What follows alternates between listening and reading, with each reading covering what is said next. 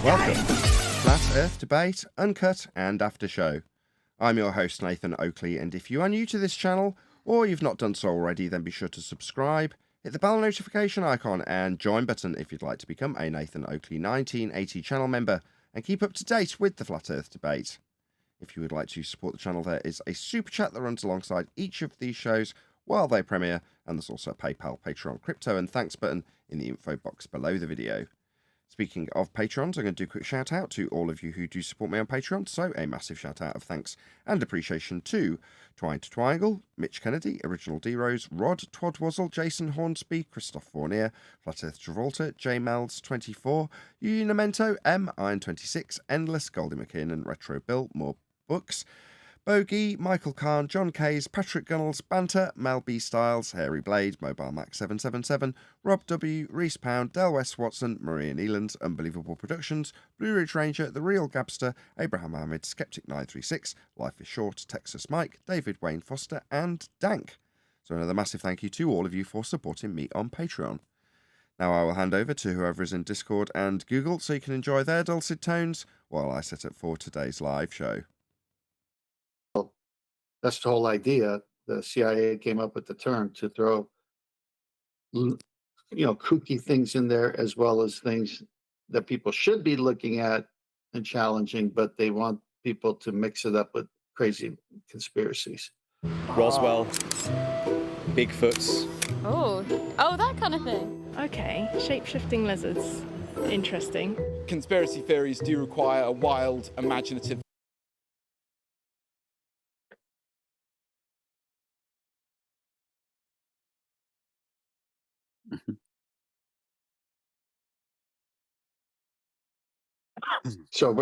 So did you get that last part of it? Where conspiracy theories, which are subject matter is thrown in, require a wild imaginative. I thought this was a show on physics and geometry.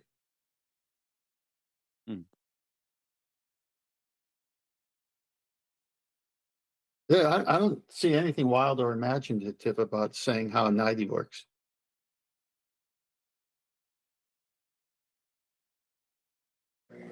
Oh, the old distraction. Yeah.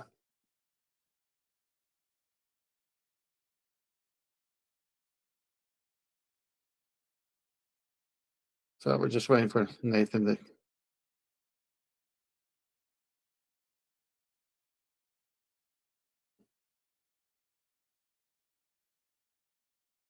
Get some quiet in this office.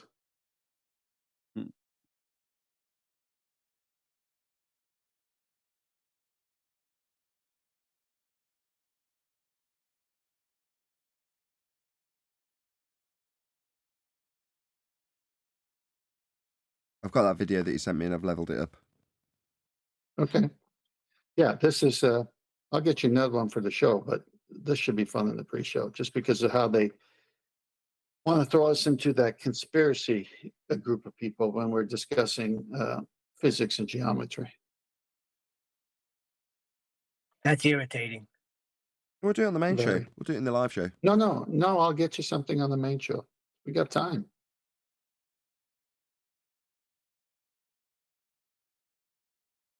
It's just very difficult to run it at the moment. No, okay, well, don't worry about that then.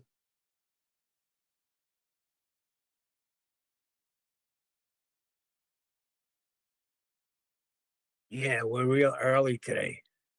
Well, he's starting a show early. I figure, okay, I'll get 2 videos.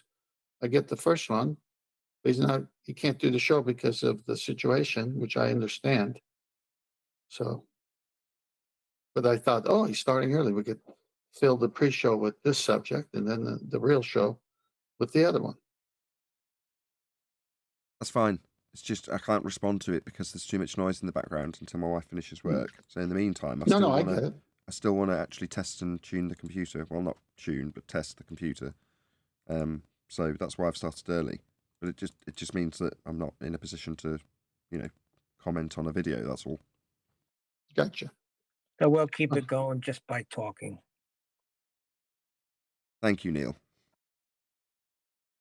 You said you don't want to push buttons. That's basically what you said because there's so much background noise. We got it. No, that's not what he said.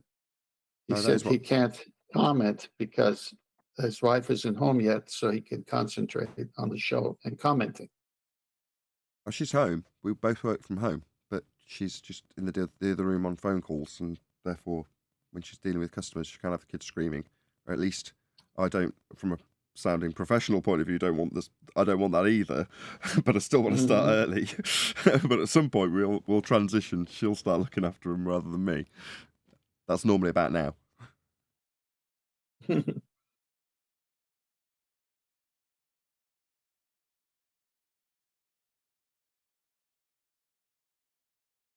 I shouldn't care.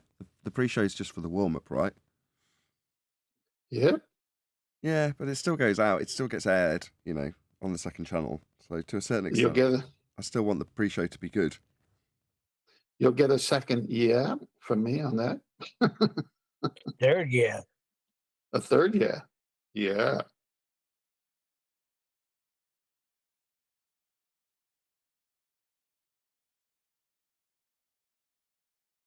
Well, I'm just So glad that Paul, Neil's keeping the conversation going.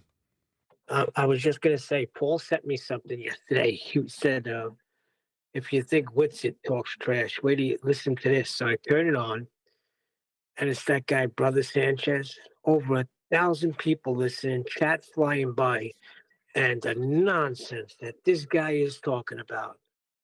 That's what I come to realize that that's what people want. They want stories and nonsense about crystal balls and how where Christianity came from and how you're going to be, you're going to go there and you're going to think that you made it, but everybody's going to tell you how ugly you are. And then you got to come back down and get reincarnated. Well, all It was power to him. yeah, but the amount of people Who cares? commenting, I'm like, wow, people really want to hear nonsense. Yeah. Well, oh, you just found that out. Yeah, but to me, I don't know. Maybe it's because Neil, eyes have been open, but this show is like pumping out real facts here, truth here, and struggle to get to 200. yeah, the road is narrow. That's exactly what I was thinking as I was listening to this.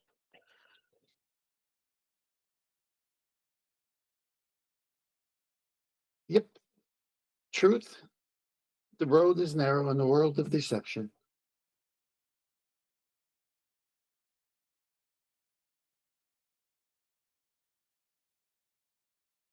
Hip hip cheerio. Hello.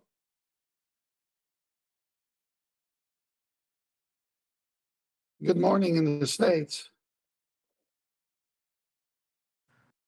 Yep. Somebody said they have Um, Cheerios. No, if you're going to say, I think it's a Brit thing. yeah, it is a British thing, but it's good morning in the States and you get to eat cereal too. Is that you, Tim? Yep. What's going on, brother? I'm on my way to the Waffle House. See if I don't get into a fight. So let me say before he goes on, it's not D Rose. It's Gene, aka the Flat Earther with a gun. That makes me dangerous. Personally, I don't know how Nathan mixed you and D Rose up. Gene, the dancing machine. Remember that? Well, that's the dancing machine, yeah. Remember? But you guys don't keep up with Twitter or TikTok. Everyone knows that Waffle House is a place where people go to get into fist fights. Yeah, but they really just waffle around. They really never fight. You're full of them, Tim. Do you have a shirt that says #1 dad or it says dad joke No. king or something? Do you remember that show, The Gong Show? The what show? There used to be a show called The Gong Show, and the No, not host familiar. was actually a spy. On the he later came out and was proven he was like a spy, but he was a show host publicly, And on the show, there was this guy. He's called Gene. I'm trying to say. I know it's Gene the Dancing Machine, but it could have been some other name there. And it was just the funniest show. People would have to come and do things or skits, and then the judges, if they didn't like him, the gong would hit, and they just, like the cane would pull them, like in the old movies, around the neck off the stage, kind of a thing like that. So it was like, Oh, no, okay. you didn't come. So I kind of know like, a Hispanic. So maybe a Hispanic show took that idea from them, because there was, of course, a big Spanish. I think the longest show ever to be syndicated on TV is the Sábado Gigante, meaning Saturday Huge special, and they would okay. do something like that too. Yeah, it was. I would watch that because I mean, they had the people on the show were just funny, Mhm. and oh my gosh, it was like, what's the America's Got Talent or one of these shows? It was like that, but it was the predecessor. Oh, okay. Right, it was I really Chuck, like the Chuck Whose Barris, Line Is right? It Anyway? Those guys. Those guys are pretty funny. I like that. The What was Whose that? Line Is It Anyway, where they would make up skits on the fly. Oh yeah, stand-ups. I mean, just live shows on stage.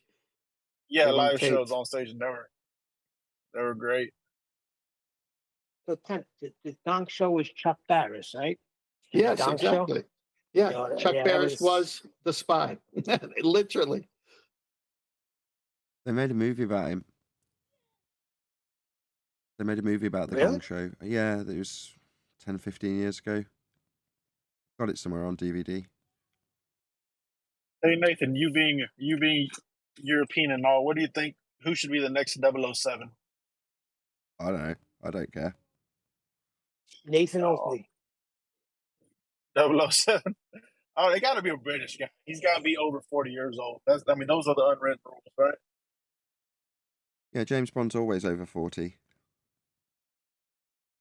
And he was born at 42. Something like that. I saw on TikTok. Hmm. I'm a TikTok king. Did you know that people in Italy, when they type all across the board, like they do a hunt and peck type typing, like very childish, amateur, whatever you call it. They don't know the QWERTY system, like rest your fingers on F and J. They don't do that. They hunt and peck. And the TikTok was going around in public, looking at people typing on their laptops in public, and yeah, they all hunt and peck. It's like very not, economical. It's very strange. And they also always roll their own cigarettes. That was very strange to me, because supposedly cigarettes are super expensive over there. Not just in Italy. I know a lot of people that don't hold the positioning when they type. It's very strange. I think everyone got used to the keyboard style, right? But they like literally hunt and peck. These are grown people in college. Like, aren't you fluent in that already? Like the rest of the world is pretty fluent. I mean, it's pretty good typing. And these guys are hunting and pecking with fingers and fucking pencils. And I was like, no, this is just an isolated incident. No, I mean, this guy was out in public looking at everything. I just thought that was very strange. And as far as rolling your own cigarettes, I do mine. Mine are wacky tobacco, no cancer stuff.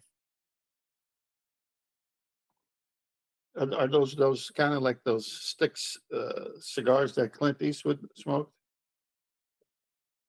Clint Eastwood would have daydreams if he smoked what I smoke. What? I just watched the Clint Eastwood movie. I don't know what he's got in his mouth. He was Just high as those hell, little. man. I'll tell you that. Clint Eastwood was crazy. No wonder he had his little squinty eye. Have you guys seen his son? He's an exact copy of him. Yeah. We call that His name's DNA. Scott. Yeah, he's an exact copy of him. It's called Scott Eastwood. But just like his father, he's not going to get famous till he's 40 something.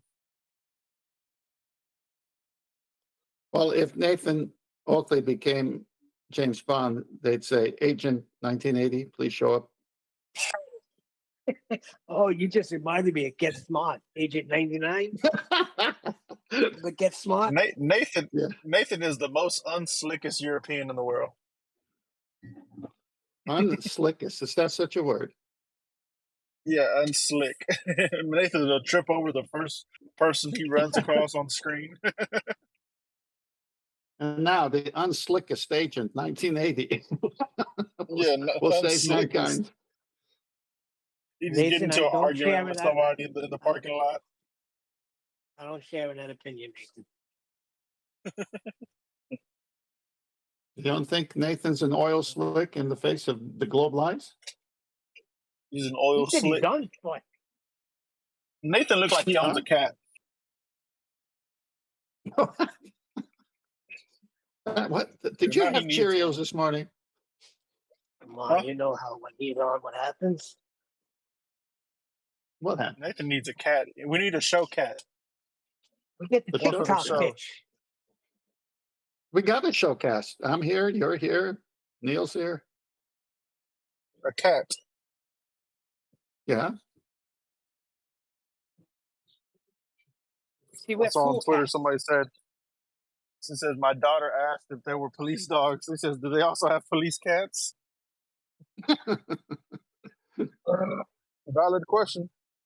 Well, maybe not now, but maybe later. Do you know why most police dogs are German Shepherds? Why are most police dogs German Shepherds, Neil? They don't flinch at a gunshot.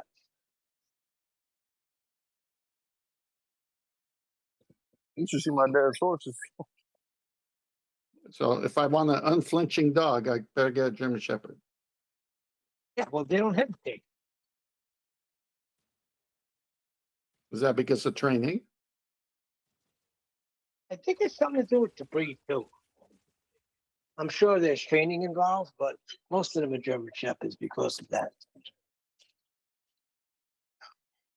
I'm sure other dogs don't flinch either. No, they flinch. Even pit bulls, they hear a gunshot, they flinch. Well, no, they have to train him with that. They don't just shoot a gun and the dog already knows not to flinch. Pull up a video, you'll see what I'm talking about.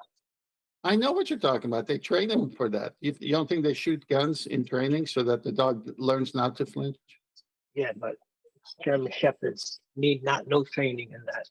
No. I love the way you cross the board say that. No training for you because you're unflinching. Well, it has to do with, I think maybe it has to do with World War II. Who knows? Yeah, I think there's training involved, and other dogs also can be trained that way. Those sheep dogs, man, they don't flinch. Now, I've seen a pit bull take 4 shots and keep coming. The initial flinch, but then once they were hit, they kept coming. You know who definitely doesn't flinch? The deaf dogs.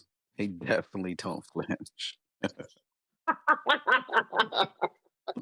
Yeah, they shot so many guns in training, they don't flinch.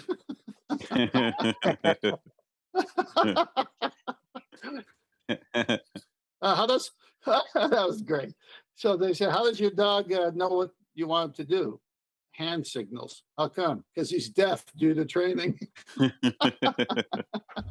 Exactly. Beautiful. That was beautiful. See, I just love this kind of stuff because it's organic. It just comes up like that. That was great. Yeah, it that kind of reminded me, like when you guys are talking about dogs and this one, that one, they're trained this way, and this one to take, and then it dawned on me like so simple, like yeah, those deaf dogs, they'll definitely not flinch, and it reminded me of way back in grade school. There was this one guy who was a show off. He was known for being a show off in school, and he always tried to like impress the girls.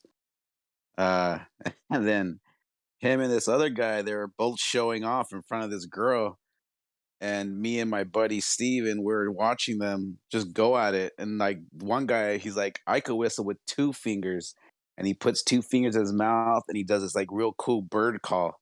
He's all shh, shh, shh. And then the other guy's like, I could use 4 fingers. And then my buddy Steven goes, I don't need fingers. And then he just whistles. And I was like, oh my God, that was great. That was brilliant, dude. He showed them both out. And they didn't get the joke. They're like, what? Like they thought he was stupid. Like, what? Like, yeah, okay, you don't get the joke. Good times. Oh,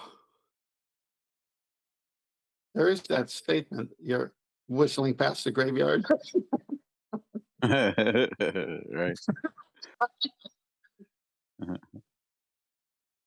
Good stuff. Yeah, It's jokes. funny, man. Hold on. Even in high, listen to this. Listen to this real quick. Even in high stress, chaotic situations, even in the bustle of an active crime scene or in pursuit of a criminal, German shepherds follow their handlers' commands. Yeah, they're So the pretty good. sheepdog. pretty good with that. So the sheepdogs.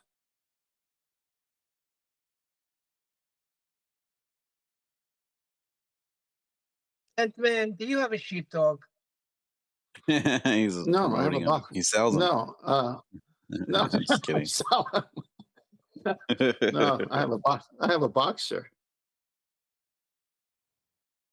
Aren't the collies like one of the smartest breeds of dogs? Aren't collies like really? Aren't they supposed to be really super smart? According to this, German shepherds are the smartest. Well, you have Lassie, a collie, Rin Tin Tin, a German Shepherd. Competition. Oh, it says Yeah. one of the. It says one of the smartest. Okay. It's a dog eat dog world. Let me tell you.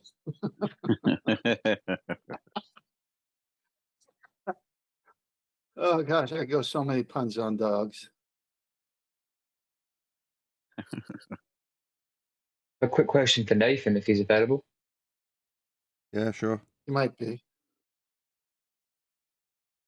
Have you ever used the Chuckle Brothers as a thumbnail? I might have done. Why? I was just wondering. I hadn't noticed that you had. I was wondering if you get a chance in the future, I'd appreciate it if you could. You don't have to crowbar it in, but I'm sure there'll be a video with 2 boys looking at the horizon making claims. We could use Paul and Barry. Fair enough.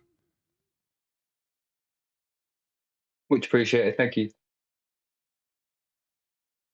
I didn't understand one word of what you guys were talking about. Yeah, me. I was going to say the same thing. you mind explaining it to us, Yanks?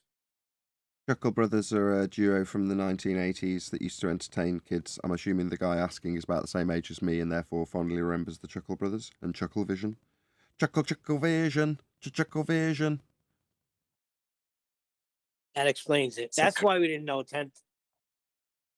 Is that kind of like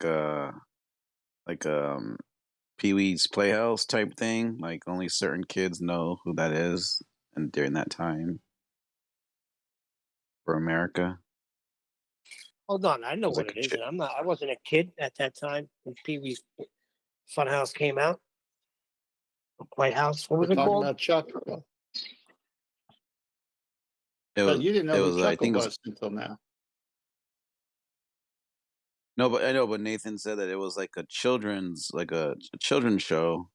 So like, but if you grew up in that time, you would know it. So I don't know how old you are, but Pee-wee's Playhouse was like in the 80s. So if you were born in the 2000s, then you will probably know what Pee-wee's Playhouse was. Right, but That's you've what I. got That's what I British meant. broadcast. Sorry, but you got British broadcasting versus American broadcasting, and they may have not syndicated the show to where it could be seen. Right. Right. Yeah, but then we really found out what Pee-wee's Playhouse was. Oh, it was a Don't go park there, bathroom. please. We don't need. So, I'm going there for a reason because I don't believe anything that they said anymore. They could make up anything about anybody if they want. right. Okay, I think Neil's a great guy. The Chuckle Brothers were. Sorry, Tim. He says he doesn't believe what anybody says. I go, okay, I think Neil's a great guy. No, it's who they want to promote at the time. They could bring you down, or they could raise you up. Well, why do you That's think true, Nathan doesn't watch the boob tube, the indoctrinating machine? Why do you think I don't have one? I stream what I want. I only want to stream. Yeah, that's what they forced me to do too. So McToon talked crap about my kid last night what? on his little stream. Yeah, he was talking crap about I guess about me and my kids. I guess he was saying. I guess actually just me. Now they think about it. What about flat Earth? He says something about like hopefully they don't grow up to be an idiot like his father. That's what he said because I was telling him about my kids. He's just projecting. Because right. I mean, No, he's just projecting because if you answer a legitimate question with an ad hominem, you're projecting. Exactly. Yeah, it's funny. Yeah. So I asked him.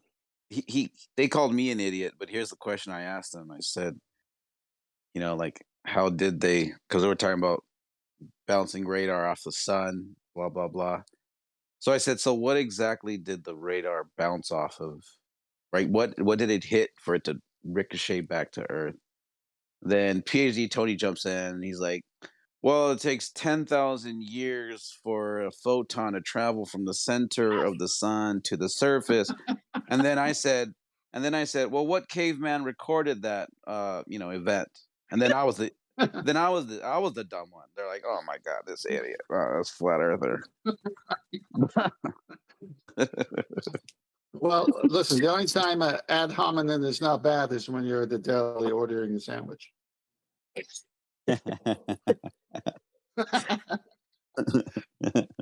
That's Nice. But that's how they have it labeled. Flat earthers are dumb. Yeah.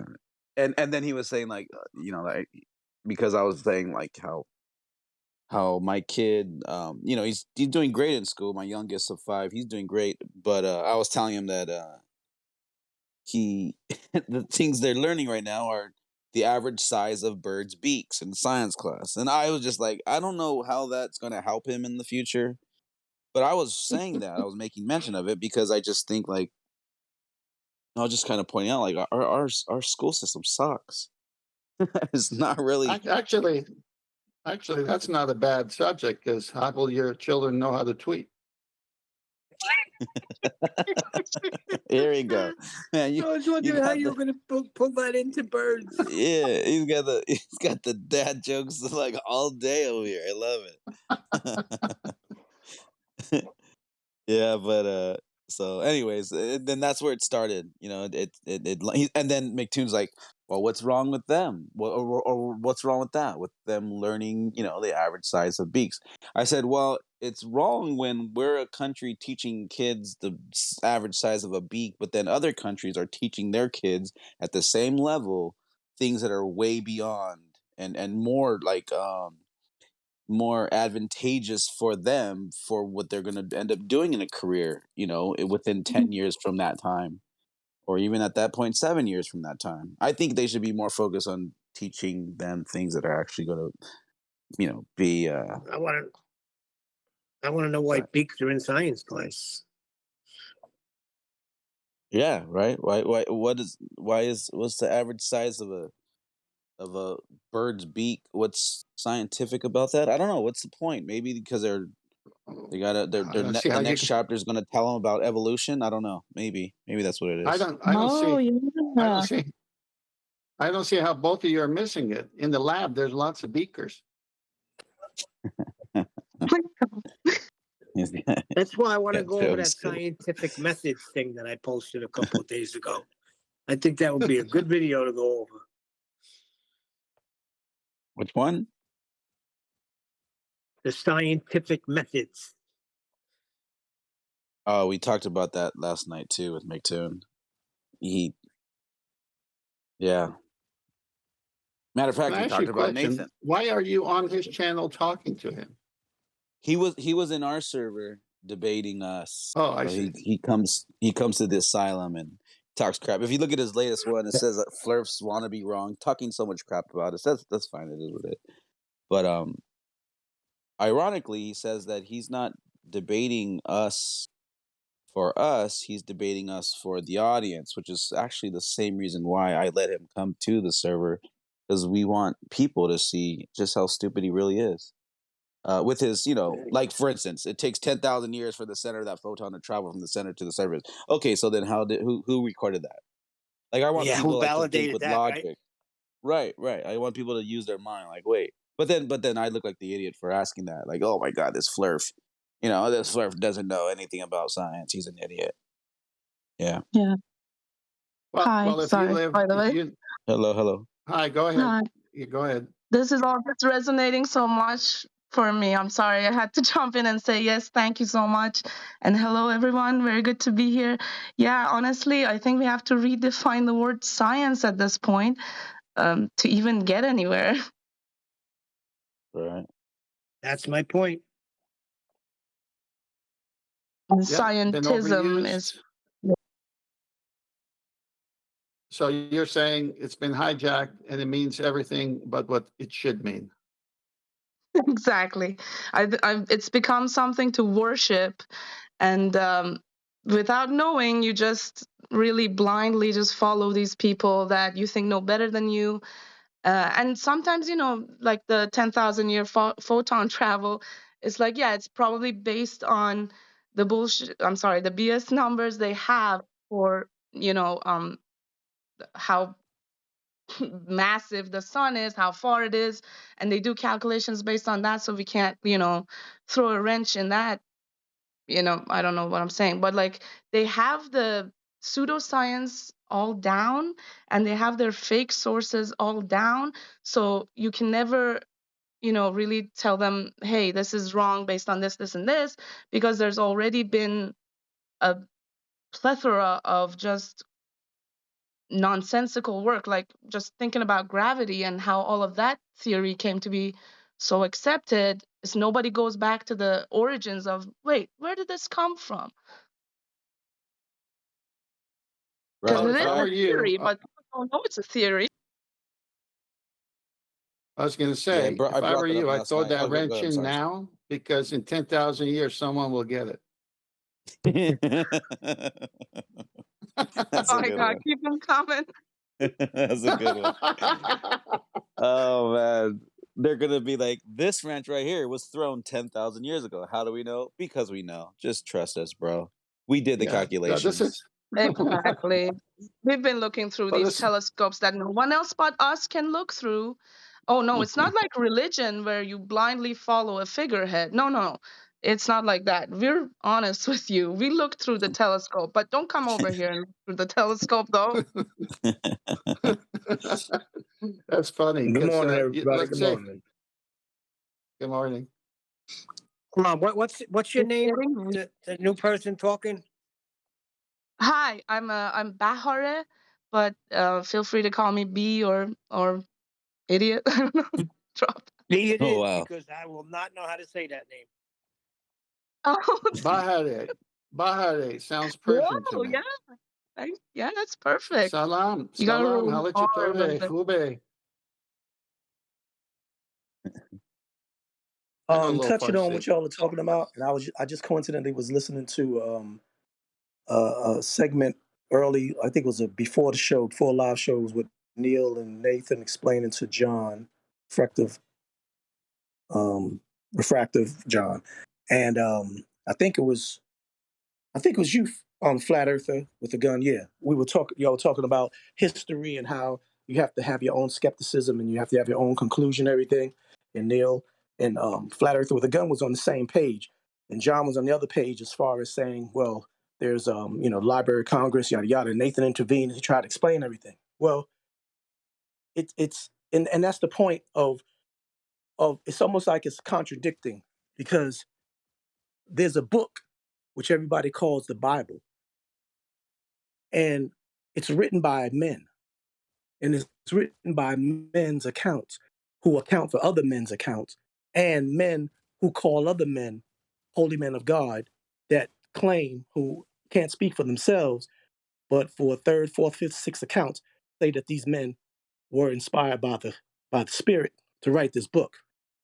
And with Amen. that, and with that being even further from any, and mind you, Gettysburg Address, Civil Wars, all these historical things that we don't believe happened in American history and world history, Tartarian, whatever you want to call it, even though those are written down on paper, even though those are texts that say it, and there's so-called pictures, there's always this skepticism and speculation about these things like this.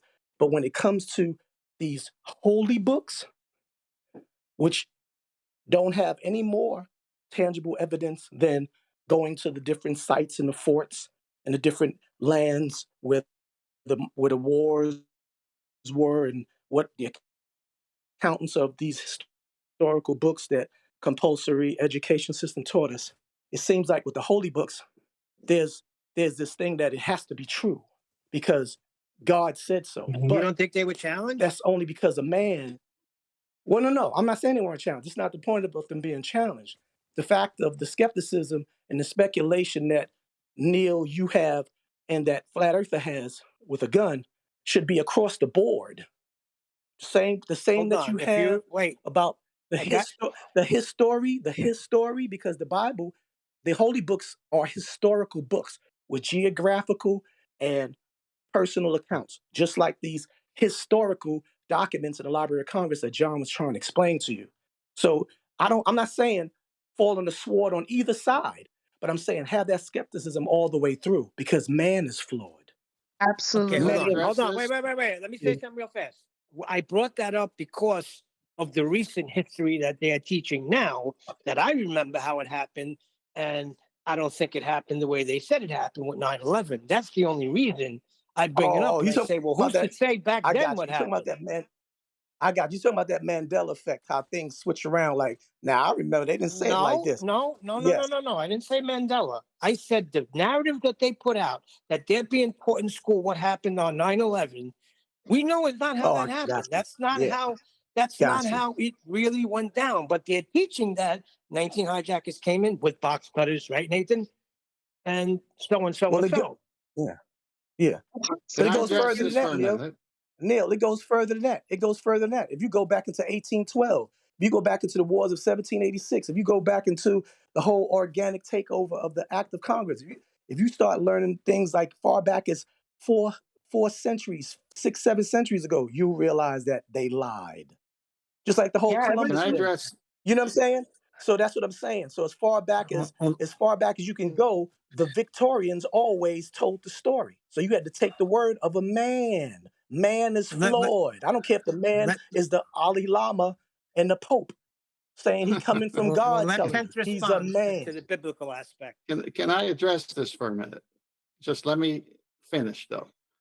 I've gone to Israel twice. I've seen the Holy Land in its current state of geography. I read the Bible for 50 years.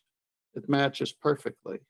Jordan River, Sea of Galilee, Mount of Olives, the Kidron Valley, the Dead Sea.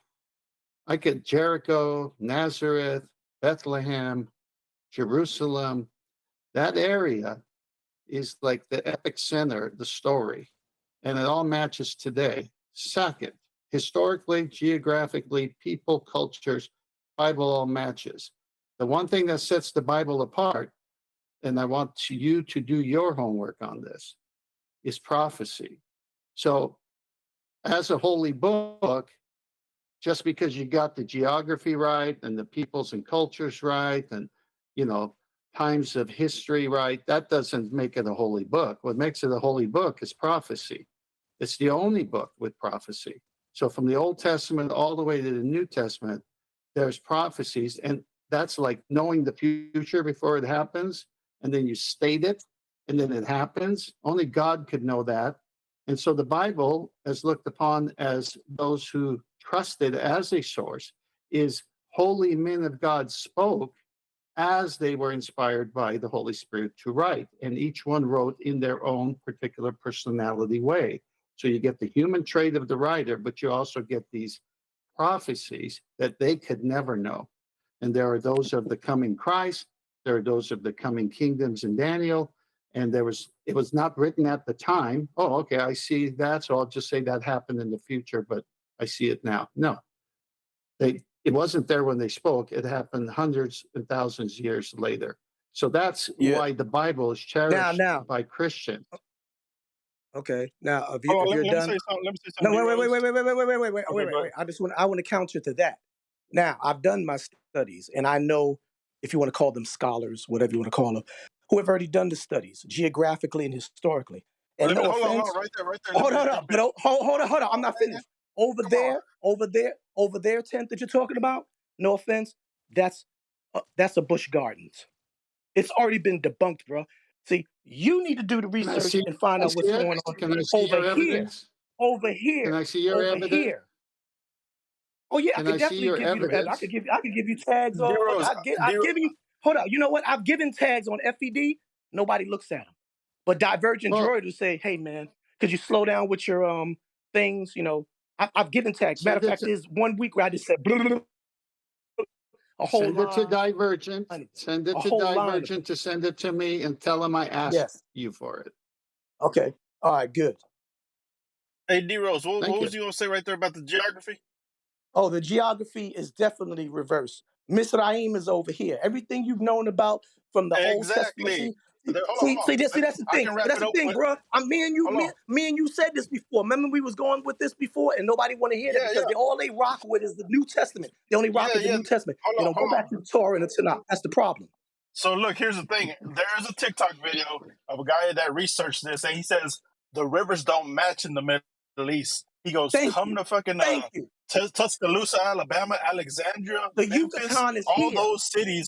Yeah, he says they're all You're here. He gonna says the hang rivers on, match. boys. Mississippi. Hang on, boys. Mississippi Hang is the on, great boys. river with the Hang on, boys. We're tribute, not with the talking about the tributary. Mississippi. We're talking. We Hang talking on, about, boys. bro. You said geography. You said You're a everything little over there excited. matches Just hang on. perfectly. Yo, It doesn't. D-Rose, It chill. doesn't.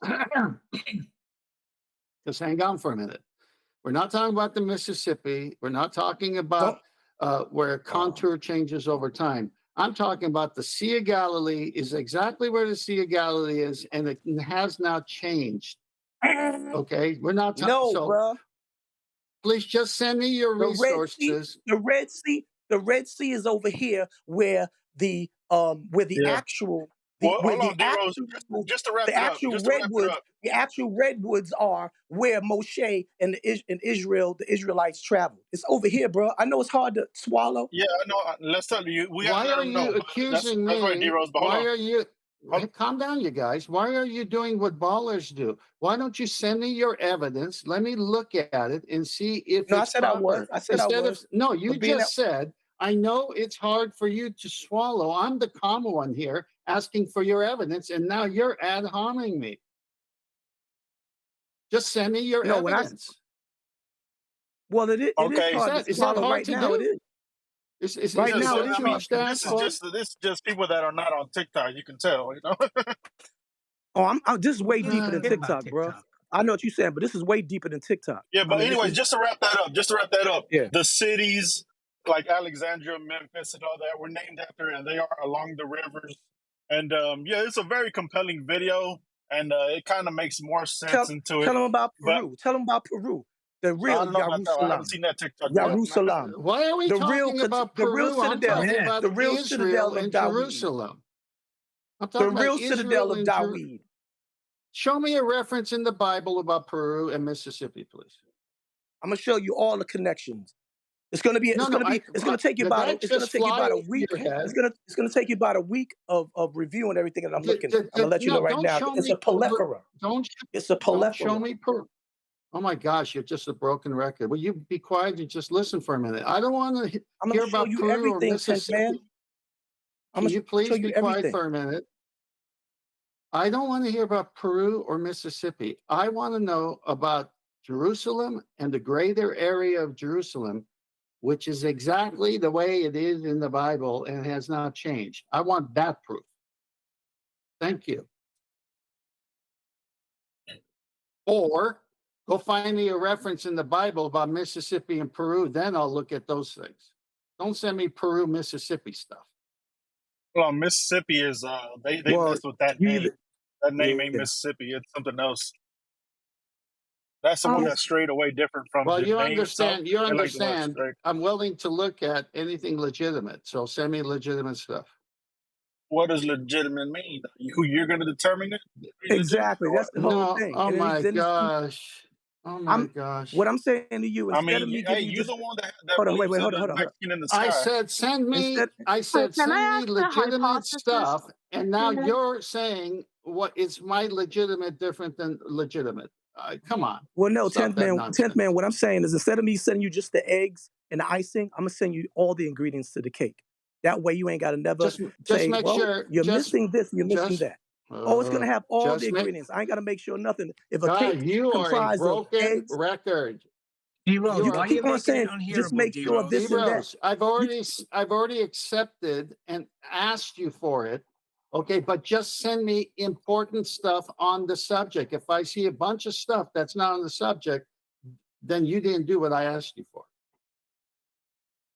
Okay, so you don't want everything. You just want 3 things: Jerusalem. I want things that relate to the Bible and the Bible Okay, stories of the area got where you. it all happened. Don't send me stuff about Peru, Right, please. Right, got because you. that's what's being challenged. So Thank you you. want Jerusalem. You want Jerusalem though, included. I. Call it what you want. Oh my gosh. She's taking a J out because there's no J in the Hebrew This, alphabet. you know what? Okay, It's right. the way your attitude is like, why would No, I even I'm do just it? asking you. I'm just asking you. I'm just asking. You said you wanted Jerusalem, so I'm saying you What want the Jerusalem. Jerusalem. Bible? You want. What the Bible? And Okay, D-Rose, got you you. made a claim. Hold on. You made a claim that we don't pay attention to the Old Testament, the Torah. That's nonsense. I'm in the Old Testament more than the New Testament. Well, then you will find. Then I'm gonna send it to you, Neil, too, because you will see that everything that's said in Scripture is going to match geographically over here in the Americas as being the land of where it all began. This is Y'all the got to old get world. on TikTok, man. TikTok's way more Well, advanced. I don't TikTok, give a TikTok. crap The about only reason, the only TikTok, reason, bro. the only reason why TikTok is, the only reason why I've TikTok just is heard more prolific. something. My brother's I, saying the The same only thing, Are we man. getting into the no, I'm weeds a done. little bit? It's not What's even. the? Can I D-Rose, ask D-Rose forget what his about it, because what hypothesis you just is? said there is so yeah, nonsensical. Yep. yeah. When he said TikTok, I didn't say TikTok. I don't refer to TikTok. TikTok is just a venue that's now not as censored as every other venue that's allowing Exactly. the quiet Exactly. voices to give out the truth. So that's why he keeps saying TikTok, because you're not going to get it anywhere because We're it gonna goes. have a You got fun time. Do you ever breathe? Well, it seems like you have when somebody's speaking, you'll interject, but then when you're talking for a long-winded time, no one knows when to interject, and then when they do Okay, interject, you want them to there we stop. go. D-Rose, you got to treat We're, him just like any other old man. Everything's slower, everything's more hard-headed, you know. First of yeah, go. all, okay, Mr. Gunn, chill out, Mr. Texas boy. Just relax. You've got a claim, back it. Let's see what you've got, and then we'll discuss it from there.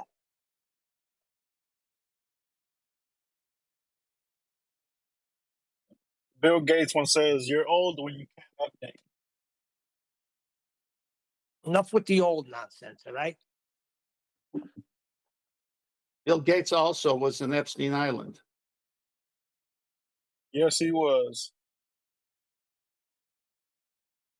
It's just funny to me that every time something about Christianity comes up, the hostility That wasn't the point. That wasn't the that point, Neil. Neil, the point that what I was comes saying with is it. the same. Why you cut me I off, didn't say that. D-Rose? I'm My point talking. was, I'm still speaking. but I'm nobody still said speaking, Christianity. and Nobody you're brought up cutting me off. Christianity. Anything to do Christian. with biblical stuff, it gets attacked like none other. Well, that's And why the mind Nathan you, Oakley and mind you, and hold up, 1980 and mind you, show is quit. about physics and geometry. See, this is a And physics mind and you, geometry show. So you guys come here with theological and religious kind of stuff. This show is y'all about physics do and too. geometry. Y'all, come on, y'all do too. Stop it. I could pull up all of the different 10, shows that don't y'all trip have with talked the about it. Mexican in Come the on, man. sky talk. You got that Mexican. Come No, on, man. don't ask Nathan if this is a show on physics and geometry. Ask him. He's the host. I didn't say that, but don't say y'all don't talk about Christianity and have Well, debates between I didn't Adam say that. and Brian I with didn't the subject matter. I didn't say that either, because when it relates to ancient manuscripts and documents like the Bible and other things, we do pull it as a resource, yes. But the show is not about that. The show is about physics and geometry. That's why it's a compelling show. Everyone can come Okay, and I'm gonna drop it. I'm realize gonna how drop it. they. We're good. We're good. Oh boy. I bring it up. I bring it up sometimes, though, out of nowhere. So he's And got the to only bring it point up. I was saying, Right, and then the only Brian's point I was logic saying says was, that's not what and Brian's logic says that's not what the show is about, and he's right. Correct. and my But I point just was don't. only that the skepticism and the questioning and the challenging against evangelistic leaders, or whatever you want to call them, popes, pastors, priests, is the same speculation and challenging you should do that you have against sector or secular historical physics, science, yada yada. That same skepticism, remember, because the same people that wrote the evangelistic theologian stuff is the same people that wrote the physics. They're human beings. They make errors, they make flaws, they do things for agendas and incentives, and they'll use the most powers to be to back them up, just like the way people rocked around. Not saying you guys, not saying Christians, not saying Muslims. People rocked around and said, in the name of God, we're doing this and this is the right thing to do. Let's attack all these people. That's what I'm saying. Man is flawed. So we have to have that same skepticism and speculation about everything across the board. That's all I was saying.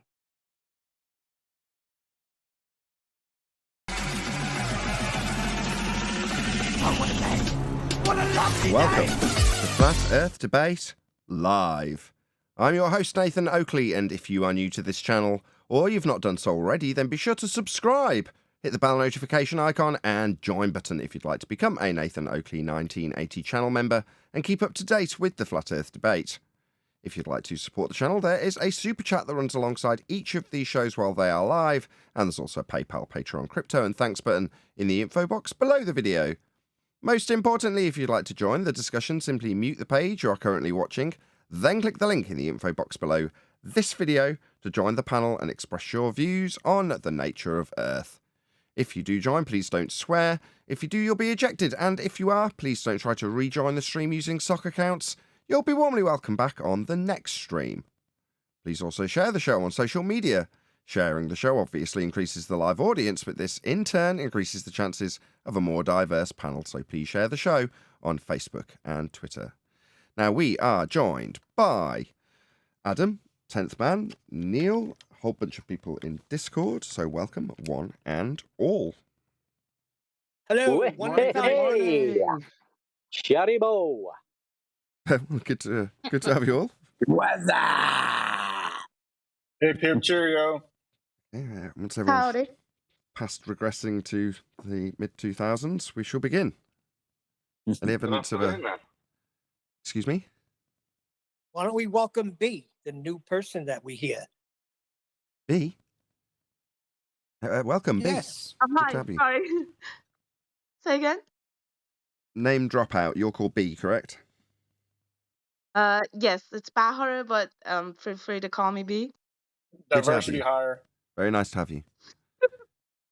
Maybe you can join in on the Affirmative act. housekeeping. So I assume you're familiar with the show, so at the beginning we'll do a bit of housekeeping. Hopefully you can join in. I'd love to.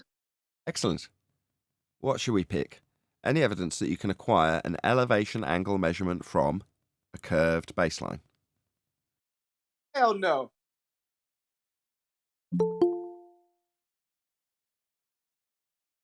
Not if you're using geometry, which a elevation angle is a triangle that has a flat leveled horizontal baseline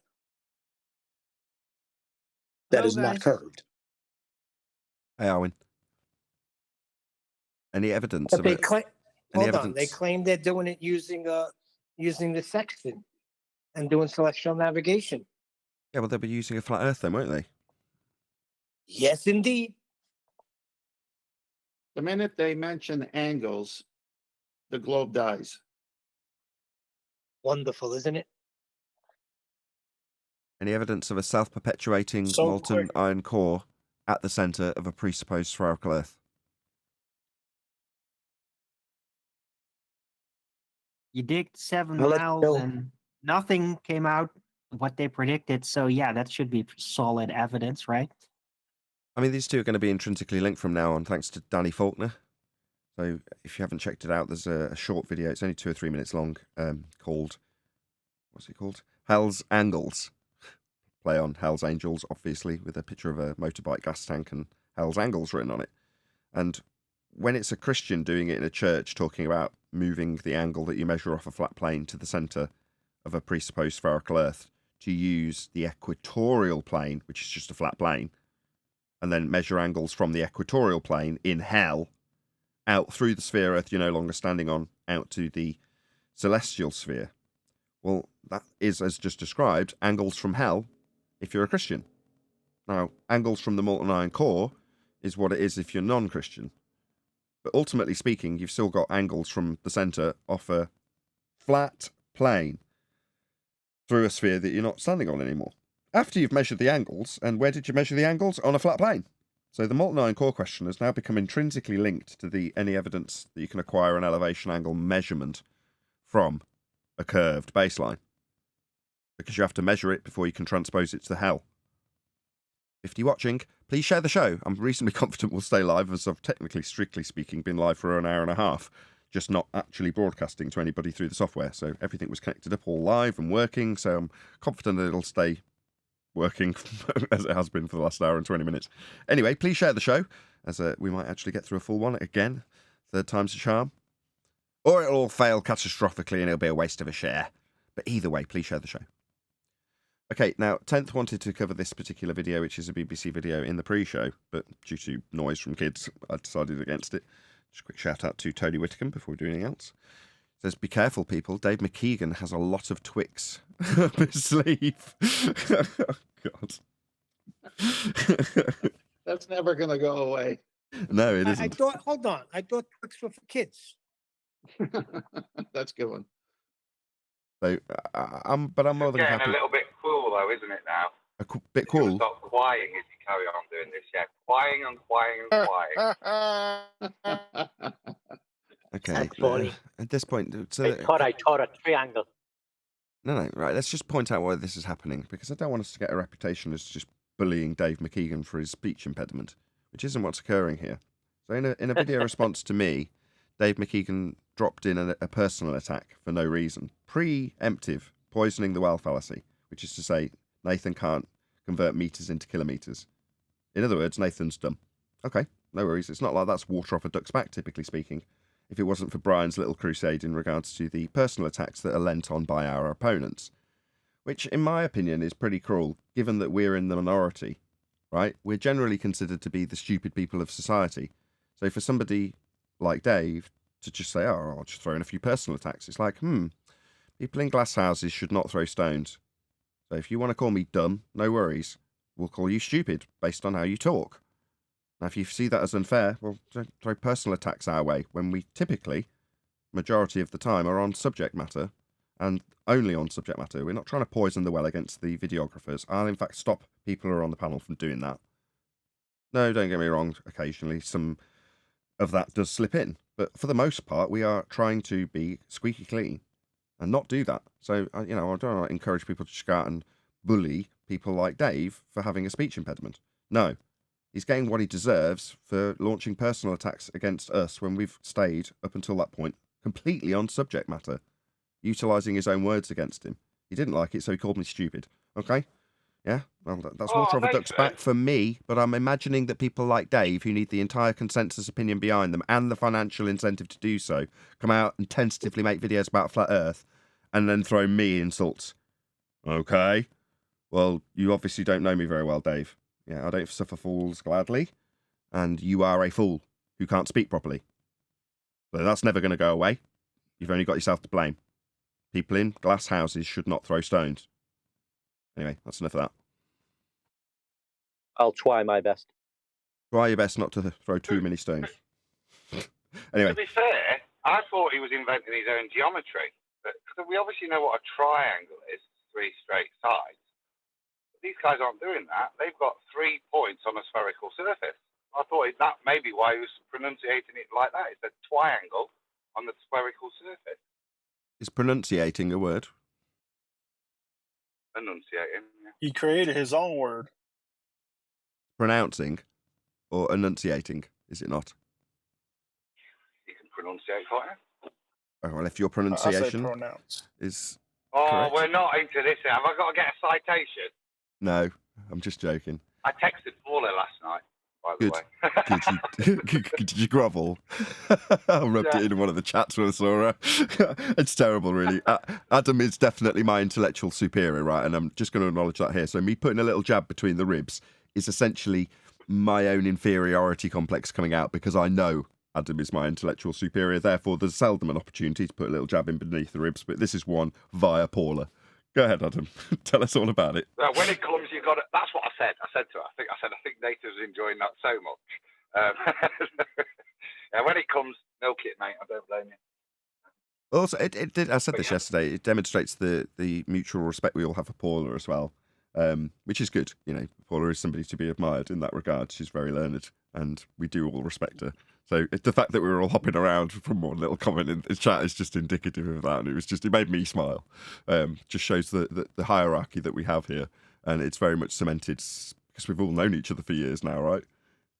Anyway, Adam, I think you need to make a retraction though, as we're beating around the bush a little bit.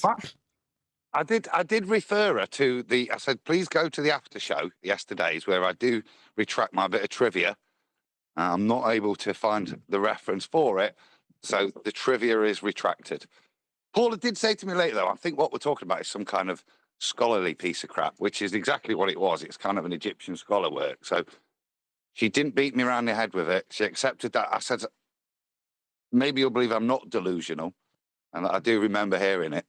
I don't doubt you haven't just made it up. You don't strike me as that type of person. You've got it from somewhere. You just can't reference it at a pinch. And if you did, it's some scholarly wanker that's just made it up and referenced terminology typically associated with a biblical term, and then described it or attributed it to Egyptians and their descriptions of the sun or moon in the sky or whatever it was. I forget now actually. But you fine, retracted it. It's not even that big a deal. This is such a minor point. It is, though. It is. We were talking about this in the after show. It is. Yeah. If I've not got the humility to operate under the same standards that we ask other people to do on it, even if it's on such a little thing like that bit of trivia, you've not got the humility to do what I did, which is just to say, look, I can't prove it. I'm not going to be obnoxious and insist it's true. The rules are if you can't reference it, then you can't use it. So to me, it's important that, as silly a little thing that is, that you maintain your standards. Or don't ever lean on citations. That's the only reason I do that is because I'm lazy. If you don't ever lean on them, you've never got to produce them, right? Thanks to Flat Earth Travolta for gifting 5 memberships. Really appreciate the support. And welcome. Check out the Uncut and After Show. It comes out as soon as the live show's recorded. So, yeah, be here or be sphere on the Nathan Oakley members bit of the show. Thanks again, Flat Earth Travolta. Okay, right, should we get into this video then? 10th was keen to only do it in the pre-show. I don't know why. I'll tell you why. Go on, First of all, hello, Chocolate. Go on, Hello, Chocolate. I got you, Just Chocolate. ruin the preamble. 4 people ruining the preamble. Let's try that again. 10th, tell us why you only wanted this in that's 10th Man Rising. Tell us why you wanted this in the pre-show. Because I have a second video for you, and the pre-show started 1 hour early, and I figured I'd fill in some time, but that was impossible due to situations with your sound. But Chocolate did come and say hello. You missed it, so that's why I said hello, Chocolate. And I didn't get a hello from the host. Where's the union rep? Is he in here right now? Get him on here. Okay, but nevertheless, I'm going to do this anyway, if that's okay by you, 10th Man. So this is a BBC video, so inevitably this is going to get stopped and started a lot, so it doesn't get copyright strikes from BBC. Would you like to know why I suggested this video? Yes, please. Yeah, they lump the conspiracy theory. We know the CIA came up with it. They even admit it. Okay, so now they're going to lump all kinds of crazy ideas into this topic called conspiracy theory, but then they'll throw in what they're hiding and lying about in there as well, as we have experienced, right? All of the things that we can go back to that the government, the media, the medical industry, you name it, has education, is lied to. And then the minute you challenge them, it's a conspiracy theory. And in this video, they show visuals of those things, but they throw it in to the crazy lot, like one flew over the cuckoo's nest or something. So this is how they control society right here. Okay. Well, there's a link going by. So this is a BBC video. So obviously be of the utmost politeness when you go over and let them know that at Nathan Oakley 1980 sent me, because we responded to your video, which is called 3 Ways to Spot a Conspiracy Theory, BBC Ideas. So obviously the channel is BBC Ideas. And yeah, let's get into it. Leap. I think we can explain it in a scientific way, so why do we believe some more ridiculous way? Yes. We can explain in a scientific way. Okay? I mean, science does offer explanations, but if he's offering it as a juxtaposition with an alternative to a conspiracy theory, that's suggestive that he doesn't know what science is. And of course, they spread much more readily now with the advent of social media. Who can you trust? Well, the guy before was just talking about science, and there's no trust involved when it comes to empirical evidence. You don't need to trust anybody. You know, what we typically deal with here at Flat Earth Debate is empirical evidence, scientific evidence. And, you know, in some way, the people who are edited together to disseminate the general gist of the world view, seen through the lens of this cameraman, is that science has got a part of that, right? Well, who can you trust? You can trust empiricism. Nathan, this is a good part for me to say that that's exactly the intent and outcome of why it's done, to get people to say, so confused, so many opinions, so many, well, this guy says this and this guy says this, and they both got PhDs. Who am I going to trust? Who can you trust? This is the whole purpose of it. Shout out to Flat Earth Travolta, who says, 10th, you are a great encouragement to us, brother. You're a great encouragement to us, brother. Thank you for the super chat, Flat Earth Travolta. Thank you for gifting all those memberships as well. I second that. The term conspiracy theory refers to explanations according to which events in the world are caused by an evil plan. I mean, the literal definition wouldn't be that. I mean, that's what the 10th referred to earlier when he's talking about the CIA explanation for it. A conspiracy theory, if you just take the words at their face value, a conspiracy would be a collaboration between people, and a theory, in terms of a colloquial definition, is an idea about said collaboration between people. It is just as simple as that. Plotted in secret by a small group of powerful individuals. It doesn't have to be small, might be large. It could be any number of people. It's just to conspire. That's all it means. A theory about people conspiring. Powerful individuals either. Again? It doesn't have to be powerful individuals either. Indeed. Like, people can just conspire. Exactly. To do almost anything. You know, and you theorizing about what they are conspiring to do would be, by definition, a conspiracy theory. Some decades ago, there was this tendency to conceive conspiracy beliefs as pathological. Hold on, conspiracy beliefs. See, that's something different, isn't it? So now we've got different terms. To conceive conspiracy beliefs. So what's that? A belief that people are conspiring. Okay? That as being pathological. Adam? Pathological? Well, yeah, totally. You're actually starting to describe mental illness now, or certainly a worldview. Very different to recognizing how people can do things, to having conspiracy beliefs and that being part of how you view the world. And that's probably what they're attacking there, isn't it? We've gone to the CIA description of conspiracy theorists, which is someone who's got mental health issues, right, as opposed to someone that's aware of what people are doing around them. Right, they're trying to rename paranoia like that. So it's, oh, you're paranoid because you have beliefs about conspiracy. While theory is a claim, basically. It's a claim about what's happening. Indeed. It's very different. But if you talk about detectives, police detectives, researching a crime, and upon investigating the crime, it transpires that there were more than 1 or 2 people involved, then they will be investigating and developing theories about how these people conspired to commit a murder, or to commit a crime, or to commit a robbery of anything illegal. Well, they are, by definition at that point, conspiracy theorists. That's what they're doing. But because we've got this CIA idea of conspiracy, shout out again to Flat Earth Travolta, who just gifted a whole bunch of memberships, 10 of them. People have just snapped them all up immediately. Thank you very much, Flat Earth Travolta. Yeah, they're convoluting people who question narratives, and they're giving it a CIA description and labeling it conspiracy theory as a catch-all term, which is kind of frustrating.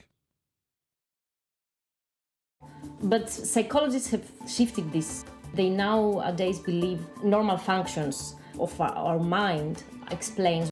So it could mean that you're a complete nutter. It also could mean, according to pseudoscientists, that's psychologists, could mean that you're completely normal. I mean, it could be... So that covers basically the whole gamut of everybody always, then.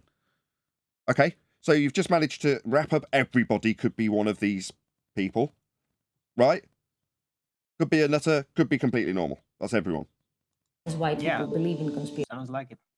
Theories. Conspiracy theories are shared cultural phenomena, are they? When the police are developing ideas about what happened in terms of a crime, is that a shared cultural phenomena? I just redefined a description that fit perfectly within the words and how you would agree upon what they mean. That would be to run through the Socratic method with the words that we're using, conspiracy theory. And in terms of the shared cultural phenomena of a police investigation, absolutely not. Where's this garbage from? Who's defining this crap? Is it more of a... Go on, Adam. Is it more of a human phenomena? I don't think it's a phenomena at all. Coming up It's with an the idea CIA. about how people conspire. It's the CIA definition. Yep. You went through the Socratic way of using the English, what the English used in that definition means, what the two words mean, and what they should mean when you put them together. But late 70s, we've all been subject to the term conspiracy theorist to imply some kind of negative intonation on the conspiracy theorist. Yeah, whatever they've come up with, the reason it's laughable is because they've been labelled a conspiracy theorist. So that term now has complete different implication to the dictionary definitions of both words and this common sense way of what those two words would mean when you put them together, has a whole new intonation. So they're redefining words then.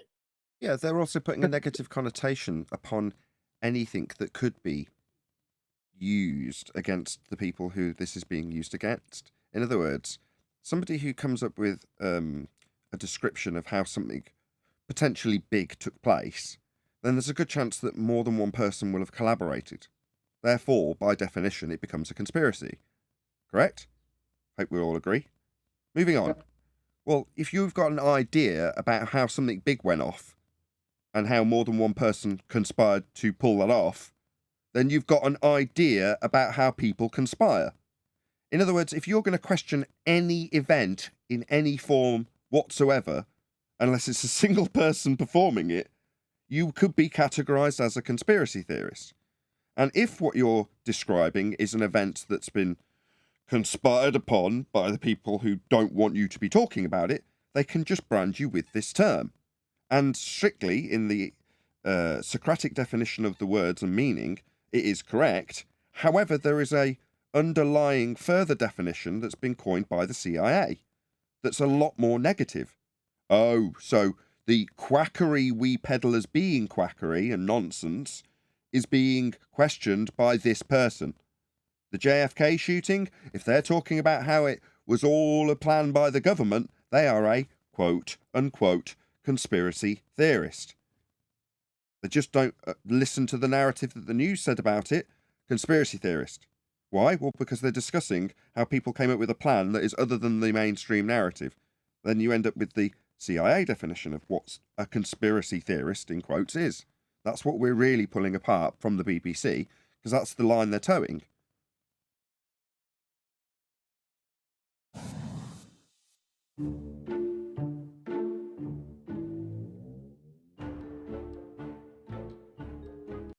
Every conspiracy theory has three principal elements. The defining features of the conspiracy theory are the conspirator, the conspiratorial plan, the sinister plan that they're trying to bring about, and the means of mass manipulation by which the conspirator is keeping the plan secret. Okay, so their notions are anything, if you look at who would be of detriment to someone describing these things, because on the surface, what they've just described seems like a perfectly reasonable thing to want to expose if it's contextualized the way he did, which is to say, in some way, it's nefarious. That's how it's been positioned. Well, isn't that something that should be Does he mean we praised? need a victim? Yeah, shouldn't this be praised? It's like, why are we getting into the detriment of the person who comes up with these ideas when, surely that there's a negative connotation to the person who they're disseminating these ideas. Now, I appreciate if they're wrong, but the automatic assumption is by way of the person disseminating them, the ideas are automatically wrong. I mean, that's the idea, that's the purpose, right? Nathan, You it's mind, sinister. do you mind if I ask And how and old is Nathan, this video that we're listening to? It's called 3 Ways to Spot a Conspiracy Theory, and the channel is BBC Ideas, hence it's getting a lot of interruption. I'm sorry, Nathan. I just want to say one thing. The universal motive behind any conspiracy theory typically is either some type of incentive, whether it be financial, control, or domination, whatever you want to call it. And if you look at the other side, which I would say we're talking about flat Earth versus, because this is what this whole thing's about. They know what they're talking about. What do we gain? We really don't gain anything. There is no incentive except telling the truth to people and waking people up. Not anything else but that, to save people from being, if at anything at all, continuously stupid and falling for the okie doke. Meanwhile, on the other side, there's so many incentives. It's control, it's financial gain. NASA making whatever they say, $50 to $60 million a day. I mean, so many different incentives. So if anything, a conspiracy theorist or the theory to conspire a theory is some type of motive. So you look at the nefariousness on one side, there is no nefariousness over on this side. I mean, I can't, unless you're looking at the crooked ones that are, on the fence playing sides just to get, subscribers and things like that. Well, But I'm saying in general. I'm sure we'll get to their motivation. I'm sure the BBC will disseminate how they will stereotype us if you're going to do it, which is what you've just done, D. Rose. You've kind of categorised us within the stereotype fallacy as being these conspiracy theorists. But if I take your example, which for the most part is true, and I appreciate the sentiment, I'd say, well, no, because, well, you've also given it a slightly nefarious spin. What about if it's a detective and he's investigating a crime of passion that was committed by hiring a hitman? Well, those sorts of things are conspiracies that have got nothing to do with money or power, necessarily. Well, in that instance, you're still talking about detectives being, in this example, the conspiracy theorists. So it doesn't jive with your example unless you, which you have, buy into the idea of the stereotype fallacy and put us in it, which is what you did. Well, no, I didn't. I'm speaking how they speak about us. They consider us the conspiracy theorists. They consider flat Earth a conspiracy theory. Maybe. We haven't got there yet. You jump in the gun on the video. I appreciate it, but if you're going to do that and jump the gun, you've got to qualify it by saying, in the CIA context of what a conspiracy theorist is, then, if we are to be considered that, you've got to qualify these things. My bad. That's My okay. bad. Anyway, let's press on a little bit. It's a 3-year-old video, Chocolate. Let's press on a little bit. Thank you, Tim.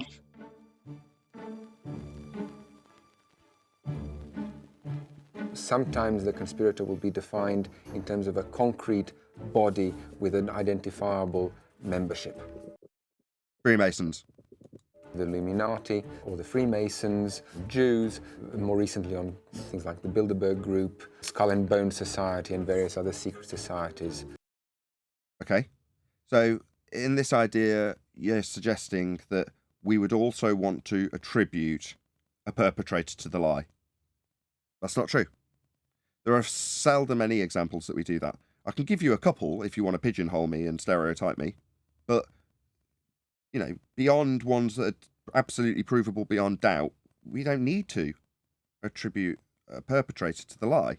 Once we highlight that it is a lie, regardless of who's disseminated it, we even question whether or not it's fair and reasonable, once pointing out the lie, to say that the messenger is also a liar if they're wholeheartedly behind it, because they know no better. So we would even, shy away from labeling anybody a power that should not be in this regard. Now, don't get me wrong, when it comes to astronauts in a sky vacuum, second law of thermodynamics violation, therefore got to be lying. I can do that. I can attribute what they say as a lie to an individual who said it. But for the most part, when we talk about this subject as a whole, someone like Math Power Land has within his name and title that he's given himself a description of what could be the reasoning or motivation behind the lies. That's to say that they're using math to lie about the land to gain more power.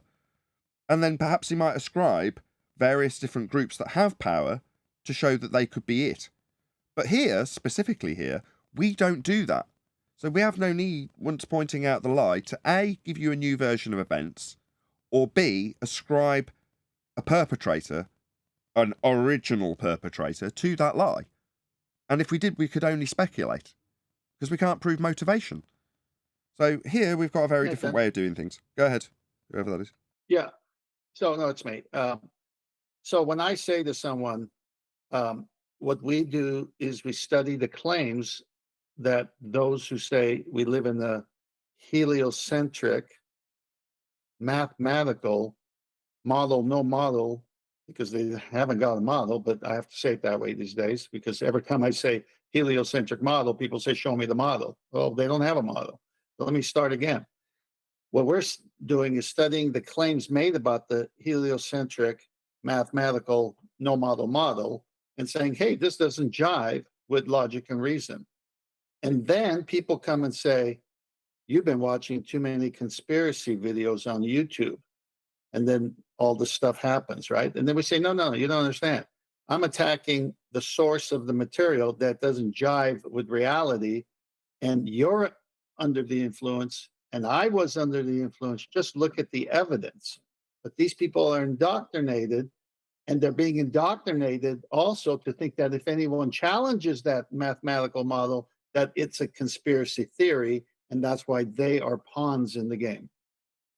99 people watching halfway through the show. So brilliant stuff. Please share the show. The only reason there's 100 people watching, or just under 100 people watching, is because there's people who are regular that do share the show. And as it seems to be running consistently now, 3 days solid, what an achievement.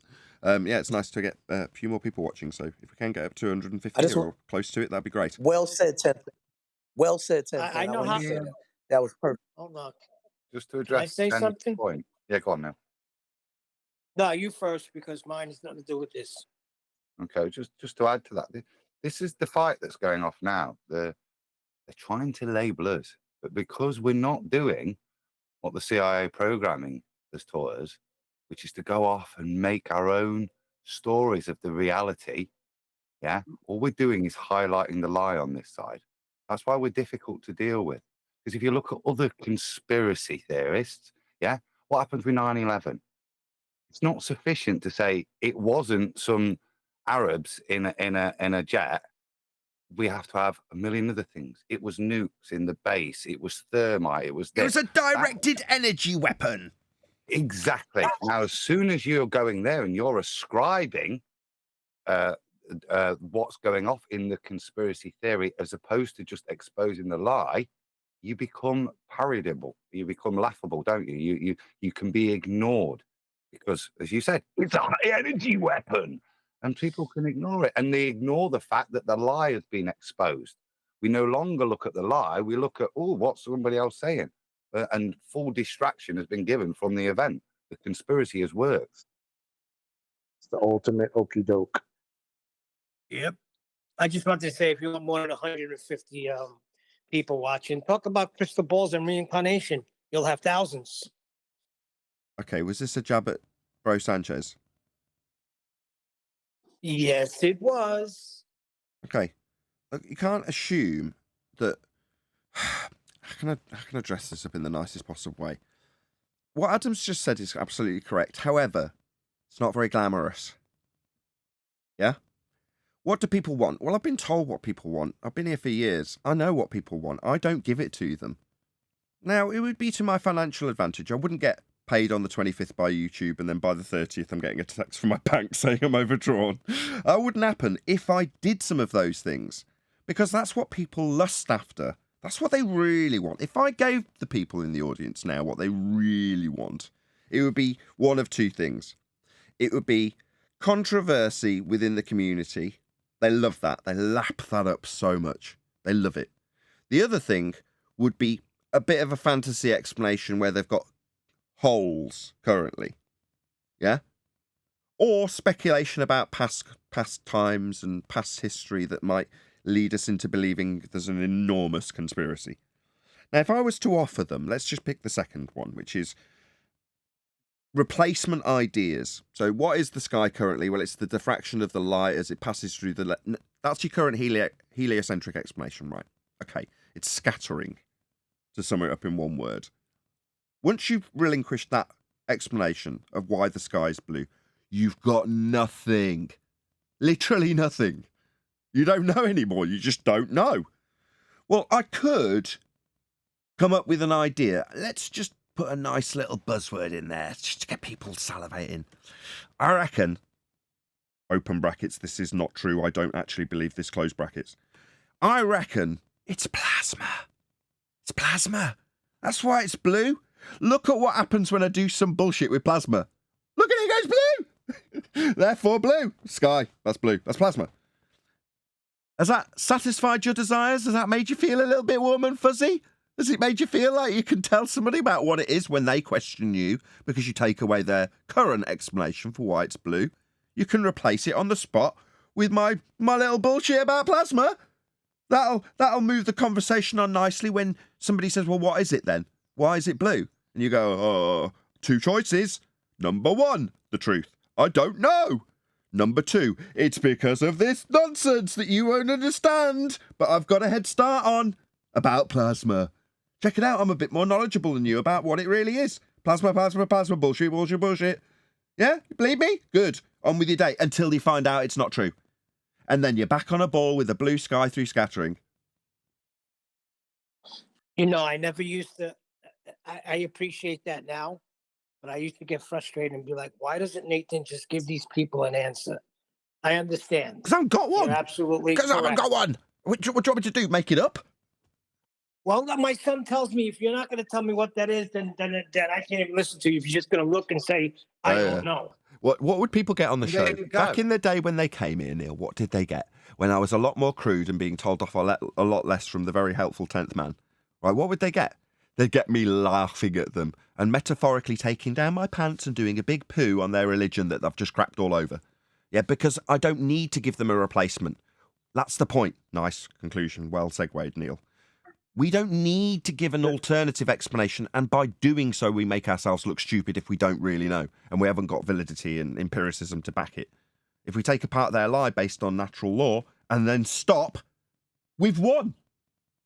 It's not a ball. It's not a heliocentric sky vacuum. Go ahead. I'll shout out the super chat afterwards. Go ahead. I was just gonna say I'll just take the conclusion that you need a replacement, and you're asking me for it when you were just arguing with me about your claim. Now you need a replacement? Thanks. Welcome to Flat Earth. Yeah. And as soon as you've got that replacement, plasma, you forget that stuff, that blue stuff up there is supposed to be a vacuum. You forget about natural law. You forget about the lie that's been exposed to you. And you go, maybe it is plasma. Maybe it isn't. It's not plasma. Nathan's a liar. Back to the ball. Yeah, back to the ball. Exactly. That's the point. And it pains me because there's been points in the YouTube career. Let's just take the flat earth hat off. And when you go, well, this is an idea I could put out there. Just hint at it. And it would probably be very profitable. And it'd probably get me promoted within YouTube because suddenly there's an excuse to ridicule me or anybody on the panel. Or if I pander to somebody who comes on the panel and starts talking about mud floods, and rather than ripping them a new one and then being told that the community will turn against me and hate me, it's like, well, yeah, but now we've got a whole bunch of mud flood audience. That was profitable, you know. And to be perfectly honest, people like Flat Earth Travolta giving me $22 and saying, you know, thank you for not pandering to the audience. Well, I see my audience as worth more than that, you know. And sometimes it's not about money. you can assess these things on their profitability when you're poor, but you have to, know where you're going and what you're trying to achieve, and know that in the long run, it serves me better mentally, not financially, to not offer up ideas and concepts when I've got no real idea about them. Arwin does it to his own mental detriment, and I praise him for it because he's the one putting in that mental grind where I'm not, to play devil's advocate, to come up with concepts, to postulate stuff so we can discuss it and have it cast down in flames 90% of the time. But those are the people that should get praised, and I don't want to decry anybody outside of flat earth debate specifically that wants to postulate an idea about why the sky might be blue. If you figure it out, please tell me. I want to know. I tell you daily, offer up your ideas on the nature of Earth. We want to hear them. It's not like we want to debunk them. It's just more often than not, they come with no evidence. It is just that bullshitter that could be part of the CIA description of a conspiracy theorist, offering up his nonsensical claims after whistling past the really useful bit, the debunking, the taking apart of the lie. It's like that bit, once I've won, I'll just cast that victory aside and move on to some bullshit I've made up. You're like, wow, shouldn't you just focus on how you've completely eradicated the sky as being a vacuum, rather than coming up with your plasma? Or your incoherent dielectric acceleration, or whatever other replacement for something you didn't need to replace. As much as the replacements are cool, even if one is not offered up, I'm okay with that, because that just lends to the mystery that is the world that I live in, and I'm okay with that. I know that there are things I will never, ever, ever know, but people aren't comfortable with that. Well, you're going to have to kind of get comfortable with that if you're going to try to keep your sanity in any way, shape, or form. That's the thing, you see, in terms of mental health. I mean, financially, I made a decision. I'm sorry to go off on a segue. I know we're doing a video on the BBC. We should be more focused. But with 100 people watching, I made a choice a long time ago, just before I started to consider having a family with my now wife. There was a decision, a point in the road where it's like, what do we want out of life? Now, I'd earned loads of money and driven big cars and the big bucks and driven around all over the world and jet setted and earned big money. And I've now found out I was what is described in current dating vernacular as an alpha Chad, which I find quite amusing. Anyway, nevertheless, that lifestyle, I decided, there came a point where I was like, do I want big bucks or more time? And the answer was more time, because that's something you can't buy. Now, being poor was something that came along with that. You have to tighten your belt buckle and all the rest of it. But why? Why do it? Well, because you get more out of life mentally. You get more out of life in terms of fulfillment. Now, why am I telling you all this? Well, because there's a contrast to be made with our opponents. That's the anti-flat earthers. They have to be heavily financially incentivized to do what they do.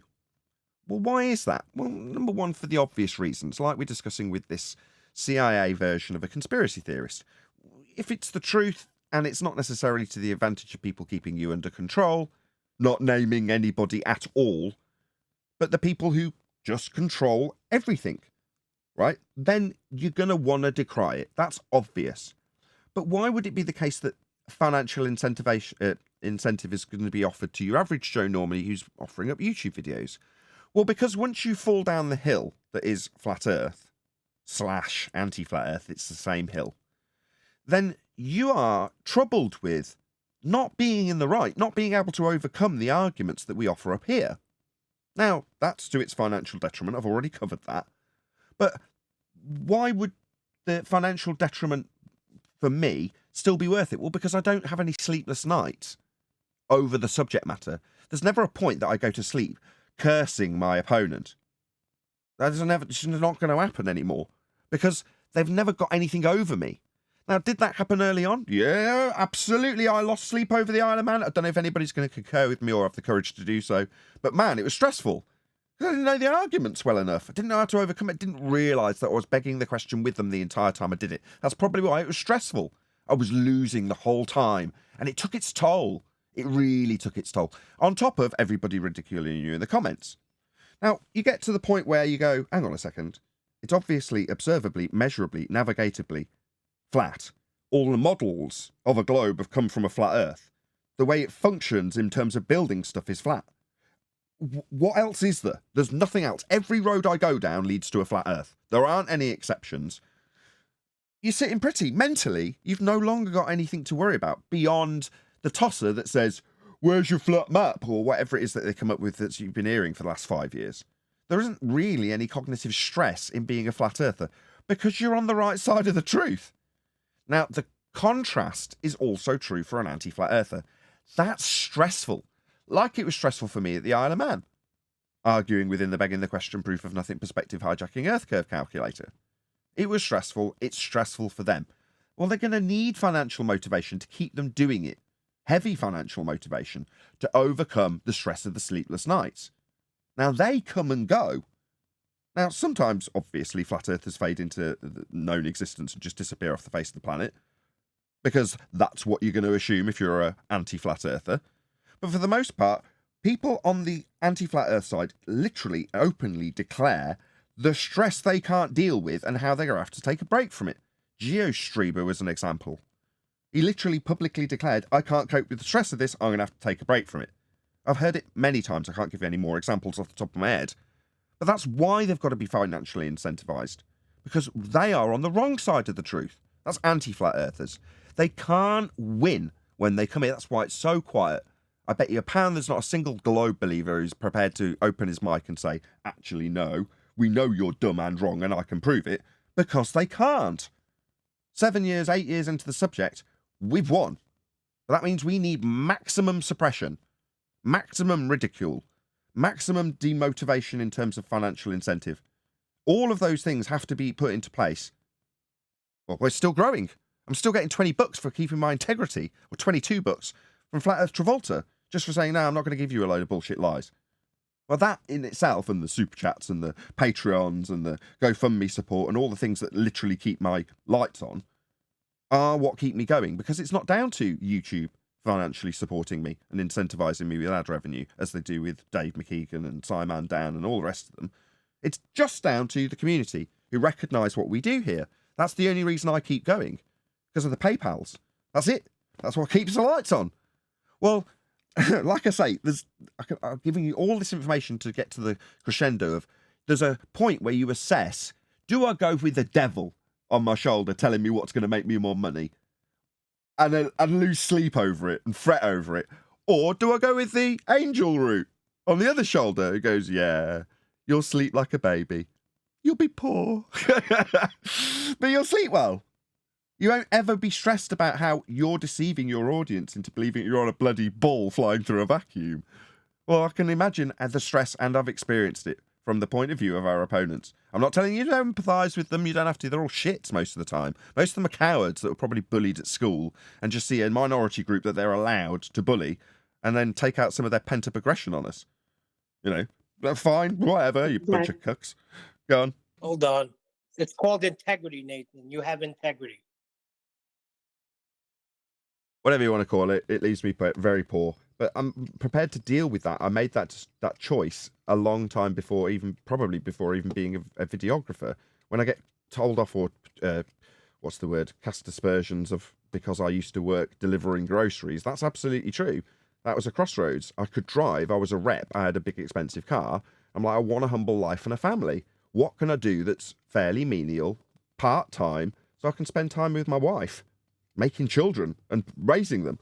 Well, that was a part-time delivery job from being a jet-setting rep for an electronics company and visiting studios and big dealerships that had millions of pounds worth of equipment on show or being used to produce music. There's a stark contrast by choice to have a humble life, right? Well, that continues into this subject matter because I'd already made that sacrifice before doing Flat Earth. It's not like I've had to make the choice in that process. It's like, yeah, I'm already living a fairly mundane, humble life where I don't go out very much and don't have luxuries beyond probably coffee, and I smoke. Well, beyond a couple of little vices, you think, no, I'm not doing anything particularly exciting, but I love making these videos for 100, 110 people currently watching. This is absolutely glorious. I wake up and the first thing I do is look at my comments. Literally, the first thing I do when I open my eyes. Go on. Hold on, before you go, didn't you say that one time you had a job where you could have given people paycheck loans, but it would have crippled them, correct?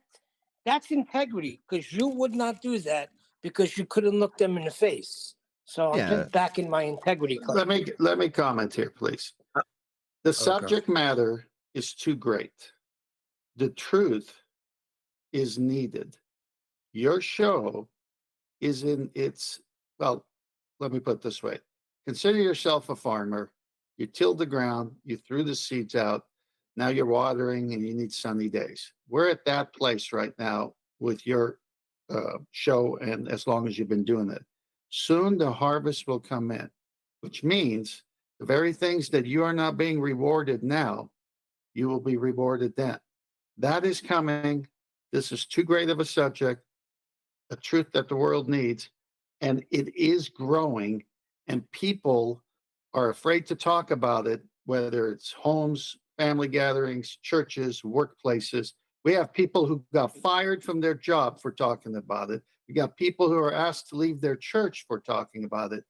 The day of reckoning is coming, that they will all turn to this show to get the legitimate physics and geometry arguments, to where none of this conspiracy stuff will even, you'll be Teflon by then. So those days are coming, Nathan. You just hang in there. All right. I like And hold on, wait, real quick, Nathan, to allude and concur to what Neil said, integrity, and what 10th Man just said so eloquently. You've already come to your closure of your humbleness, your meek life, and you have everything you need. You have your family, your beautiful children. You have your peace, and you have everything you need, and you're doing what you love doing, and it's not work for you because you love doing it, and your blessings are being bestowed to you for those who support you and who love you for what you're doing. So, Indeed. as 10th Man said, you're at the top of the rainbow. You about to slide into a pot of gold, and I'm not talking about maybe. tangible. I'm talking about that. I just want to acknowledge somebody who's bestowed one You're of those blessed blessings already. on me. Hold on one second, D-Rose. Thank you very much, James Richard, for the super chat. He says, the search for truth is the most glorious thing a person can do, which is probably why it's so addicting. Yeah, I completely agree. Thank you very much for the super chat. Really appreciate the support. Sorry to cut you off, D-Rose. I just wanted to acknowledge people who are No, it's doing what okay. you're saying, supporting me. Yeah, Thank you very much, James Richard. That super chat was perfect, right on time. That was perfect. That's what we're saying. We love you. We love what you do. You love what you do. The Most High loves what you're doing. You're standing for truth and righteousness. Trust me, this is all temporary. And like you said, you may not have the Maybach and the mansion, but trust me, you got more wealth in your heart and in the future for you for what you're doing right now. Trust that and believe that. No, I completely agree, and I'm very privileged to be doing what I'm doing, and I'd rather be doing it. Let's just put it this way, just to round out this and get back onto the video. Hey, Brian, by the way. Hey, Nathan. Hey, everyone. Good to have you. Just so we can round this out, right? Given the choice at the start of this path, which would I pick? Being Simon Dan, or doing what I'm doing? And what it would be doing what I'm doing every single time. If they're like, well, yeah, but you'll be a lot poorer and you'll be purely reliant on people's good nature and handouts, and that'll get you cast aspersions upon because you'll be seen as an e-beggar. Okay. No, I think I'd rather go with the sleepful nights and the being able to, cognitively function well and not constantly fret about the arguments that I'm losing. I'm going to pick that road, and I'd rather be poor. In other words, for me, I'm sure it's not true for other people who are actually anti-flat earthers and doing it and reaping the rewards financially. For me, there wouldn't be any fun. There couldn't be an amount big enough to make me have those sleepless nights. That's the bottom line here. I don't know. You couldn't financially motivate me in any way, shape, or form to go through that cognitive pain. I couldn't do it. I know I couldn't do it. I'd eventually give up. It would drive me nuts. Anyway, that's it. Right, let's hear a bit more from the BBC. Because we've gone so far off track, I'm going to share their link again. So go and let them know. Nathan Oakley 1980 or at Nathan Oakley 1980 sent me. Please be polite in your comment. The link is going by in the live stream chat now. So if you can, as we're live, go and do it immediately. Let them know at Nathan Oakley 1980 sent me. We responded to your video or whatever you want to say. The idea being, if, heaven forbid, BBC were to make a response, they would do the same and return the algorithmic love, putting my link in their video. Anyway, we'll continue. However, very often the conspirator will be defined in much vaguer terms. The big pharma, the military-industrial complex, global elites, and so on. So they're always balancing. Yeah, I did that. I just described them as vague, so that you've got something to get your teeth into, powers that should not be. Same sort of thing. Yeah. The idea is you expose the lie, and then who cares about the perpetrator?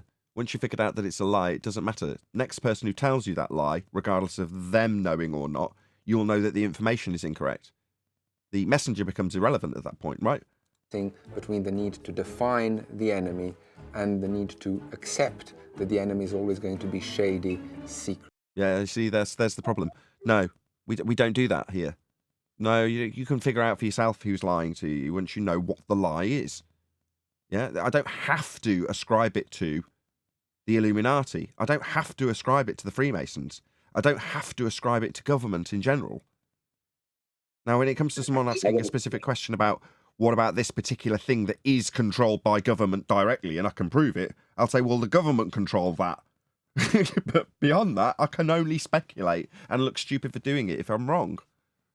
But you want to make sure everybody in the audience knows that these people will definitely ascribe it to the Illuminati, so they know who to look out for. Yeah, there are people who do that. We're not them. Go on. It's interesting too, because they have a flat earth religion and they don't even know it. So they're in the same boat we're in, because you get the globe from calculating things on a flat plane. This is one of those roads I was just describing. All roads lead to flat earth. That's why I can sleep at night. Yeah? Well, they don't know it yet, but that's one of the roads that eventually, if you're listening to this show, you'll appreciate. That your globe model, if you're a listener and you're a globe believer, is derived from flat earth measurements. The globe needs a flat earth to measure first to develop it. That sounds wild if you're listening going, what? Nah, yeah, no, yes, how it is, yeah. You need a flat earth to make the globe model. Crazy, yeah? Yep, all roads lead to flat earth. Go on, Neil. I said, how so? Just for the audience? How so? Break it down for me. Your globe calculation is a differential calculator. So what it's doing is calculating the difference between surface level, which you use to establish heights of things with reference to sea level.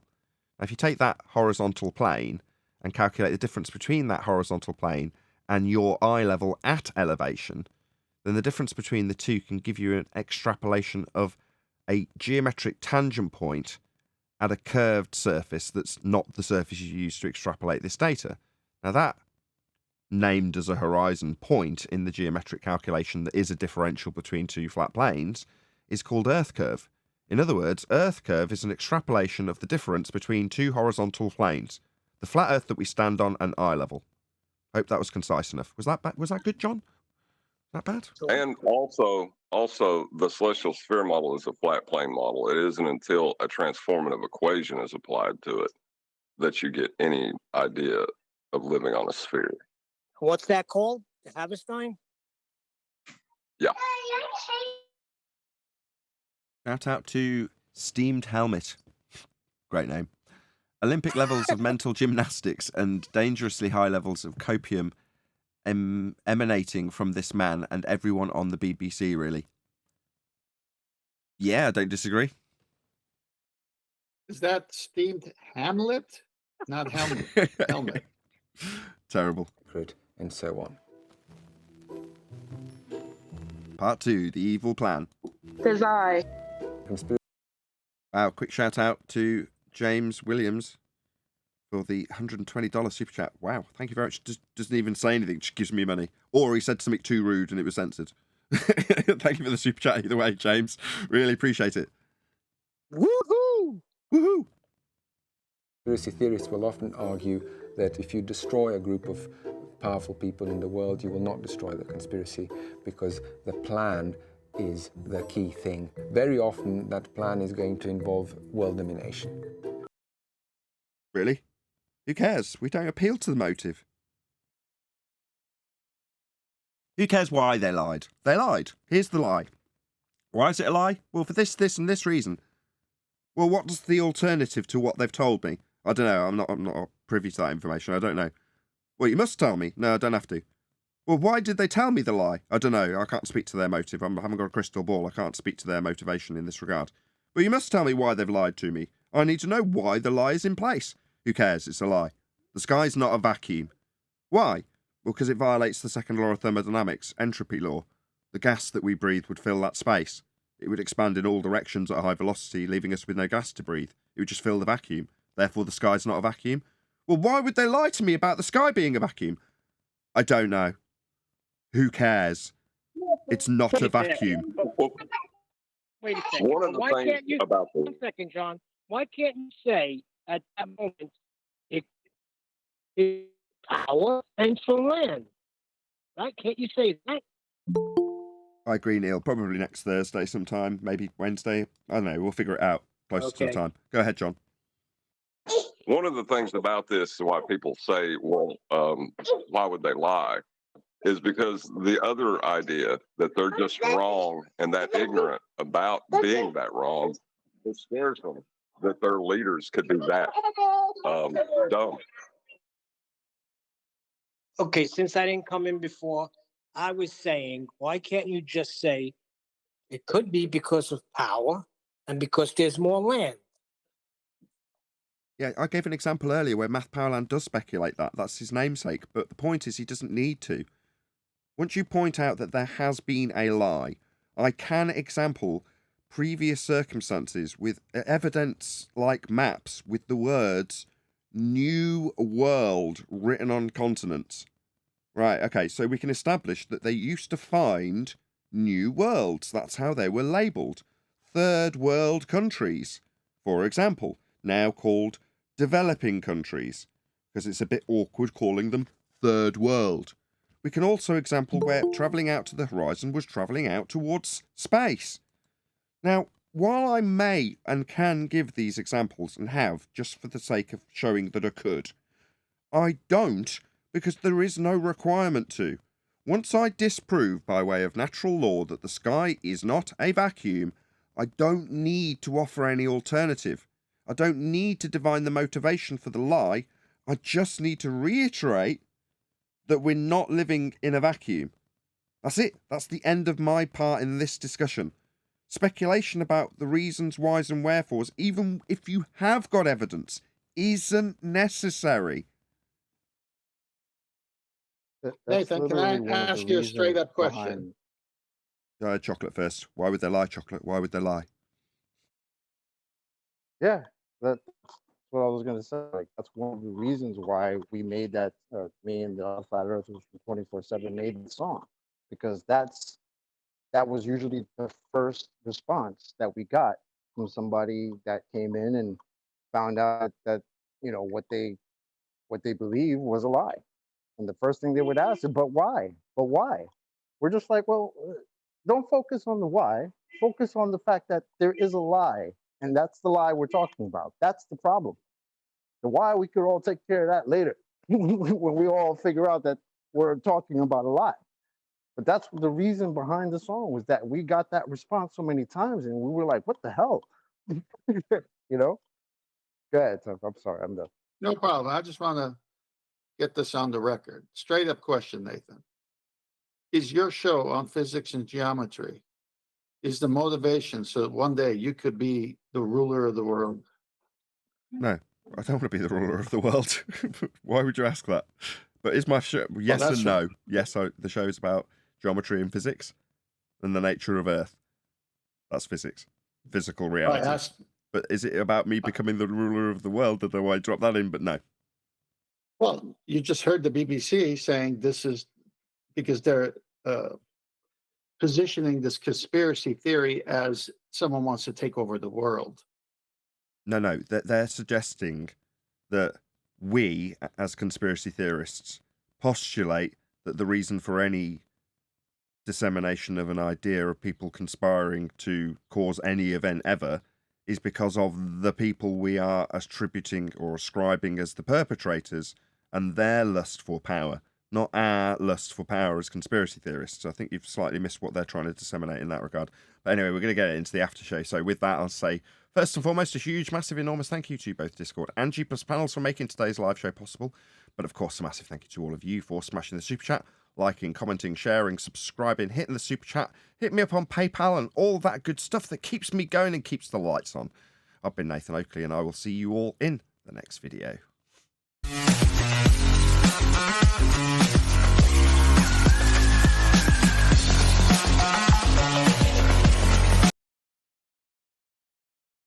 That's what we go over every day. Yeah, that's what we go over every day.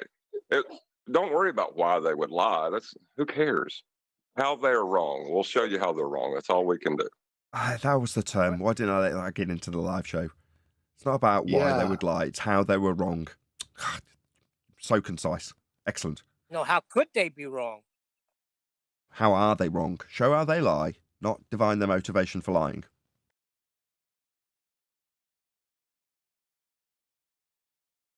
Jolly good show. Oh, I thank you.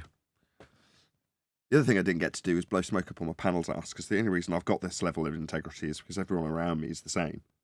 Maybe not Arwin. Well, can you at least finish the video, and then we'll look for the smoke. Arwin's lack of integrity is actually Baldwin's lack of integrity. He's doing it to make a point in terms of how our opponents behave, which, like I said, I did acknowledge this on the show. That does and will take it out of Arwin mentally, and he does need commendation for it.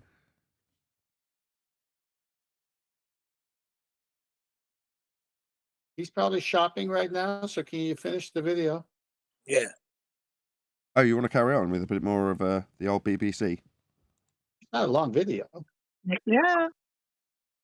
Level conspiracy of cover-up cultists. that would be required in order to keep all these things secret, it necessitates having somebody who is actually in control of everything. Well, according to you, that's what we are doing by stereotyping fallacy. We're saying that there must be an overriding power that should not be controlling it all the benefits. Yeah, but you're just saying that's how we disseminate this information as conspiracy theorists when you stereotype us. When we've just proven in reaction that we don't do that. Now, if we were sitting here all day long talking about skull and bones, you might have a point, but we're not, specifically, and we're the ones reacting to you. Part 3, mass manipulation. Much of the conspiracist writing will involve trying to analyze what strategies and what power the conspirators have to keep their sinister plan or their identity hidden. Very often. Anybody want to get a piece of that? That's when you say they did this or it's them, and you keep everything ambiguous. We don't do that. If we're going to call someone out as a liar, we're extremely specific about who we call as a liar. And who's hidden? Like, who's really hidden here? Right? There's no parties here that are really necessarily hidden all that much. Not all conspiracies are secret.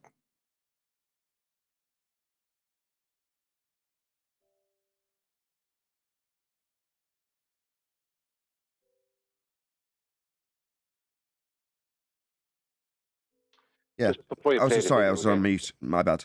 I was going to say, even when we do call people out as liars, it's sometimes heavily contested amongst ourselves, right? We'll all question whether or not it's justified to call whoever we're calling a liar a liar. You know, even Danny Faulkner a couple of days ago, I don't think we called him out as being a liar at any point. You know, we talked about his angles being from hell, which was specifically correct to his claim. But we're not going around calling him, like, I don't know, a Satanist or something. Oh, I am. I'm calling him a liar. Go get him, Brian. So is Quantum Eraser, and we all call him a liar. Yeah, with proof on QE Live. Yeah, it's only refracted that won't make those claims. I think we are cautious of it because it is quite a claim to make against someone, an accusation to make. But there are times when, realistically, the only logical conclusion is that person is a liar because the other options are just not plausible. And we've demonstrated it, you know, even on our own. I didn't defend Danny Faulkner. I didn't defend Danny Faulkner, Adam. Just so you're just digging at me, mate. I was only teasing. But the point being, you were the voice of wisdom during that afternoon's conversations. You played the role and defended the position that maybe he wasn't lying, We didn't agree with it, but we did go through the discussion and consider the points you were making.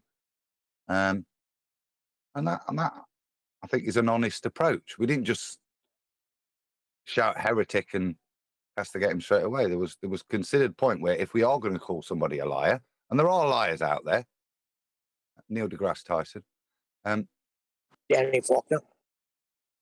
yeah, well, he's just a non-Bible believing blasphemer, isn't he, Neil? All astronauts ever. Rewriting the word of God. The point is that this, exactly as we're doing now, these can become heavily contested in terms of when you lay accusations of lying specifically. But that's not what this guy on the BBC is claiming. He's saying that what we would actually do is say, let's give an example with reference to what we've just discussed. So Danny Faulkner, we can say, oh, right, well, he is obviously a member of Skull and Bones, or he's obviously a Freemason. The reason he's disseminating his lies about the globe and talking about being in hell is because as above, so below. He's Crowley, he's that type of person, and there's his motivation because all people who do that are part of the Freemasons. That's what he's implying when he says this. There's got to be an overriding structure of power that we have to attribute it to. No, by stereotyping fallacy, you're telling the audience that we will do that. Yeah, you're generalizing it. That type of stuff where you generalize, that person is dishonest, that means they're a liar, that means they're part of the Freemasons, blah, blah, blah. Yeah, that's really poor, and you are, at that point, a conspiracy idiot. Unless you have actual evidence that this person is somebody, more than just being dishonest. Because what's wrong with just someone being dishonest? Why do they have to be part of the Skull and Bones, for example? It's the distraction. It is the FBI conspiracy, the CIA way they want it. Because once again, now you're talking about whether all the astronauts are Masons, not the fact that they're sheer liars. Yeah, you're no longer talking about their lie, their violation of laws of thermodynamics. Yeah, gas laws. You're not talking about that. You're saying, look, let's ignore the problem, because I think when this question's raised, I don't think it's plausible that all astronauts are Freemasons. So it must all be over. Moving on, still on the ball. So why do you think they take the Exactly. astronauts? The whole point of the BBC doing this, or this being done at all, is to create a nice pre-packaged response. So the people who offer you up an idea of a narrative being false or for someone else's gain according to their stereotype, when they do this, you will be able to take it apart because not everybody's a Freemason.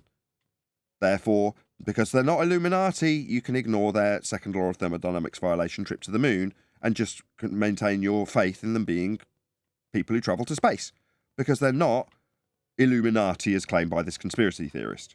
Therefore, all other claims can be disregarded out of hand. Right, but this is also about sticking your average Joe Normal professor at a university in the conspiracy with those astronauts. And we don't do that. If there's someone, we don't use they and paint a broad stroke across everyone. We take each individual and we judge them on their merits. Gotcha. So we don't stereotype NASA. So we wouldn't say, well, obviously anybody at NASA's lying because space is fake. No. Anybody who claims to be in space, that's astronauts, are lying about being in space because space isn't real. However, that doesn't mean to say that all people at NASA are liars. Quite the contrary. Even if they're disseminating their probably genuine and real hard work that they've put into producing something, let's say it's a rocket. Well, they have actually gone to the effort of producing that rocket. The fact that it's not going to space does not mean that that person's a liar. They're just doing a job, and doing a good job probably. So no, not all people at NASA are liars. Can I comment on this? Compartmentalization. Yes, Go ahead, Arwen. Jen. I'll go after you. Okay, so I'm reading a book. Go on, B. Oh, sorry. I was just reiterating that, I would hesitate to do that as well, just because the compartmentalization goes so deep and everything's on such a need to know basis. But as you said, the ones that are pretending to be in space, they can't believe in the lie. The coffee guy can believe in the lie, but the Photoshop guy and the guy rigging the people to the ceiling and the CGI guys can't be telling the truth. But yeah, No. Got to stop you there. CGI guy, what's the name? David Simmons? Not a liar. I wouldn't have it. If you called him a liar, I'd be like, no. He's very good at producing globe Earth composites. Well, why? Why are they composites? Well, because they have to be. He justified it. When he justified that stopped him being a liar. Camera big enough, or can't, you know? Yeah, you know what? If it's a globe, obviously you can't photograph at all angles, and at the end of the day, it has to be a composite. But I'm actually talking about the guys who provide the fake bubbles in the air for the people to interact with, and the augmented reality people and AI shit.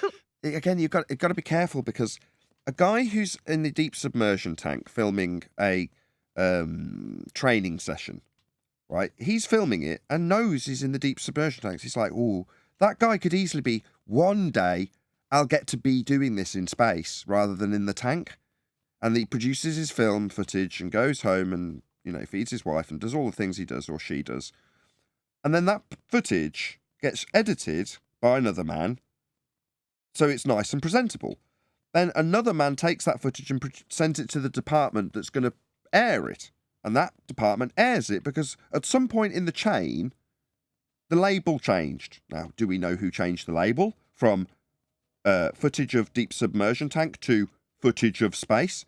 No, we don't know who changed the label, but we know that at some point in that process, the label got changed from footage underwater to footage in space, which can't be real. There is no footage from space. Lord. But that doesn't mean the guy filming it. I'm just nearly at my point. I'm nearly at my point. That doesn't mean that the guy filming it, or the guy compositing it, or the guy editing it are liars. We can't ascribe that title to them. Only the people who are on camera going, I've been in space. Only them. Unless you can come up with another example. I can't. 6 years ago, I'd agree with you. Not now. I mean, they exploit the astronauts as well a little bit. It's like maybe the moon landing that we see today. They said, hey guys, let's do a rehearsal. And then they used that. And then they said, hey, you know what? Can we just say that you went to the moon? Maybe that happened. So it's not that they started with malicious intents, but just got deeper and deeper into this lie. And then they were told it's good for the country for you to say that. And, you know, it's like even those people, I can always see a way back. But the more you cope. No. What you're describing, you're right, but what you're giving is a justification for lying. So you're saying at one point they're doing their training, they're in the deep submersion tank, and they're training up to be in space. And then they're filmed and the footage is edited, and at some point they go, look, we're just going to say you've been to space. You haven't, but we're going to say you have. At that point, I know I oversimplified it compared to what you skirted around a little bit. But no, you're very eloquent. But yeah, but that oversimplification is to say that at some point you're offered a choice. Either just lie and say you've been to space when you haven't, for the cameras, that's astronauts, or don't.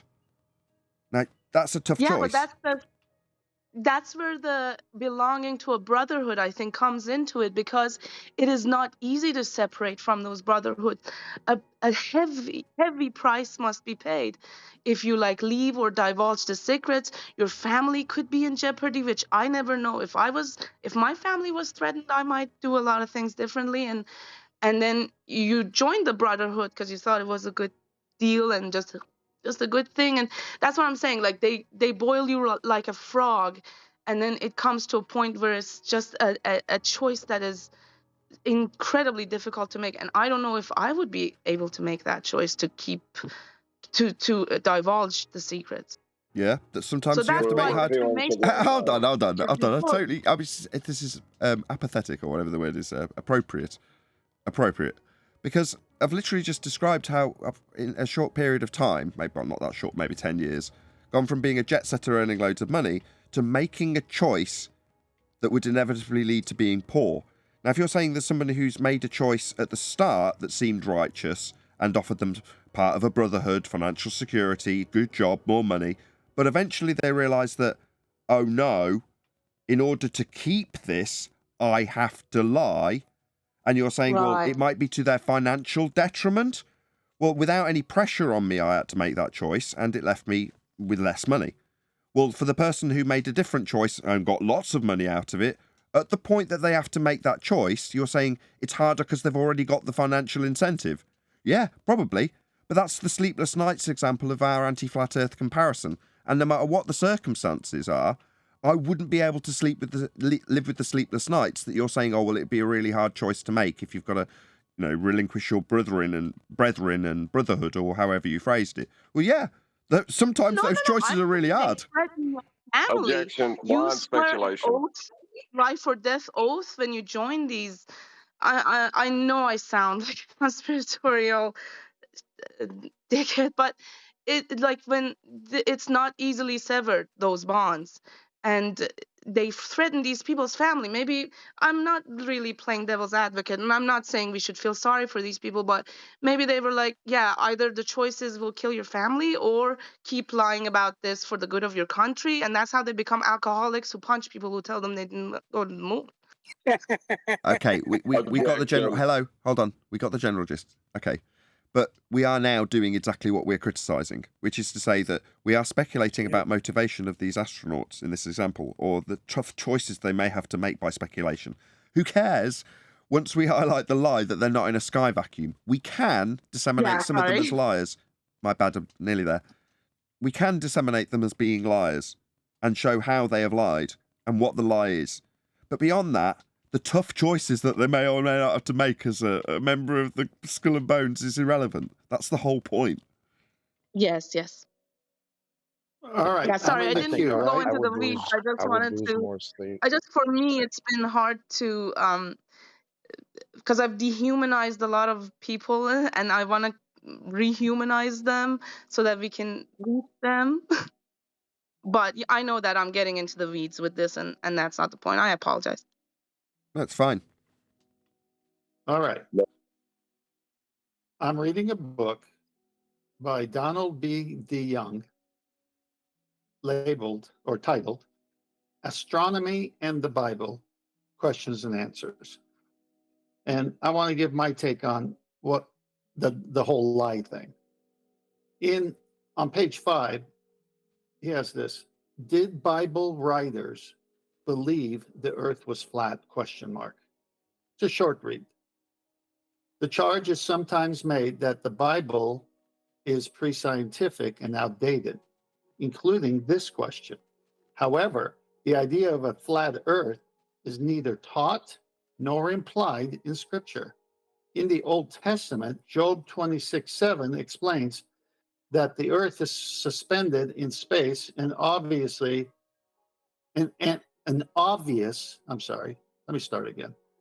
Job 26:7 explains that the earth is suspended in space, an obvious comparison with the spherical sun and moon.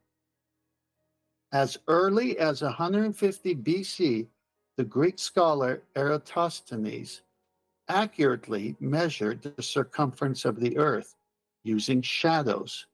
His result was within a few percent of a correct value, averaging 24,866 miles.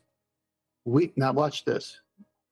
We can assume that such information was well known to the New Testament writers. Now, I don't think he is lying. I think he's spreading false science, and it's a lie.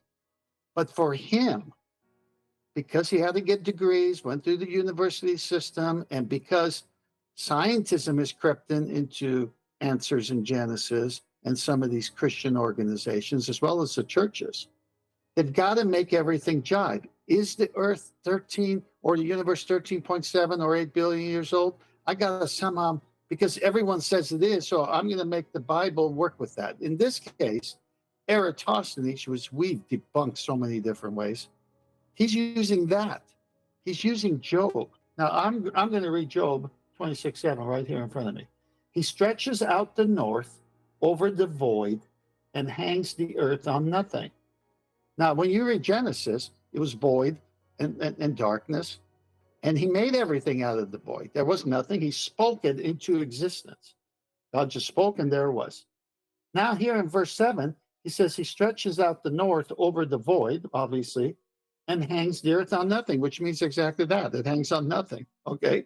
Well, watch as I read in context. He binds up the waters. Now he's talking about the seas. In his thick clouds, I'm sorry, the evaporation as well. In his thick clouds, and the cloud is not spilt open under them. He covers the face of the full moon and spreads over it his cloud. And here it comes.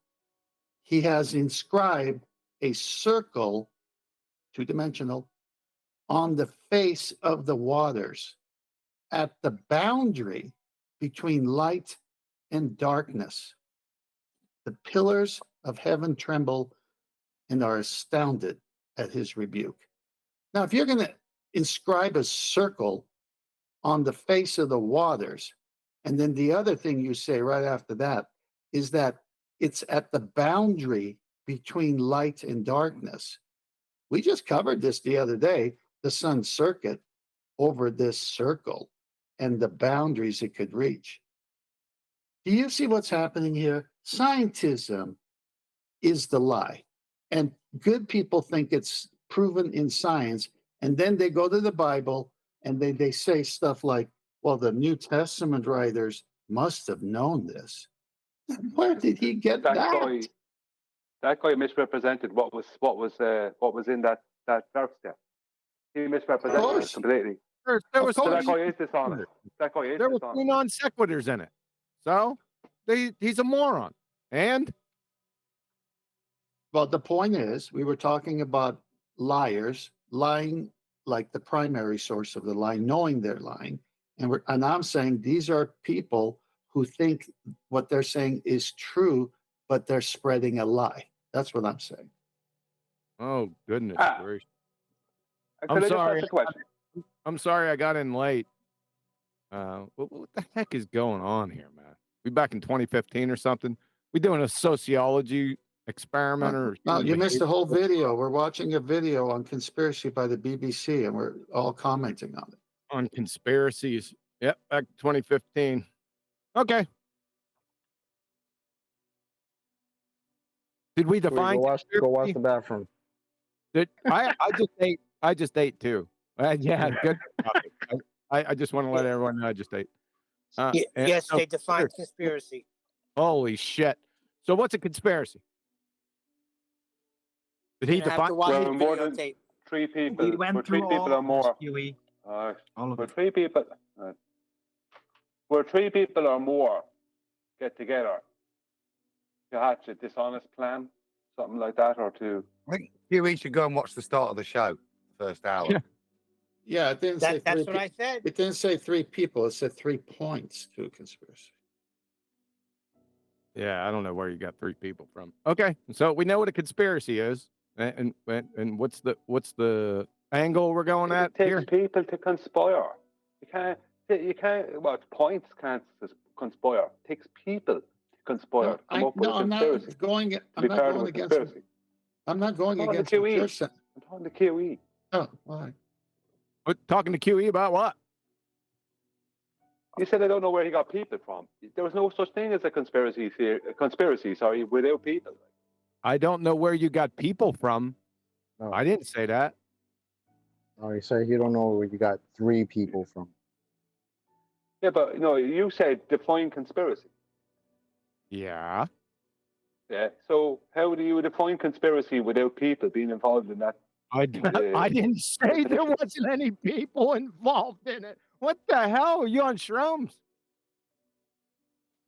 No, I'm just going by what you said to me. You said I can't remember what you said. Something about people, and I was like, you said points, or someone said points. It's just like I didn't say I mean, memories. Well, maybe you didn't, but someone else said 3 points. It's like the point is, like I brought in the word people. I brought the word people in because it takes people to have a conspiracy. Obviously, it takes lips to talk, but that's not the point. The point is the video is stressing there are 3 points to every conspiracy. We're not talking about what you're saying is wrong. Of course, it takes people, but the video is what we're reviewing. And the 3 in context was 3 points to every conspiracy. What are the 3 points? You got to go watch the show. We've been reviewing it. We're not even done with it. He's got to finish this video, which has got like a minute or 2 left. Okay, so after it, you'll tell me the 3 points. Okay, go ahead. After I didn't have my Adderall Take me drip out. on at the The time, so manipulation comes from the plausible, things like science, government, media ownership, to the ludicrous. Paranormal manipulation, use of occult powers, manipulation of brain waves.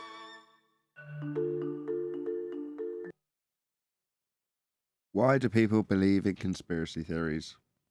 Oh, God. Conspiracy believers, I think they genuinely believe in the theories, and they really strive. I think Christian believers genuinely believe in Christianity. Wow, that's absolutely profound. Thanks, love. That's wonderful.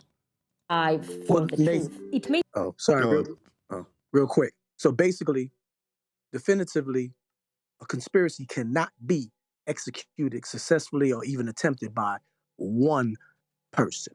It has to be two or more, correct? Yes. Or it's not a conspiracy. Okay. Correct. What's the point? No, I just said it because I was going through this 3 points, three people crap back and forth, but you know. All right, next block of instruction, how to sit down, then point at a horse. well, On you a know, Thursday. this is a clever tactic by bringing it into an agree-disagree genre of belief. They've effectively got you away from the nature of reality. Trying to get you to agree whether their new theory of what's actually going off is valid or not whether or not the lie that's been pointed out is valid. It's just this whole program is distracting from what a conspiracy theory is. It's programming you into thinking negatively about anybody that expresses a conspiracy theorist, because look, even now the poor souls, they probably think it's true. It's taking you away from what makes people shout conspiracy theory and focus on their replacement. may seem naive, but there is this human tendency to underestimate the role that chance alone can play in events that occur. Okay, so based on what she's just said, you can just put everything down to chance. And then shows a picture of JFK. So preemptively, ka-ching, called it. If you're a JFK conspiracy theorist, according to this statement, just put it all down to chance. Okay, by chance. Right, okay. This belief that the world is ultimately controllable, and that is a very... It is. Unless you're saying the world's out of control, it's very much under control. And there are very obvious control structures controlling the world. There are rules, there are laws, there are obvious control structures in place. But you're saying what? Obviously the world's completely out of control, and you'd be a nutter to say that there's control structures in place. No, my friend, there definitely are. And it's not insane to say that there are. What the hell are you talking I about? know what the definition of government is. Yeah, go on. I was just saying that's the definition of government, that control of men. That's what that word means. Mind. Control, And if it was out of control, there would be anarchy. So I agree with Nathan. Yeah, I think it's just ironic that that statement comes from a body that's literally controlled. So for him to say that's hilarious. Nobody's Yeah, controlling BBC. anything here. We're the government. Nobody's in control. Yeah, it's like that's a great point, Chocolate. It's like who's telling you this? A system that's trying to control you. BBC, they're renowned for it. Yeah, the You're not British under control. Put Broadcasting your mask on. Corporation. Yeah, broadcasting. Something If we want to get conspiracy, that's conspiratorial. run and funded by the British government, and its head is elected by the government. It's decided. There's nothing democratic about the BBC. It's funded by the taxpayer, and its leader, the man that edicts it at the moment, is undemocratically elected by the government. If that's not demonstrating what he's saying, because I don't think he's relying necessarily towards government, but undemocratic methods of control. And the corporation he works for is the prime example. Selected, not elected. Can I ask you a fast question? Didn't we just come off a worldwide lockdown? Doesn't that prove that there's some sort of control? Nobody was controlled to do that, Neil.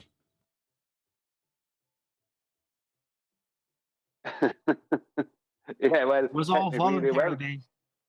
weren't. Technically they weren't. Nobody was controlled. No, I It never was all wore a mask perfectly in safe and shop. effective, Neil. We're not allowed to talk about this.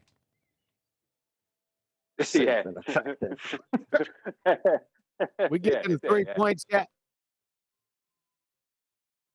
I don't think Huey's happy with the content. I did Just not waiting have on my three- adult. Just waiting on I a only- 3 Kind of point. powerful Oh, driver shit, Andy. of conspiracy beliefs in moments of crisis where there is almost like a vacuum in explanation. We see this. Right, can we just pause it there? I think you just raised the previous jibby jabby thing. And when just relax, QE, contextualizing it. I'm not going to go into that, but that whole situation shows the next phase. They may get into this of how they treat information which kind of contradicts the narrative. We had conspiracy theory, but what they've also done now to control the narrative is use truth and label it disinformation. And that's the current thing we see now in the fight against truth, is not to attack it as conspiracy theorists, but to label it as just disinformation, fake news. This is the system's next attempt to control the narrative, which is what conspiracy theory is all about. Right, because they want to make anything that contradicts their mainline approach, their mainline conclusions about what happened, they want to just declare that misinformation so that they have a monopoly on what is real. That's what they're attempting with that. They are saying that flat Earth is conspiracy theory. Say again, Sasha? They are saying that flat Earth is conspiracy theory. They haven't actually put that on yet. The last example that they had up on screen was the Twin Towers coming down before this next section. And no, not as yet, but I mean, it may not even cover. Go on. If they think that, but you heard that before, that people saying globers, that some of them, that's conspiracy theory. I don't want to look into that, flat Earth. Yeah, that's kind of. I see what you're saying. That's taken as read. Yes, Sasha. We're working under the assumption that we will automatically be labelled in this category as a conspiracy theorist when we talk about the globe lie or about the Earth being flat. Yes, in other words. Yeah, but that word conspiracy, it's something. But if it's happening, then it's happening. If you're calling only conspiracy theory. It's something. What do you think that it's something happening? You are something. Maybe they think that it's happening. But conspiracy, if it's happening, then it's happening. And with the flat Earth, you can check it. What is that conspiracy theory? That Earth measure flat. Then you check out, and it's measure flat. There is no any conspiracy theory or conspiracy in that. Yeah, quite right. Exactly, I think I got you. Let me just reiterate Sasha's point. What he's saying is, when you're dealing with the nature of Earth, and if it's a quantitative description in the case of the measurement, then that's not agree-disagree subject. Often both John and John, or quantum eraser and refracted curvature, will say that. When you start arguing in those terms, you're in a category error, because it's not agree-disagree when you talk about how something's measured. It's not a conspiracy to say that Earth is flat, because who's conspiring? There's no people involved when you describe the measurement of the ground we're standing on. I can just describe it. Where's the conspiracy? And plus you can demonstrate it in you cannot, and you will not, even if you find any data, 1,000 billion data of who killed John Kennedy, you will never ever find out who killed John Kennedy. Right. You must know the person, or I don't know, somebody, how somebody will give you the real evidence for the killing of the John Kennedy. I want to know that. I gotcha. I think I know where you're going now. What you're saying is, by comparison, now there are going to be flat earthers that are the exception to this statement, but if we just use us here now, we aren't disseminating an idea of the motivation behind the killing of John F. Kennedy, for the sake of argument, right? Which is pie in the sky speculation in all forms. Right. Okay. What we're doing is something very different. So even by the CIA standard of conspiracy theorists, we're not that, because we're not talking about the motivation behind the globe lie in this example, we're just talking about how Earth is measured flat. Therefore, no conspiracy to talk of. No lie to lay, no blame to ascribe, nothing. Just, here's how Earth's measured. How could we be a conspiracy theorist? We're just showing how elevation angle measurements work. You know what I mean? And if you want to put it, what is conspiracy? Conspiracy is a globe Earth model. Yes, I knew you were going to get there next. Exactly. If you're going to label us with that, it's like, well, who's the conspiracist or whatever the word the guy used at the beginning of this video? The conspirator. Well, it's the person disseminating the globe lie, because that's the conspiracy. Yep. That's what would Yeah, I make think this, if that's you're why going to call they, it a conspiracy Hold on 1 theory, second, B. Go ahead, this- Chocolate. I was just going to say this. If you're going to call this a conspiracy theory, it's the best one. Because this is the only one you can. Oh, yeah, it's a conspiracy theory. I'm going to go outside and check. Can you do that with any of the other ones that they call that? No, not really. Right. Go ahead, B. You can't show that. Hold on, Adam. that Just, Kennedy hold on, wasn't hold on, shot. Adam. Hold on. B, then Adam. Go ahead. I think it was me that was talking, but Yeah, no, but I'm I saying, didn't talk to me or I'm B. saying go Did I ahead. sound like a man or? Go ahead. Go ahead. Anyway, I'm just teasing. Okay, I hear you. Yeah, it was pretty much just backing up what Chocolate said that, that is why the powers that be find the globe lie exposure so threatening because because it doesn't involve a time element, right? Like all these other things. And most of the conspiracy theories they call conspiracy theories are based on historical events or false flag events and so on that you can't, as was said earlier, that you can't really go and definitively check, whereas this one, measuring the Earth, is something anyone can do in present time, pretty much wherever they are with, and so that's why it's so threatening, why we see such a huge active movement against it. Yeah, I agree. You're both right. Chocolate Well, did get there I first. go after Adam. Go ahead, bro. So Adam, good then to hear Brian. your voice. Adam, then Brian. I use the Kennedy thing. I think it's like saying, how were the Twin Towers described? Well, we're not saying the Twin Towers are destroyed. We're not saying that. We're saying, look, no, they're still there, look. There's the Twin Towers. They still exist. Yeah, the evidence, there is no, we're not proposing anything alternative. We're just pointing out that the facts that are given to us are wrong. And in this case, the evidence is there. The towers are gone. You know what I mean? So you can't use that. Kennedy's dead. So to try and disprove that is an impossibility. That's where they want you to sit. But we're saying there is no evidence. The towers are still there or Kennedy's still alive. That's the reality of the analogy. There is no ball.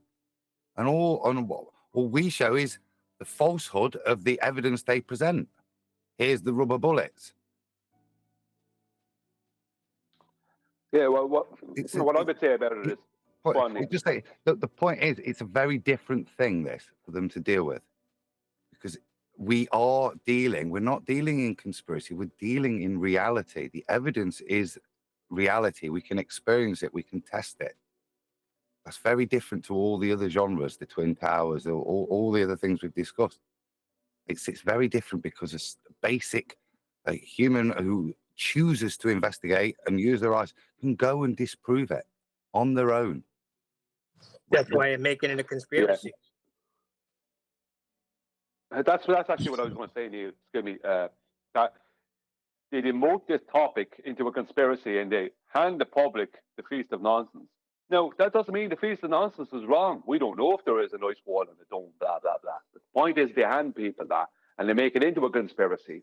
It's a straw man argument that they can defeat, let's just say, or give the impression of defeating.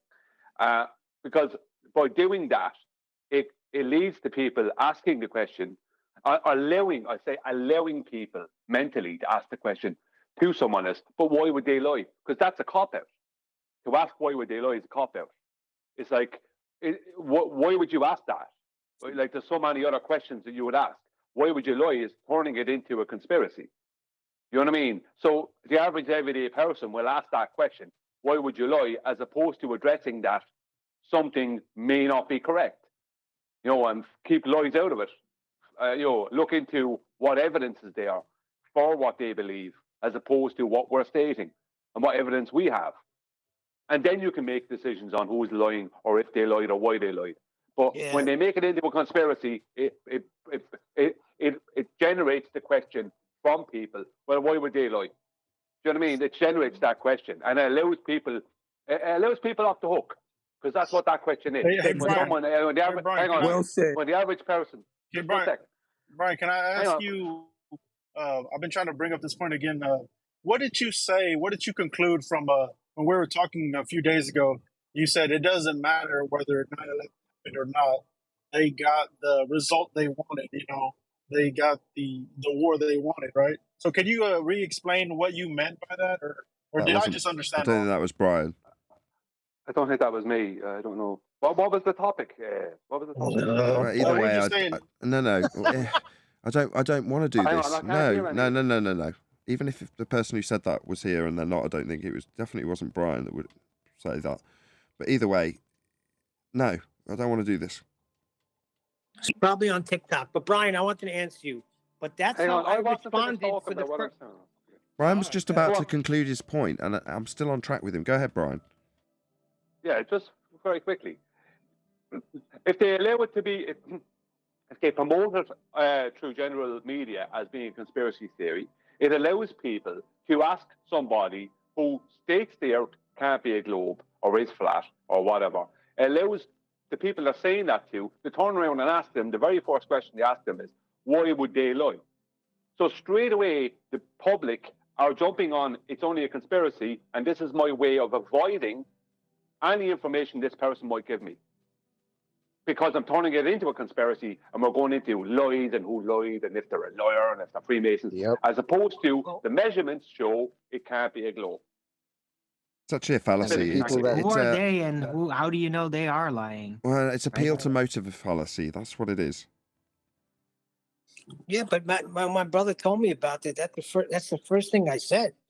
I was like, but why would they be lying to us about this? So I think I don't know why, but that's what Power I and said control. when I first heard it. You could just immediately answer it. Power and control. Look at how much money. Oh God, no! Way Look to at- ruin the whole point of the show. No. The problem is No. asking the question in the first place. Why are you going to give them a response? That's what they're looking for. Because you can. Yeah, but as soon as you start Okay, asking you- that question, then you're going down the rabbit hole. Sorry, Chocolate. You Oh, are a can I conspiracy say theorist. By something that about point, you cannot prove that. As much as we know it in our hearts to be true, you've then engaged where they want you, which is their motivation, not drawing lines under the lie. Well, you can get back to that. You say just money and power, and then go straight back to the subject. Well, I wouldn't say that, because I would say, no, it's to take you away from God, ultimately. They don't care about money and power, ultimately. They care about whether your soul returns to God. That's their goal. So you see, Is you're it? getting, but once Where again, you you get see, that? once Hold again, on. Let Adam you- make his point. He's making a point. Where are you He's going? juxtaposing it with something else so he can make his point afterwards. You don't argue the point with him because that's not what he's trying to do. Go ahead, Adam. So once again, you see, where are you heading? You're heading not into highlighting the lie, but trying to psychoanalyze, and you're being distracted. See, that's what you want to wake people up to. But of course, it's natural to ask that, but that's not what you want people to see. You want people to see the lie. Or just to give, Right. let me just address Arwin because it's just been cast down. Right, Arwin, it's reasonable if you, as Adam's just pointed out, focus on the point in hand. So let's say, for the sake of argument, it was a Johnny Baller that's here doing this, like the guy the other day with Gravity, right? I stopped the conversation moving forward until he conceded. In other words, no, we can or could discuss motive. It's an interesting folly. But until he concedes that there's no need to give Gravity a name because it doesn't happen, we can't move on and have that interesting discussion as friends about the motivation behind NASA astronauts lying about being in space, for example. Because he hasn't at that point acknowledged the main point, the lie. And that's what we're trying to get across. Opening up the discussion for why they would lie is a way of distracting away from the lie that's just been highlighted and making the discussion about their motivation rather than focusing on the fact that space isn't real. Oh, well, why would they lie about space? So you acknowledge space isn't real? No, I just want to discuss why they would lie, because when I find flaw in your discussion of why they would lie, I can rekindle my love of space as being real, because I've undone your decisions and motivation for why they would lie about it. And I haven't acknowledged, to a satisfactory standard, that it is in fact a lie. Second law of thermodynamics debunks the sky vacuum, because at no point will they acknowledge it, will they, Arwin? They'll want to take the subject somewhere else that's easier to overcome. Like, why would they lie? Exactly. Well, and that's what I said. Yeah, I've never had that Hey, problem. Nathan, can I share a one-line I've quote? explained throughout my Can you all life. just let Arwin respond? 2015. Hello? Arwin was responding. Go ahead, Arwin. So I've done this throughout my life, and like with multiple people face to face at first, especially, and they would ask, like, why would they do that? But they need an answer in that moment. You know why? Because the entire world is suddenly destabilizing and there's an evil doing. Right. And they need to understand, if you're not going to answer it in such a moment, they'll be just really flustered and are much more likely to just forget about it all again. Perhaps, So you Arwin. need to Okay, actually good point. Now, Thank hold you. on, I'm not done yet. Hold on. Now, if you're in a debate, that's very different. If you're in a debate, you're supposed to represent. You're supposed to go hard. That's different. If you're just with some person, you're going to tell about flat earth, they're going to ask it, you should definitely answer it. Yeah, well, Right, my just brother make something answered up it. that you don't Hold know. on. That sounds fair. This is on point. My I brother guess- answered me and said, because they're hiding God. And you know what I said?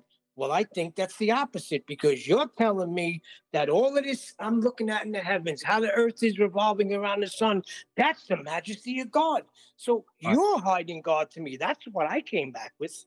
Right, so that's the Can I say point. Now, something? now even on this panel, we've Everybody got let Adam. Arwin. Adam's got the main focus of this point. So every time Adam opens his mouth, he's going to get the mic. Sorry, everyone else. Go ahead, Adam. So now, on Whoever's off mute, please can you mute? Go ahead, Adam. now in this panel, we've got different reasons for why would they lie. We're now the conspiracy retards. We can't even agree amongst ourselves their motivation. Yet we're going to report it to others. We've lost. No, We're no, just no panel. longer credible. It's power and control. It's to hide God. Well, which is it? I can now ignore you both. Nope. Yeah. I'm not. Nope. And maybe everyone else on the panel, not me. I'm waiting on the 3 points. Hey, can I say But something? I agree with you. I agree with you. I agree with you. Hey Nathan, can we think about it as, like, let's say a store clerk? They say, hey man, you got any of that globe earth proof or flat earth proof? And they want a replacement. They say, no, we're all out of that. I'm sorry, we're all out. They're gonna say, well, do you know when I could get one? Can we order one? And they want an answer. Think of it as an item on the Perfect shelf. segue. Arwin almost got me there, and now you have. Exactly. So as a store clerk or a shop owner, I want to sell something, don't I? Because I don't want the guy to leave the store without buying anything. That's not very profitable. Yeah, so at some point, as that shop owner, I've got to make the decision that if the guy comes in wanting to buy sugar and I haven't got any sugar, I'm not going to offer him saccharin just because I've got it. Yeah? Well, it's the same here. Just because I could offer an alternative answer, an alternative description, or an explanation for why they would lie, I'm not going to. Profitable though it may be, desirable, like Arwin explained, though it would be, well, they really need that, they want that. Well, if I had it to sell, they'd buy it, in other words. Yeah, I'm still not going to sell it them, because then I wouldn't sleep very well. Well, check this out. So let me You just can be ready can I for just finish whatever off? replacement. Let me finish off with this one point. Go right on, quick. Gene. So Mark Dice, a YouTuber, famous YouTuber, said one thing, just one line. I'm done.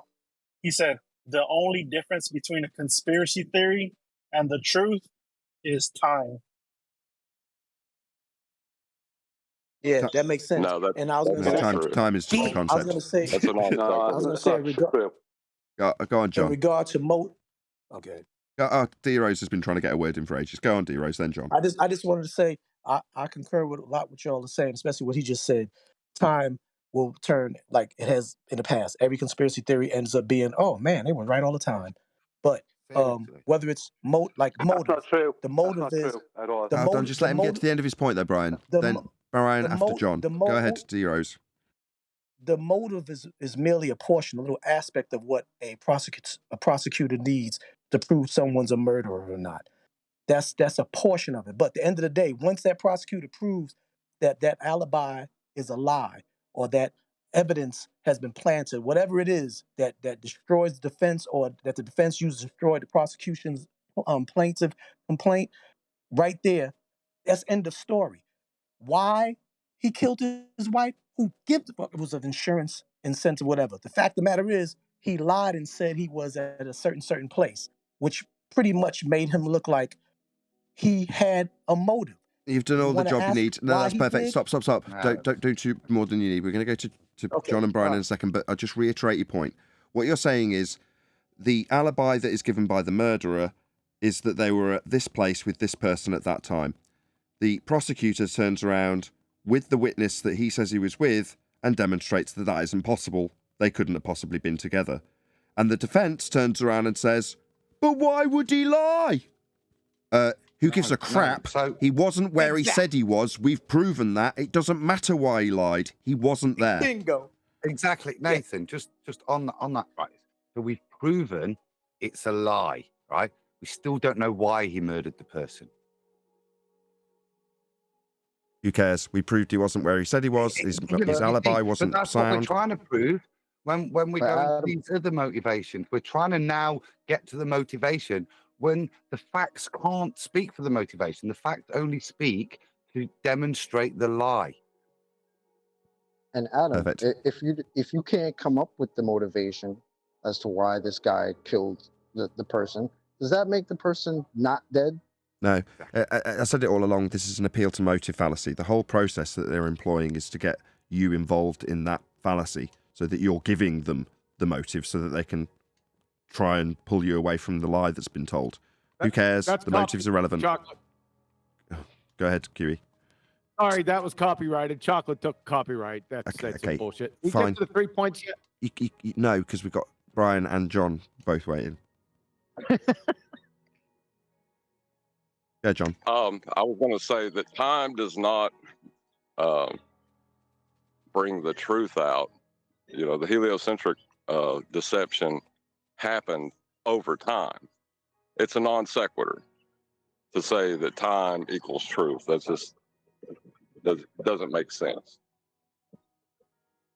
I don't think that's what we're saying. I know what you're saying, John. Thanks for clarifying, but I don't think that's what he was saying or what I was concurring with. We were just saying that give it some time, and that conspiracy theory will eventually. What I'm saying be is let the killed. facts come out, because just like every Yes. news story, just like every news story, they hop out and tell Heliocentrism is a you the conspiracy. black man shot the guy.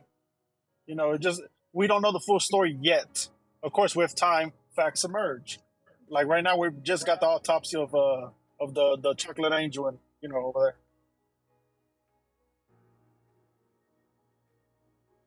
Wow.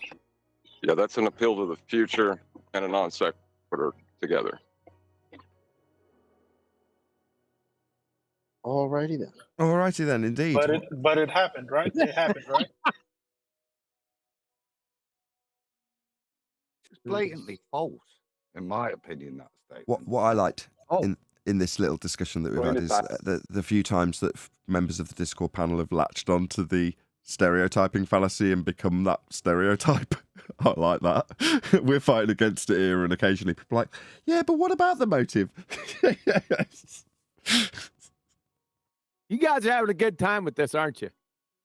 I can tell that you're young men because Well- you got plenty of time, right? You can doze off into this bore fest and snicker and stuff. I ain't got that much time left. Let's get to some cowbell. Well, come on. He wants a 3 point. Who thinks Kiwi works for the BBC? Or Give go play Kiwi the golf 3 then. points. Go play golf then. Definitely sounds like it. Yeah, John, if you don't have that much time left, then just do ballbusters every week instead of every 2 weeks. We get to the Q 3 got a points. point. Sorry, but Q, you got a point. Because when I was just a listener, And when you came in, the show became like great. You get the pink writing out and you go through the scientific method, and it was great. Now you come on and you're yelling at us what we're covering. I understand. It's sad, but there's no ballers coming in. Yeah, you scared them all off. Who's sad? Look, I don't want to make it all about me. I just want to get to the 3 points, man. Can we get there? Go on then. You get there. I don't know what you're talking about, but get there. Well, people said that there were 3 points to, I don't know what, 3 points to a conspiracy, 3 points to the It's just that conspiracy Q, he's in theorist. lawyer mode again. He's in I lawyer can't mode even against Brian talk again. now. Got friggin' knuckleheads in the background. Calling you a knucklehead, Gene. What do you want? Yeah, did the middle of my sentence interrupt the beginning of yours? Yes, it did. Bloody rude too. Definitely. It's called, John, 3 ways to spot a conspiracy theory. Okay. We didn't get to the ways yet. Okay, let's go. We did. We got 2 of them. That was the titles I was reading out.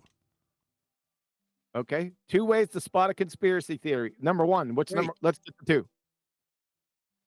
I can't summarize them. I didn't pay that much attention. I think number 1 was the conspirator. Hold on, B. Go ahead, 10th. I think number 1 was the conspirator. I think number 2 was the evil plan.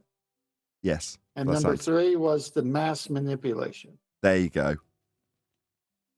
Mass manipulation. Okay. That How do has I? nothing to, Go It ahead. was Sorry. mass mind manipulation. I was just going to say Mastermind. that's their own definition of what a conspiracy theory is. That is not what a conspiracy is. Like those terms are defined. They're just making shit up. Yeah. Well, that's the best way to get fertilizer. You see, it's the definition they're conforming to. We started this out with. That's not the definition of conspiracy and theory or theorist together from the true meaning of the words. But it is the definition of ridicule used by the CIA to distract from facts. It's a straightforward ad hom in this case, the way it's being used, isn't it? And that's the construct of the ad hom that you've heard there. This is what it'll take part in. There'll be people colluding, an evil plan, and then mass. It's a particular type of ad hom. It's a particular type of ad hom. What is it? Poisoning the well fallacy. Exactly. An evil ad hom?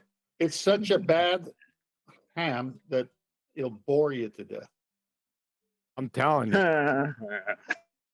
But the sad thing is, if you try to apply this in any kind of standard, then every single prosecutor you ever met is a conspiracy theorist. Yep. Same for detectives. Exactly. This means that you cannot question something if it's fact.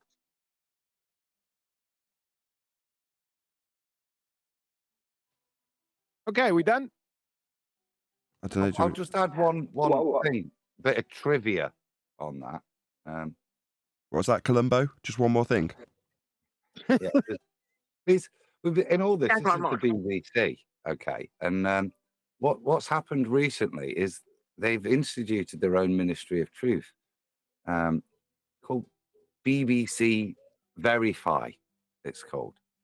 And so they're now doing exactly this. This is another way of labeling things conspiracy, misinformation, with the ultimate aim of controlling the narrative, the mass collusion that point 3 is.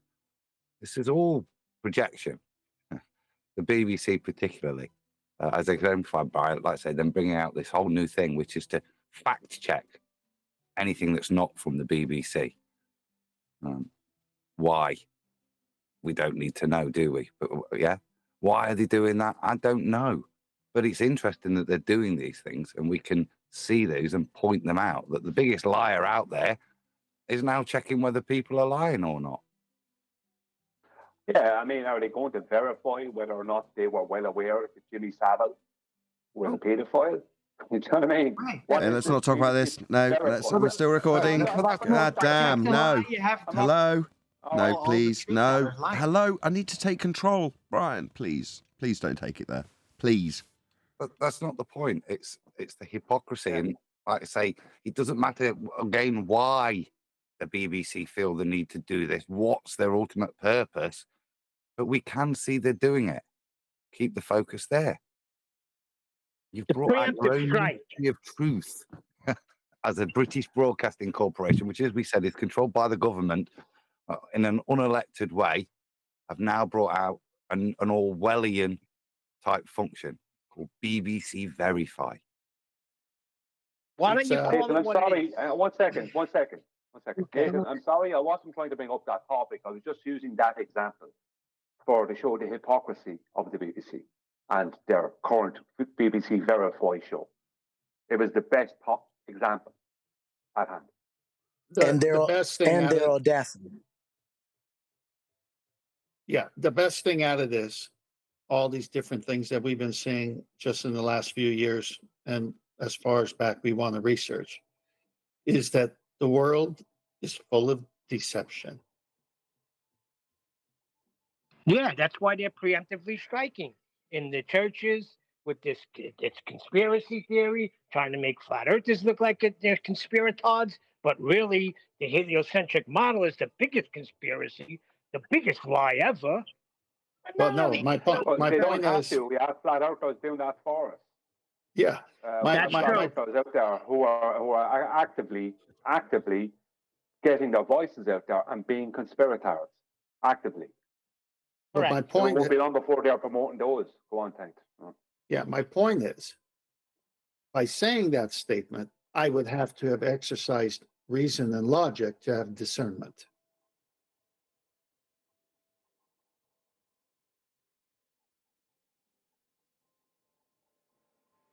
Ether and all this other absolute horse manure that they're pushing out there. Yeah. It could be this, it could be that. Don't be telling me that the BBC are doing that. That's people within our own, if you want to call it loosely, community, pushing that rubbish. Yeah, but those people are going to be brought to trial soon. Right, QE? And if you think about it, it's quite manipulative and cunning of them how they do that. It's almost like the guilty party that ramshacked the place and killed the innocent people are the first ones to report it, tell it to the news, tell their narrative, and the detective was one of the parties that did the crime, and he gets it out, and he's the one investigating his own crime that he committed. And then the chief of police who assigned him, and it just goes on and on and on and on to the top dog when they were the ones that they did the conspiracy, and they're the first ones to point the finger of the conspiracy on the people who are trying to debunk and tell the truth about actually what happened. That's how cunning and manipulative this whole deception is. So they beat us to the gun, plus they got the bigger audience. So we look like the fools on the street that are saying, no, I'm telling you what I saw. It didn't happen that way. Oh, shut up. Go push your shopping cart, you homeless man. We're going to listen to this guy with the suit and tie on. I'm sorry. When the system is full of deception, the deceptors have to have a grab bag to throw everyone into it the minute someone starts using reason and logic and uses discernment. So you go to your family member and say, you know what I've been studying? It's unbelievable. I've been studying the actual claims of the heliocentric spinning ball around the sun, and also the claim on what we live on. Do you know what elevation angles are? Let me show you what I'm finding out. So this is the guy who sees that the deception is everywhere and all of a sudden did all the homework and wants to share this. But he's sharing it with someone who's still caught up in the deception of the system. And that system has given that guy a title to put his friend in. You're a conspirator, tinfoil hat wearer, because this is how they fight it.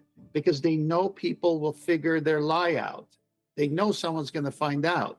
But now they got to lump them into another category within the deceptive system that the deceptive people could say, well, you know what, you're just crazy. And they won't ever listen to what you found out.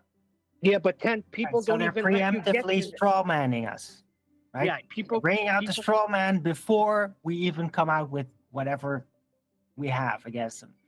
Exactly, Oren. They won't even let you get to there. They won't even let you bring the evidence They just close their ears and say it's been settled already. Science has settled it. I don't want to talk to you. You're unintelligent. Right. So get a job in commission sales and realize you don't have to talk to everybody. Correct. My goodness. Why would you sit there try to sell? Why would you sit there and try to sell your knowledge? Nobody does, Ken. You always accuse me of that. Nobody does. You just said it. No, when it's brought to me. It was brought to me, and I go to give it to them, and they just shut their ears. Then I don't continue to talk. Okay, fine. That's what we're saying. Then we're on the same page. Whether it's brought to you or you take it to them, the minute they don't want to hear, stop talking, go find listening ears if you want to take it. Or Right, wait but for look what's going on in ears. the church. But look what's going on in the church. Now you're bringing it up in. again.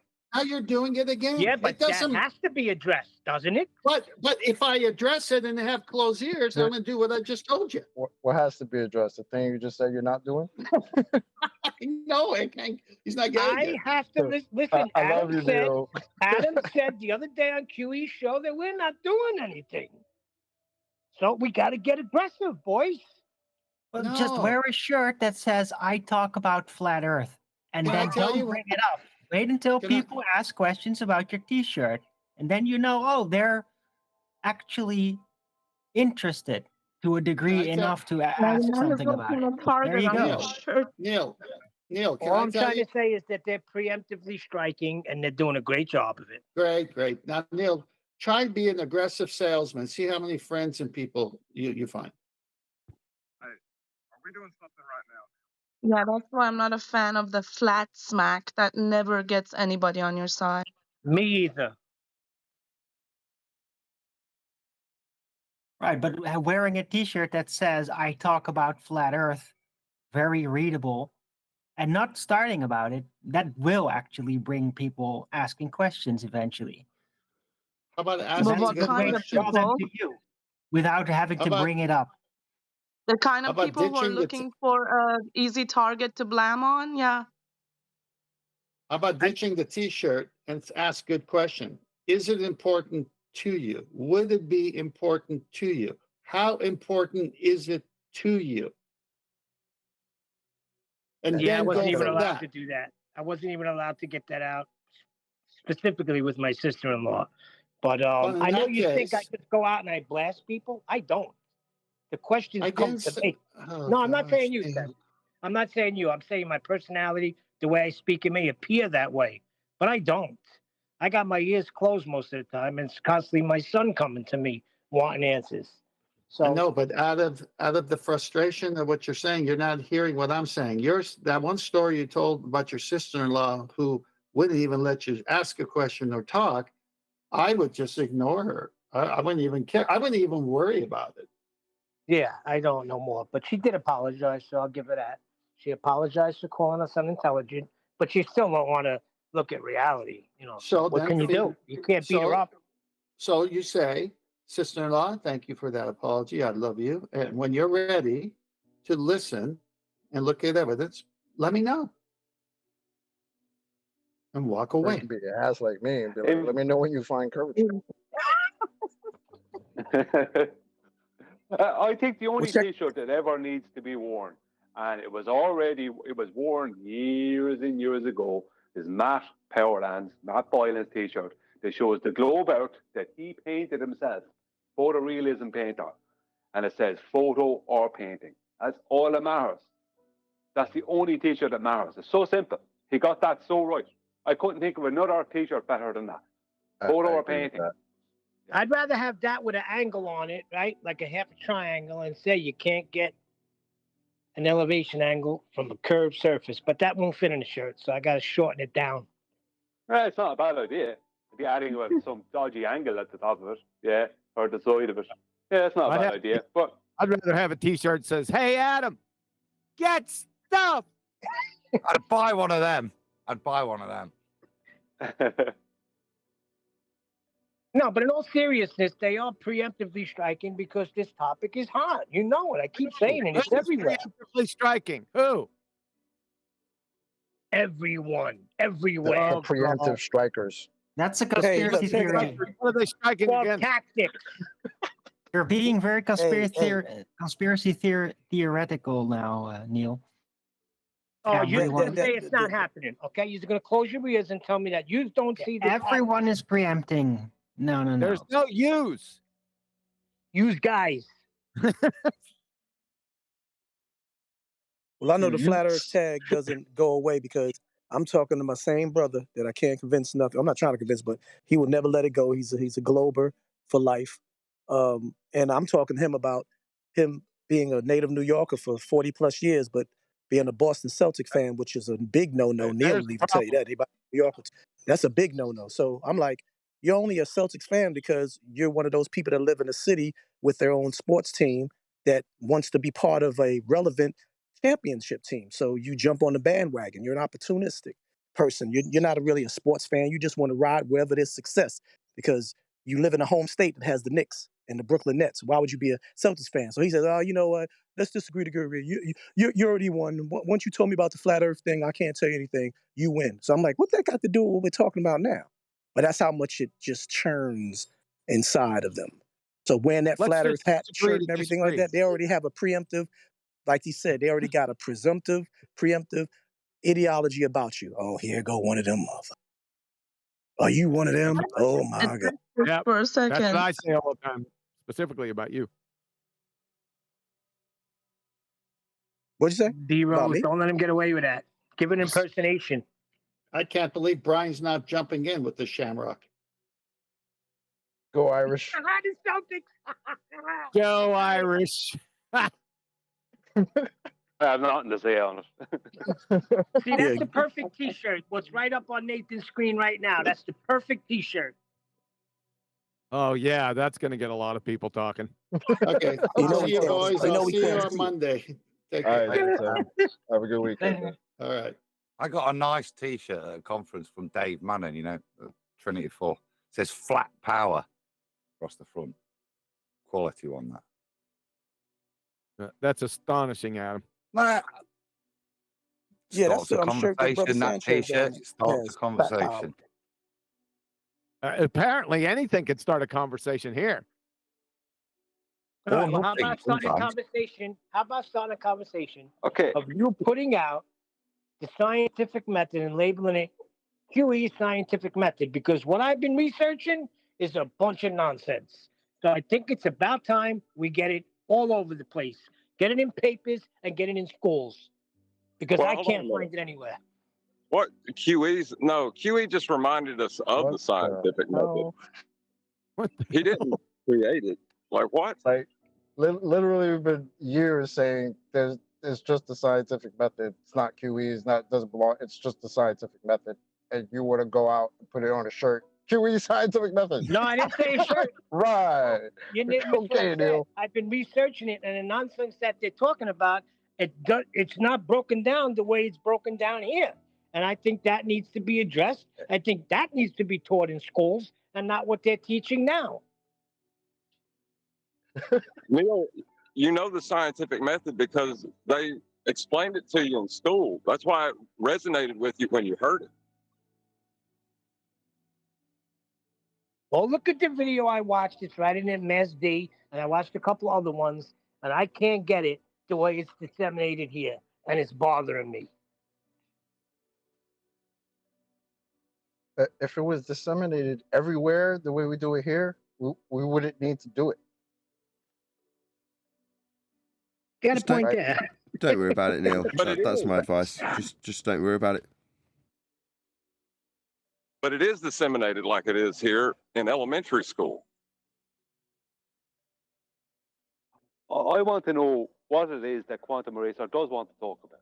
Because ever since he came in, he's been complaining about what we're talking about. So what is it you do want to talk about? No, that is what he wanted to talk about. I asked that question in the beginning. Yeah, it was just a little harmless heckling.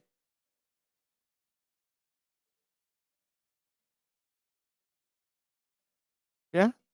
I'm cool with that. Yeah. But If you get up earlier, you would know. Now, there was a serious note to that because we're talking about conspiracies. It struck me, first of all, it's a subjective topic. Second of all, I thought we already went over this like in 2015. Third of all, anyone that can fog a mirror can realizes what conspiracies are, conspiracy theories are, and how they're pigeonholed, and the end result of all this. So everyone was trying to get their little piece in. I don't get it. I feel you on the 2015 point, but then I had to calm myself down and say, you know what? There are always new people that jump into this. So sometimes this is going to come up again and again. All right, It's that's just fair enough. one of Maybe I those didn't take. things. That's fair enough. Maybe I didn't take that into account. So maybe my heckling was unwarranted. Why? Both going over the Found it rather horizon. It still comes refreshing up today. this afternoon. Have a changes as good as a rest sometimes, and it was quite a different take this Yeah, afternoon. that's not lost on me too. I realized that when I first came in. I said, yeah, this is a little different. Maybe a little rest. So point taken out. We were all bubbly, weren't we? Wanting to chip in, so it was. Yeah, until QE got here, ruined Yeah, you everything. miserable git. Yeah, it's called making a show. I called Nathan what? It's called making a show Yeah, out of I it. understand that. I got you. Yeah. It's we all on well the and show? good being humble now. Don't consider we on the show. Like I said, So if I you was woke just up early, talking if you about got peoples. on board early, we wouldn't be going through this. I'm just not a big fan of the subjective stuff, as you already know.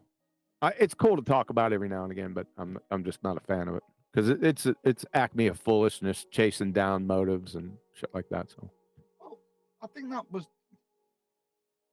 kind of the point to highlight not to do that. That seemed to be the Yes. message I was trying to say. Yes, absolutely. That's why I kept coming back to you, Adam. Yes.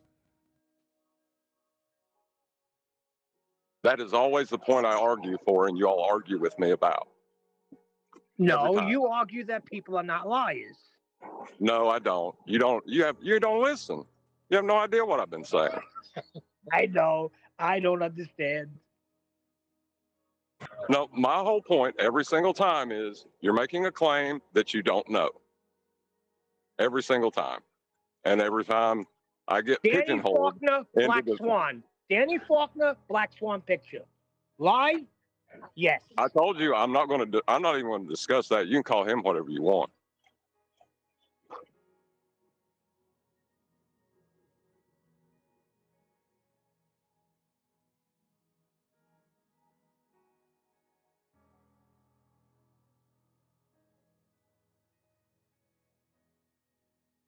go ahead, speak freely. I'm not going to heckle you. Go on. By the way, I'd like to say hello to Mary Mom. Okay. I did your voice. Okay, can we say this? Okay, John, anybody else that doesn't believe in calling people liars or their motives? Danny Faulkner, Matthew Weathers, which was the big point Neil was saying as far as, the defense of lying. Let's not call them liars, but can we agree that they are lying, whether it's inadvertently or intentional? Well, wrong. I was going to say, this is going to get John seething real quick.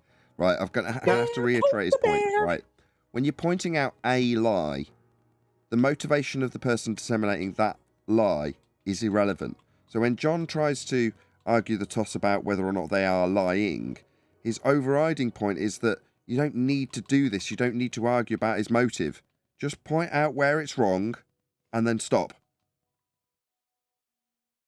Right. And to say it's a lie when it's wrong is you've made a false dichotomy between truth and lie.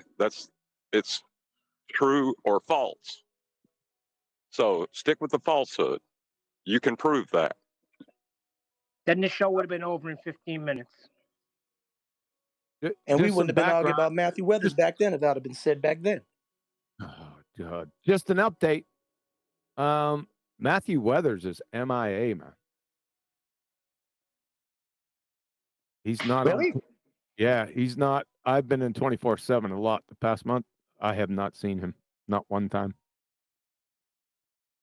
So I don't know what happened. Something happened because. Oh, can we always all in there. speculate?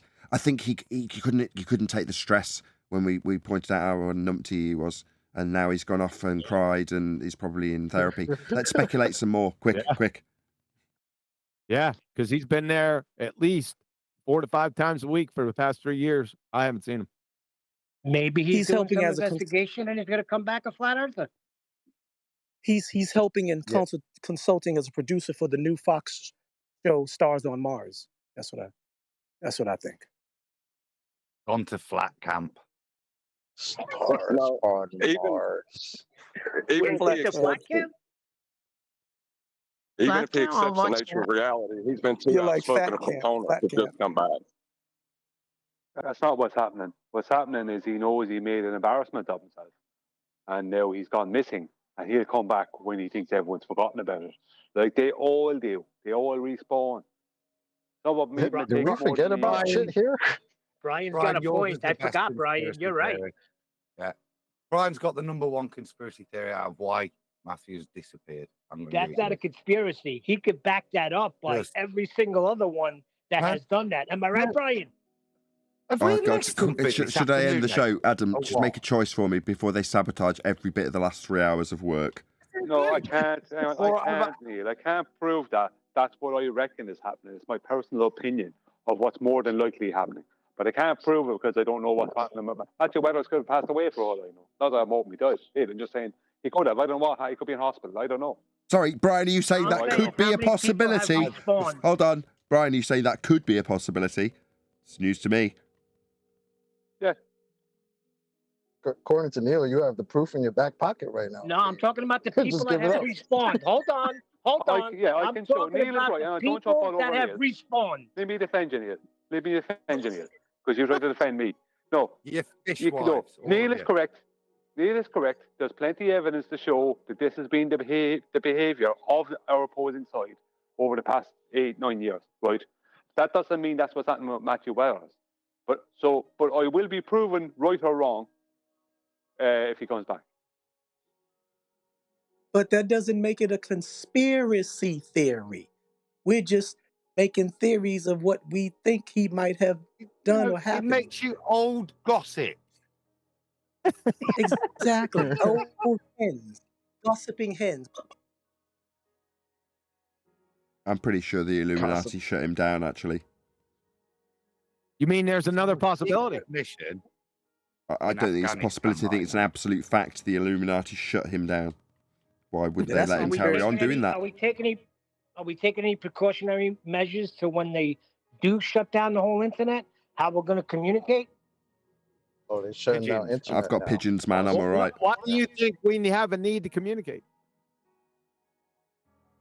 Metaphor. We could use flags, Neil. What do you mean? Nathan has talked about how he likes the harmony of the community. I would miss we could communicating use- with you guys. That would suck.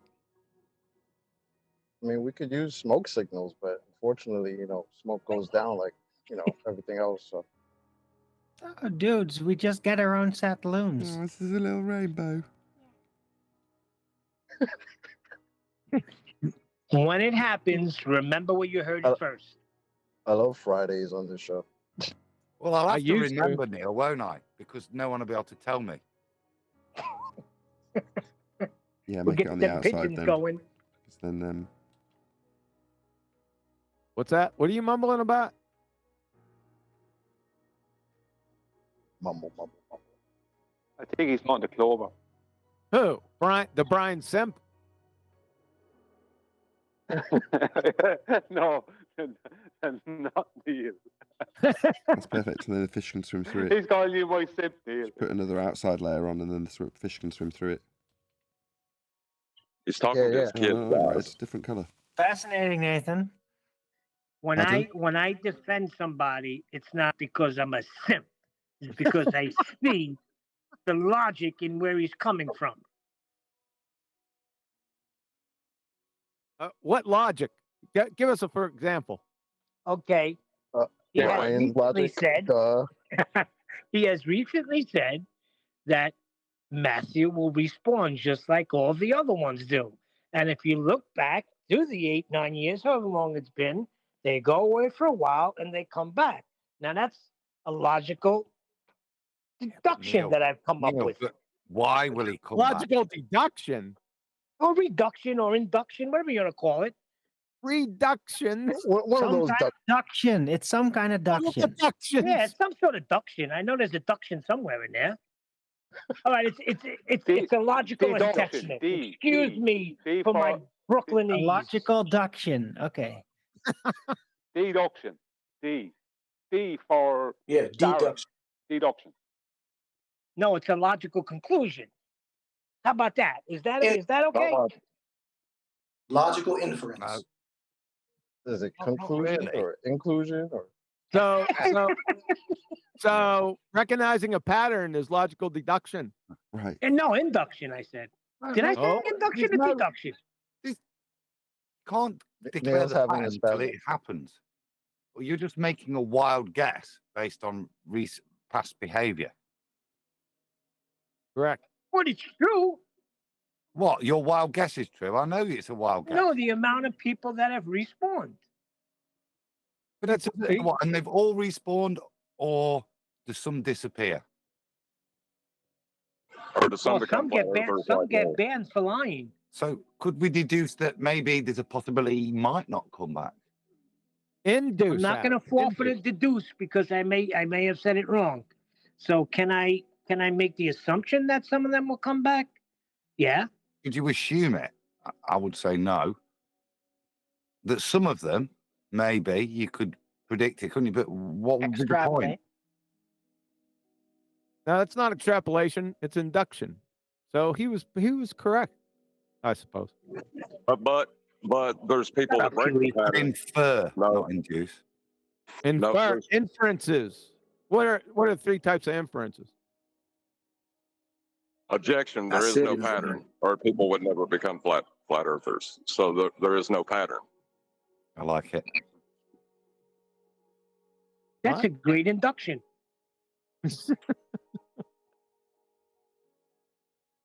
What are three types of inferences? I went over this yesterday in 24/7. This is coming up recently. We might have to do a show about this. Hey, What's the question? Hold on. Deduction, conduction, and convection. Yeah, that's no, but it's also extrapolation because it's based on reading previous people behavior, and a lot of them do come back. Yeah, but that's not logic. So, what are the three types of inference? For fuck's sake! No swearing. No swearing, please. Induction, deduction, abduction. There you go. So, what were you saying, Adam? Three. You robber. Yeah, there's three. Refracted. A lot of people confuse inference with only induction, and that's a mistake.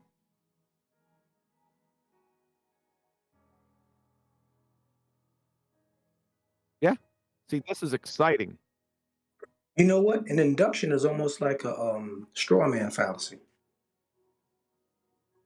It's saying induction is a specific form of reasoning in which the premises of an argument support a conclusion but do not ensure it. Kind of like yes, it's based on probability or likelihood. So Neil's statement that or supporting statement, being a simp, a Brian simp, is that Brian was correct in a sense that they'll respawn.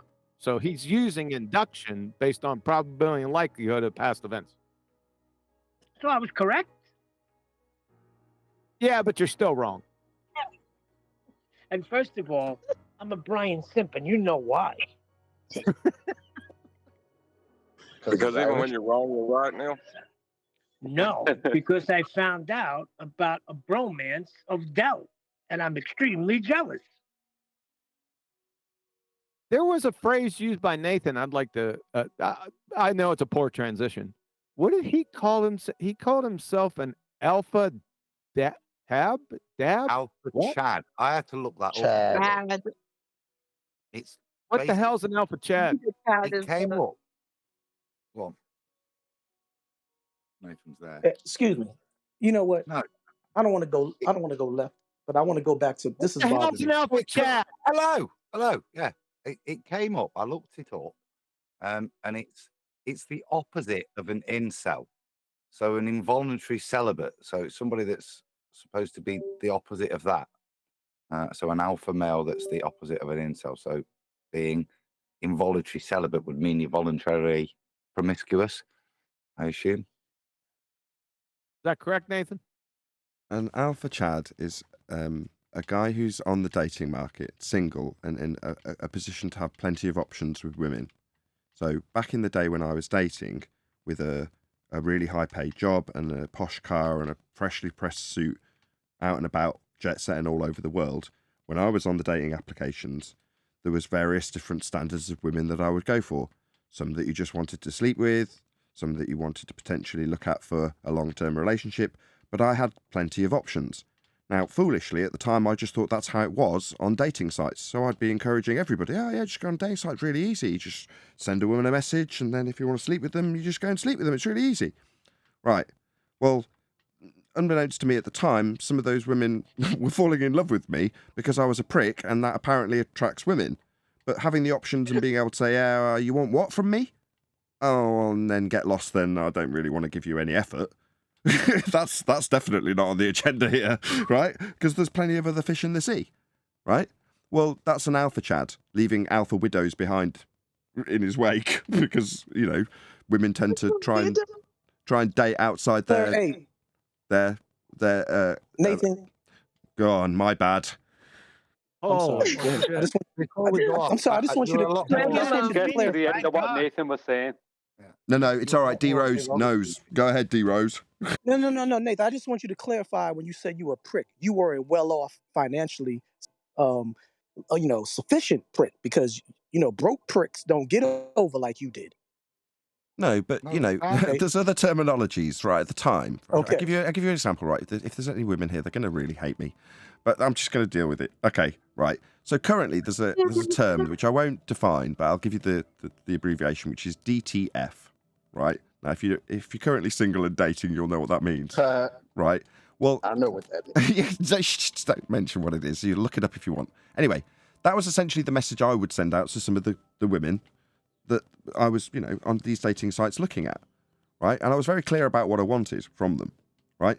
Now, I've now, since looking at, the reason I'm discussing this, or the reason I found this out, the reason I'm even looking at this subject is because I tend to find subjects that aren't flat earth related to just while away the time, right? Now, typically what will happen is I'll find a new subject, just something throwaway that I've not got any interest in or vested concern with, just throwaway disposable content to watch, right? Then they'll mention flat earth, and then I'll have to find a different subject, right? That's typically the way it goes. Well, I'm at the point now where I'm looking at misogynistic men moaning about women and feminists moaning about men. Now, have I got interest in either of them? Not really, but there's certain things I'm finding out about my past dating life prior to getting married that amuses me about what I was. And the reason for it is because, generally speaking, people try and date above their stature, which means that when they're looking for somebody who they're genuinely attracted to, they normally will relinquish all the standards that they claim that they've got because they're actually attracted to the person. Or the other way around, you lower your standard a bit because then you don't have to offer them anything like I did, leaving alpha widows in my wake, right? Anyway, I shouldn't laugh about this, it's really mean. But anyway, that's just the way it is for some blokes. If you're over 6 foot and you've got a good job and you're earning decent money, you don't have to have a good personality or treat women nicely. That's just how society is, as I'm finding out.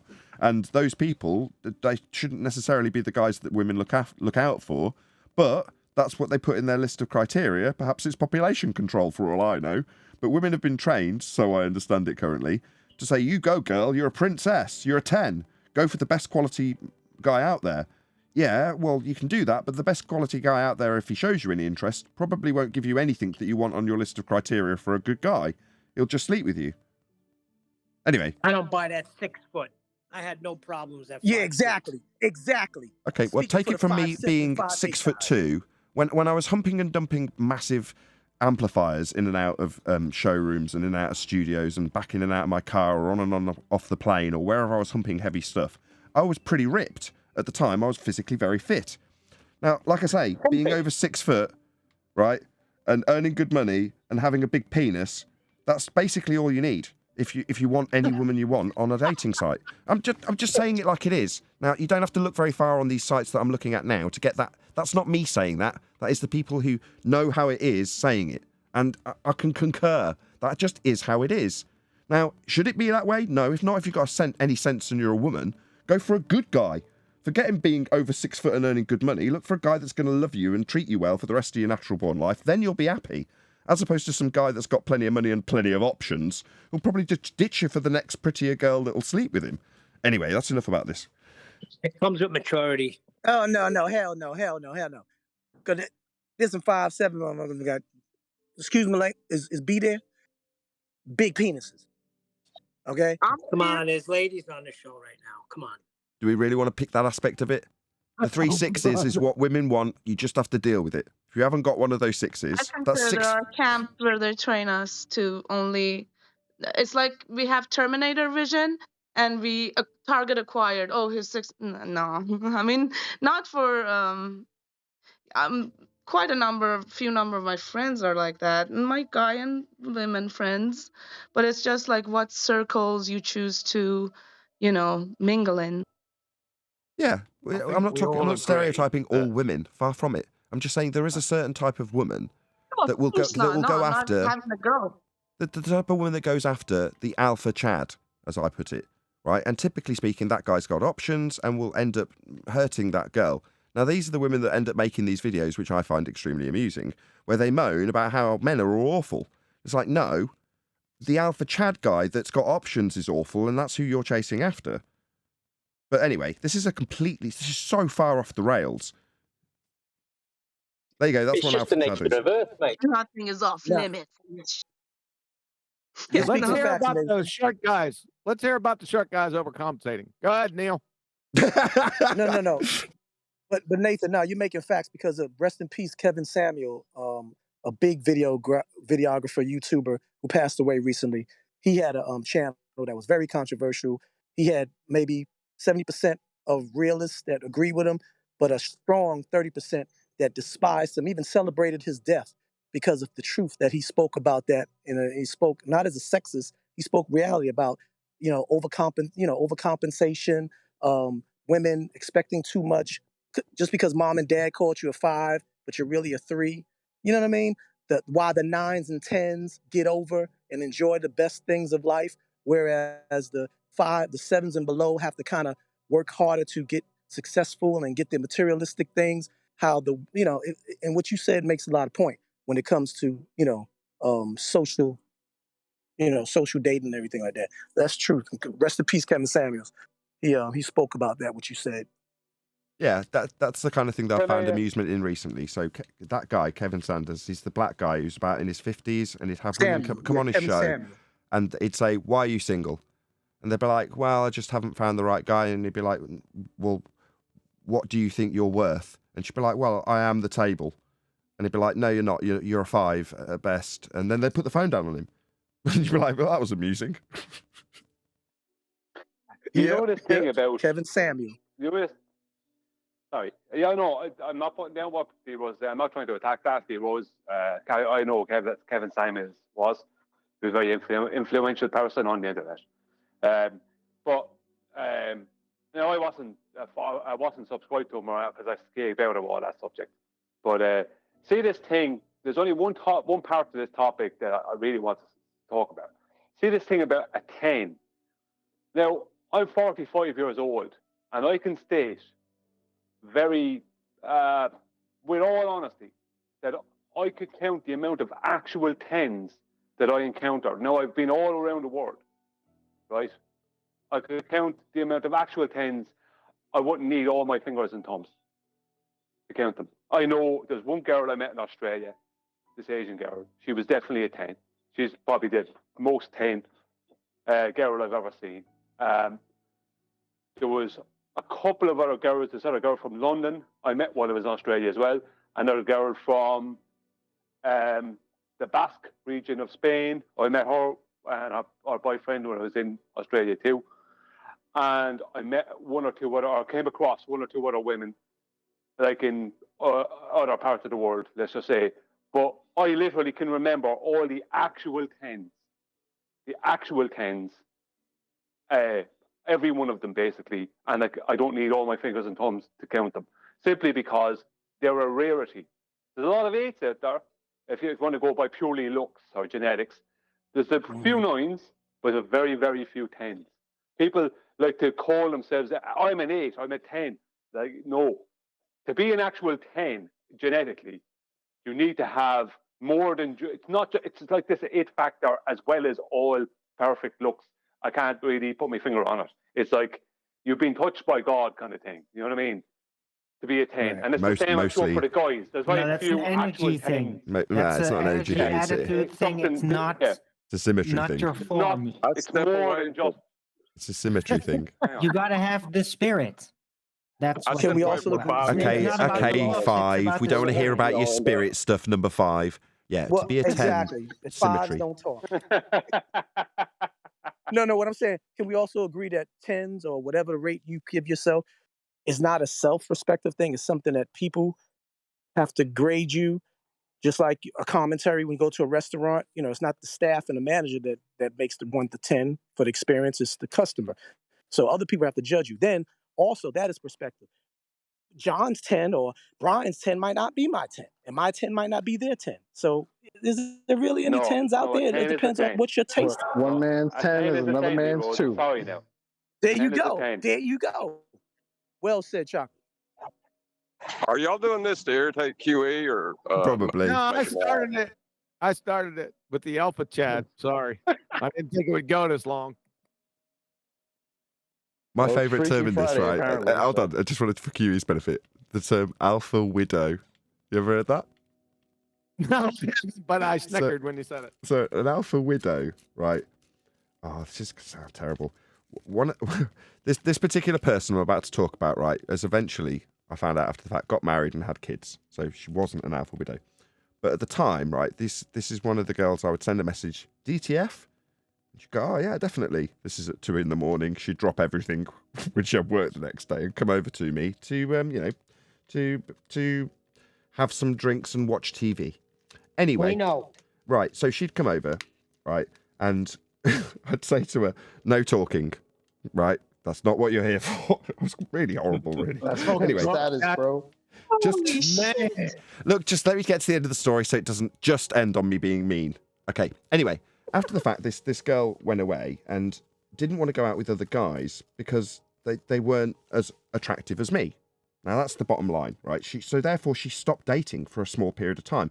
Now, after the fact, when she got a guy and eventually had kids, she got back in touch and was like, no one was as high a standard. Now, I was jet-setting at the time and, like I say, wearing a sharp suit, driving a fast car, earning a lot of money, and was ripped, right?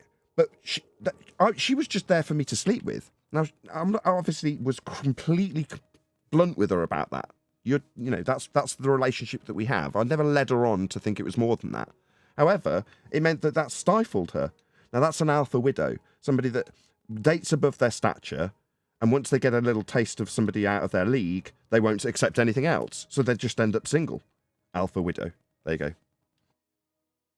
Boy, Nathan, you must have been a catch. You're a real scumbag, Nathan. Yeah, I was a real prick. But yeah, that's okay. the way, though. Yes, I was. In my 20s, You don't give them yes. false promises, man. You So just tell Nathan- them what's what you hear about. Right, okay, let me just You say know what, this, let me right? stop. Occasionally I mention I know my own demons. Well, I do. And it means that occasionally when they come up in situations like this, although it's slightly uncomfortable, as you can probably hear from me slightly stammering, I don't mind because I know my demons. And I've faced them many times. It's not going to be something that I'm going to shy away from or be embarrassed about. Yeah, when I was in my 20s, I've now learned that what is considered in these circles that I'm watching and getting amusement from TikTok videos that people are criticising or reacting to is that I fit into a certain category, which isn't a good category to be in. It's a category that most men and women hate. So it's not a badge of honour by any stretch to call yourself an alpha Chad. It's just that's that prick guy that didn't ever give any women commitment and just picked and chose because it was easy pickings for him. Well, yeah, it was. And then I picked the best woman ever. It was my wife. And then I stopped doing that, right? But most men, as I'm now finding out, don't get that privilege. Far from it. The pickings are very, very slim. And most of them spend most of the time alone and not going out on dates. The women are dating, in some instances, above their stature. And then get into their 30s, hitting a wall and not finding anybody. In other words, it's pretty crap for most people out there. And while I had a great time during that particular period, is it something that I'm proud of? No, far from it. It's got a really derogatory label now, Alpha Chat. Anyway. Well, listen, you're not that bad. You didn't do as bad as I did, so take comfort. I took a girl for over $100,000 and dumped her when she had no more money. How bad can you get? There's a man who knows his demons. How long did you spend in prison for that? I never went because they did it, in increments. But I feel horrible about that. How old was she? 75? No, let me stop. No. We were the same age. I was 20. She was, I think, 19 at the time. What was his name? Good one, Dino. Billy. What in the holy hell? Hold on. There was a 19-year-old with how much money? Kui said, See, what that's was his the whole name? thing. That's the whole thing. So according to the Bible, ill-gotten money by sneakily gaining it goes just as quick. So I'm thinking they got that money kind of deceptively. And I was the tool that took it away real fast. You claiming you're an act of God? Yeah, I love that justification.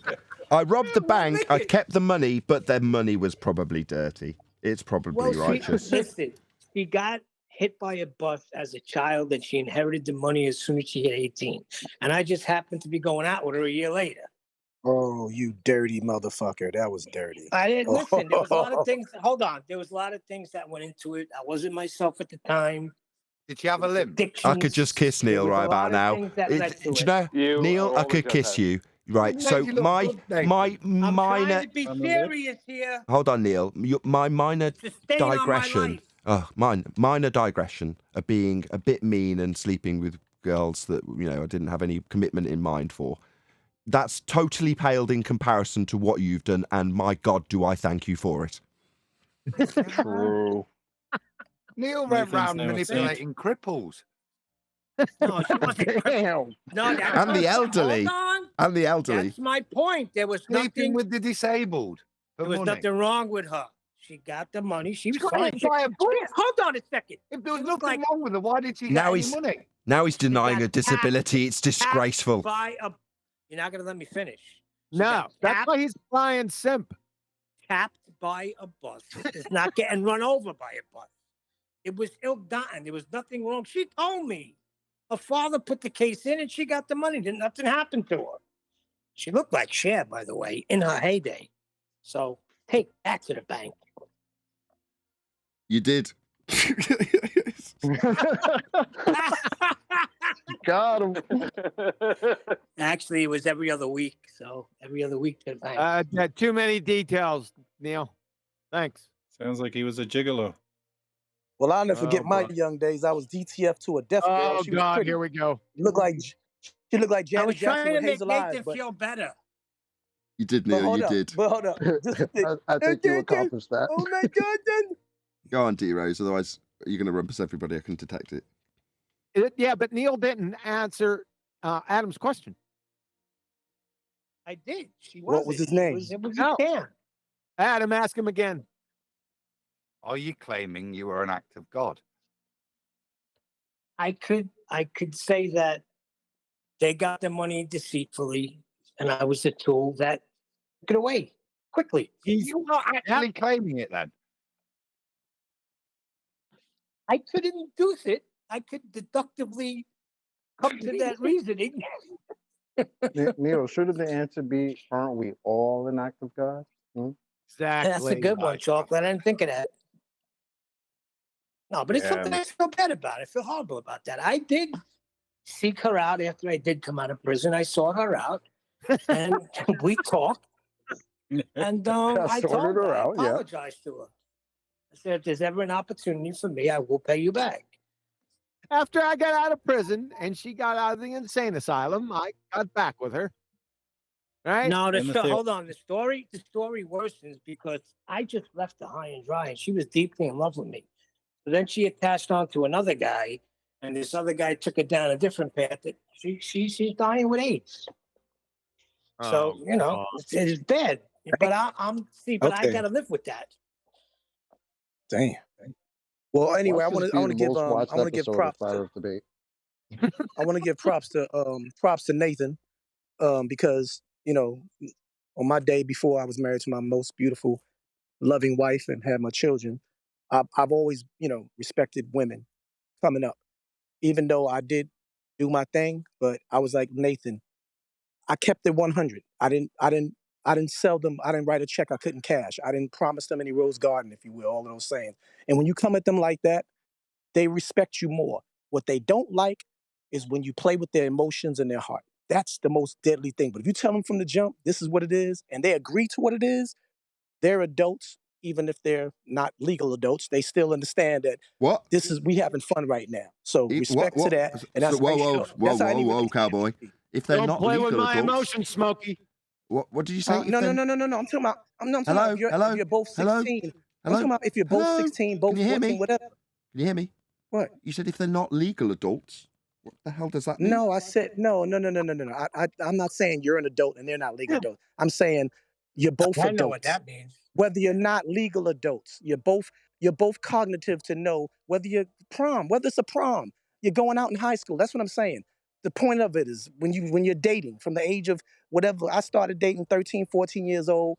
Lost virginity 14. That's what I'm saying. So as long as you letting them know that they're not TMI. exclusive, they're not exclusive, and you keep it D 100. Rose, Once you tell them that, D huh? Rose, Yeah. brother. What Nathan's pointing to is you made it sound like you were dating children as an Yes. adult. Oh, Yes, no, yes, no, no, yes. no, no, no, no, no, no, negative. Now, come on, anybody will tell you I'm the most decapitating, freaking, castrating, Not straight up, man. anti-pedophile there is. So Oh no, boy, here Don't no. goes don't What I was saying, overcompensate. We'll get even more Adam. suspicious. Anybody will tell him. what I, So D Rose was no, trying what to I was saying, say, what I was D Rose saying was trying was, to say, Nail. What I was one saying second, D was, Rose, I'll what say I it was for you saying was, now. Oh God, three people talking at once. can I Hello. finish? Can I finish being that what I said has been misconstrued by the panel and maybe the audience? I said both adults, whether you're not legal adults, which means you're cognitive, you're 16. Remember, they used to get married at 14 and 15 years old back in the early 19th century, in the 20th century. So I'm saying whether you're Oh, that's 14, not both true. 14 years old, whether you're both 44 years old. The fact of the matter is when a man is honest with the woman and lets her know that he's not promising her a rose garden or writing a check he can't cash, the relationship pretty much ends or sustains much better than when you promise some things. Because then you got a scorned woman. And a woman scorned can be dangerous. That's all I was saying. So I used to go and say, listen, Darlene, I got to leave town for a while. I got to go on the lam because I got into some gambling debt and I owe $5,000 from Joey Clams down in the south side of Brooklyn. So I got to get out of here. And she would say, no, no, no, just come to the bank. She also worked there. And I would go to the bank and retrieve money. So that means I was actually being deceitful. I was lying to her. I was playing with her emotions. Thank you. That makes me feel a lot better. All right, you're welcome, Neil. I mean, that's what we do. I think some of you need an intervention. I really do. More like Catholic They need Jesus. confession. Catholic confession. I did, something I did actually go before I was, Christian than I am now. I went to the confessional. And the priest was just dead silent for like 3 minutes, which made me feel real uncomfortable. The confession booth would be a good booth. The confession booth would be a good booth if there wasn't some dodgy guy with a white collar on him sitting in the next booth. That's the problem. You're supposed to be telling God about, confessing to God about your sins. But this guy is here listening to it. That's the I problem. didn't know any better. I didn't know any better back then, so I went to what I Exactly. was brought up in. So Neil, you think you're gonna meet Daniel Faulkner in that celestial area in the earth for what you did in the center? No. I've repented of that. I've reconciled it. I haven't paid it back yet. I've made attempts. I don't even know where she is. I lost contact with her. I know she came to my grandmother's funeral. I came there shackled, with big guys behind me, but she came. We reconciled. She forgave me.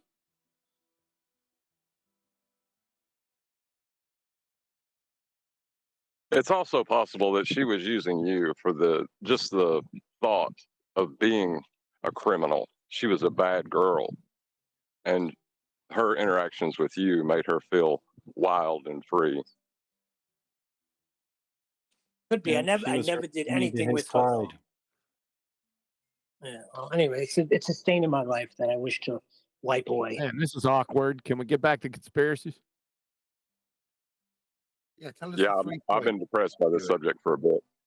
Well, I just want to state that Neil being an absolute lowlife. I have to state it that way, Neil. I have no other way to state it, right? And I'm not attacking you. You're my friend. I'm not attacking you. Just saying, right? Neil's absolutely wrong behaviour brought him more success with a girl than most nice guys ever experienced. I'd just like to Nice point guys out, don't Brian, experience that kind of. They don't.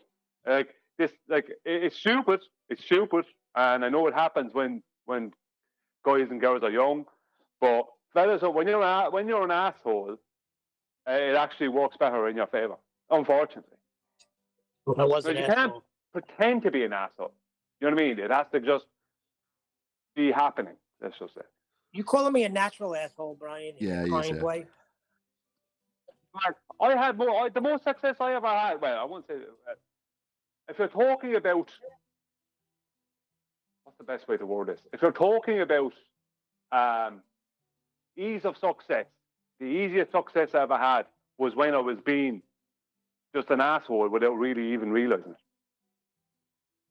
That was the most easy success I had. Let's just say it wasn't the greatest success, but it was the easiest success because I was nonchalant about it. So, you know, but it's unfortunate, but it's true. You know. Yeah, but there was a lot of other things involved too. There was substances involved, and I'll leave it at that.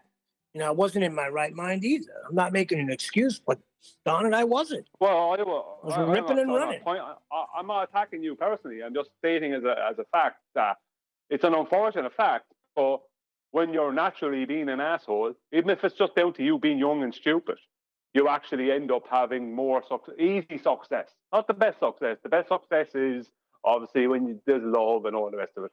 But easy success, it comes easy. Success of that way comes easiest when you are just not when you're being nonchalant, when you just like don't care.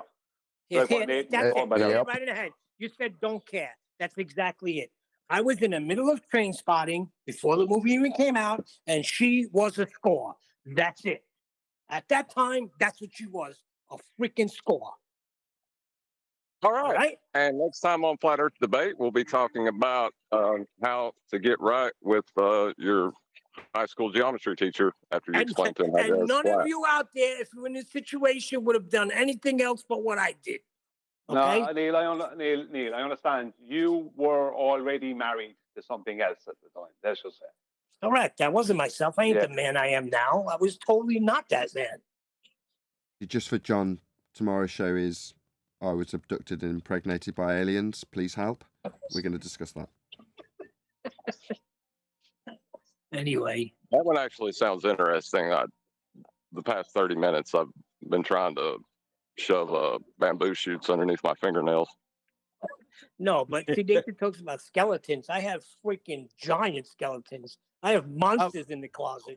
We heard enough. Thank you. I'll shut up now. I'm just waiting for the fish ending.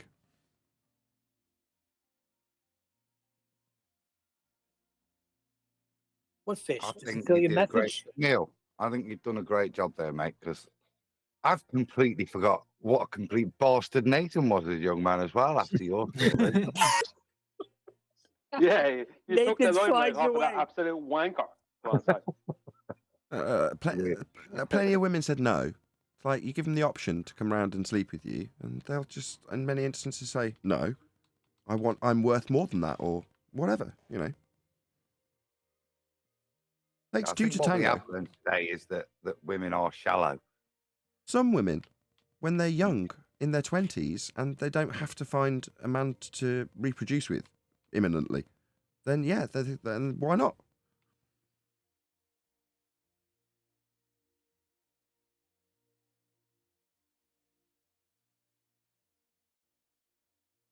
And I also believe in karma reciprocity. So, you know what I'm saying? I'm glad I had that mind frame because I got a little girl now. And I don't want anything to come back to me. That's some DTF prick, you know, does to my daughter. Well, you're talking about what you sow is what you reap, correct? Exactly. And you know, like I said, but you know, not that what I did was perfect, but at least it was consensual. They knew the deal. They knew what was happening. You know, it wasn't like they was like, well, who was this? You told me. It was just me. It ain't like it was never like that. How did we come back to this? Oh, I did try. Lots of John, people, I did lots of men try. with guilty consciences. That's what it is. It's Danny like Faulkner's a liar. It's either that or a bit of bragging. No, I was a bit of a lad as well, you know. I did Exactly. my shagging. I did I my was asked- shagging, boys. Yep, that's what it is. Yeah. I wasn't bragging. Don't get me started. Anyway, my wife's Go on, home now. Can we all We've change the got subject? 4 more hours. Hello. Go chocolate. We change the subject. My wife's come home now. Danny Faulkner I was is a going to liar. ask you about that. I was going to ask you about that if Paula was around. Yeah, I was that. Yeah, but I got off kilter with Neil's story. I wasn't bragging, QE. Adam thinks you are. Far from it. Speaking of disappearances, has anybody heard from or saw any updated new videos by Craig, Fight the Tight Shirt, Sweaty Armpit, FTFE? What? Who I watches? think he's losing his channel or something. That's what I heard from Flat Sword. He's got some strikes. Some back and forth with Mr. Cheswick. That's all done and dusted, isn't it? Mr. Cheswick's retracted it all via YouTube. Really? Yeah. I think on a number of points. He says it got out of hand. It was something he was just trying to prove a point, not necessarily take down his channel. I think there's some technical legality as to who owned the copyright anyway. So I think a non-amicable agreement was agreed to just take it down and move forward. But I don't know why I anybody don't want his entertained channel Fight the taken Tight down. Shirt. We need that moron out there spouting his nonsense. We need that. Exactly. Yeah. I think Mr. Cheswick was wise to that as well. But it's just about, I think, standing up to a bully sometimes and then thinking, do I need to go that far? And was, I think, my understanding of why he did it. But Yeah, it was triggered. Hold on. There was a turning point. I listened to that turn of events. I mean, I can summarize it if you wish, but the end result was that, from what I could get after the fact, so Mr. Cheswick's retracted all of his copyright claims for material that neither of them own. So his initial triggering was because Craig has said, that's mine now. I've registered the copyright for it. And Mr. Cheswick's gone, hang on a second. A mashup I made out of someone else's song doesn't make it my song. It doesn't make it your song either. So hence he's then, when Adams has taken it too far, he's then instructed copyright claims on mashups that ultimately he knows, were it to go to court, neither of them own. He's created the mashup, Craig's then stolen it and claimed it as his own, but it doesn't belong to either of them. Okay, so that's the general gist of what's taken place. Now, in that process, what Mr. Cheswick has done is instructed copyright strikes, which is a very serious thing to have done. And while he can just justify his legitimacy in doing so, I don't think it was reasonable. Now, that's just my opinion. I'm going to put it in here just so it's on the record.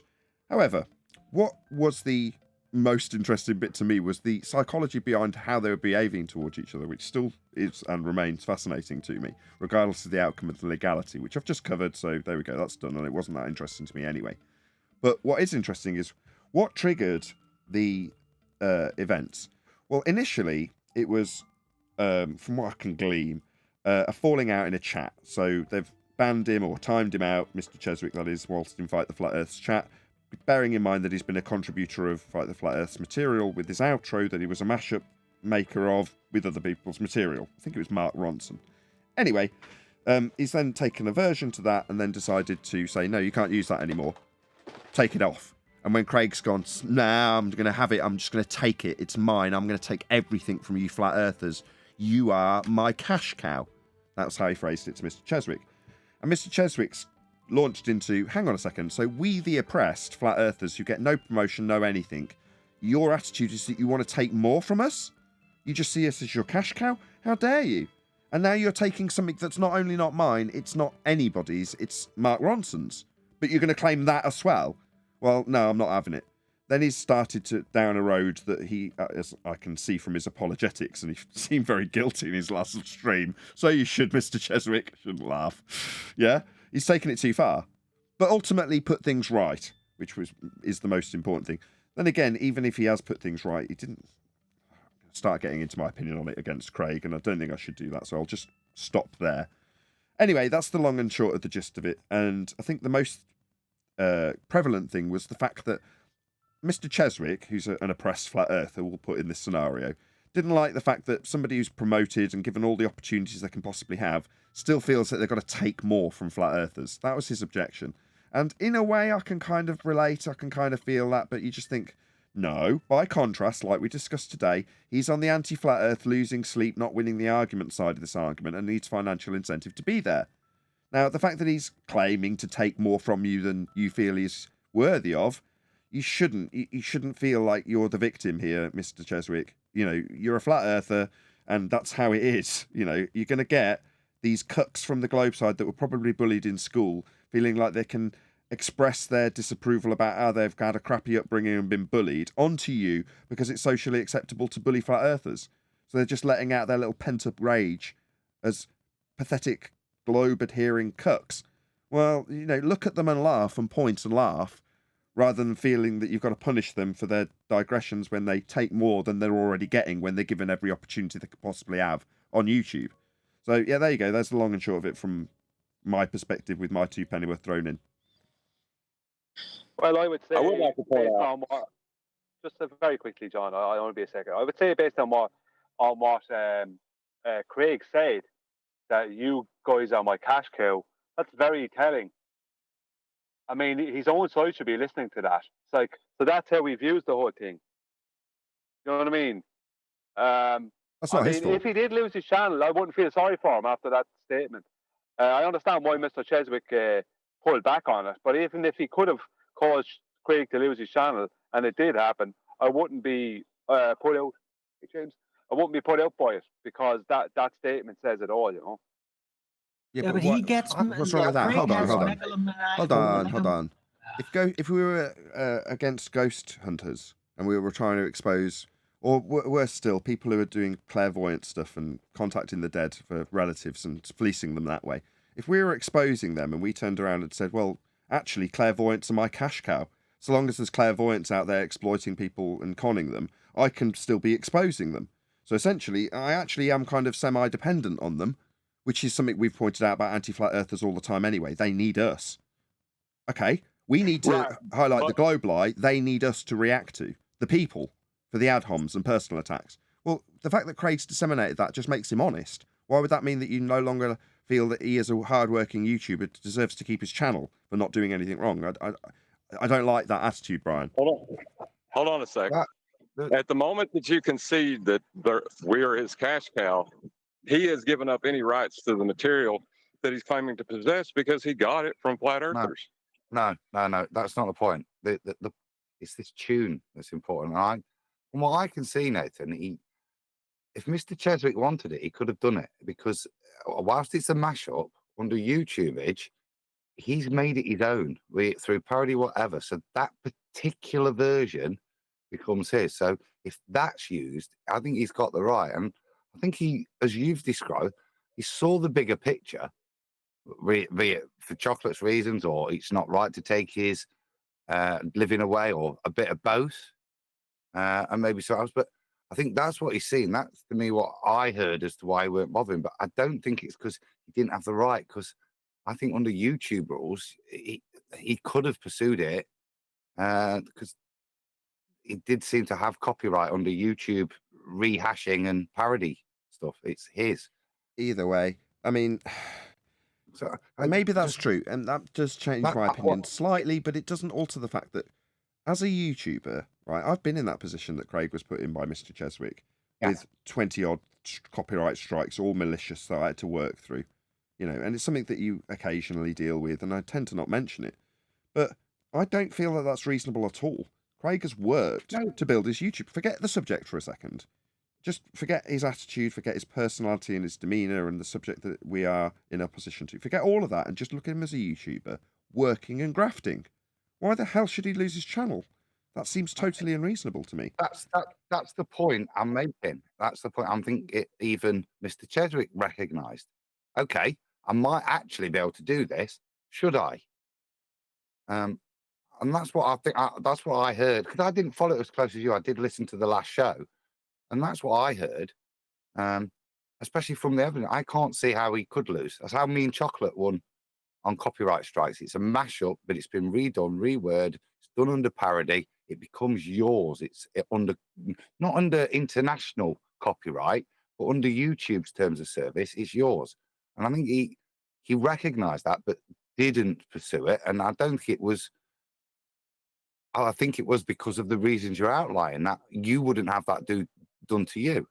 Well, okay, let's put it into a slightly different scenario. If Adam, who made my outro, decided next week that he'd fallen out with me and therefore I couldn't use my outro, he could employ the same tactics and take my channel off me. But I would expect that Adam, as a reasonable man, would get in touch with me and have the back and forth. Now, it's hard to say that because that's what Cheswick did with Fight the Flat Earth, and all Fight the Flat Earth did was dish out vitriol and demands. And from what Adam's saying, well, actually, based on the fact that it was a mashup and he had produced that material, albeit with samples from other people's material, it still became his by the standards. Maybe, maybe not.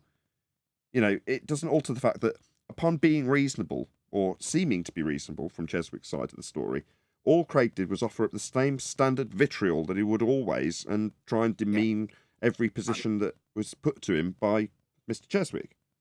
Now, and I think that's where Mr. Cheswick. Just one conclusion on top of that. I just nearly done. I'm sorry. That doesn't alter my attitude. Yeah, some people are complete shits, but that doesn't alter that he's still put in the graft to achieve what he's achieved, and the vitriol and justification for Cheswick doing it is still perfectly legit. But if it had continued to fruition and had his channel off him, I think I'd have disowned Mr. Cheswick.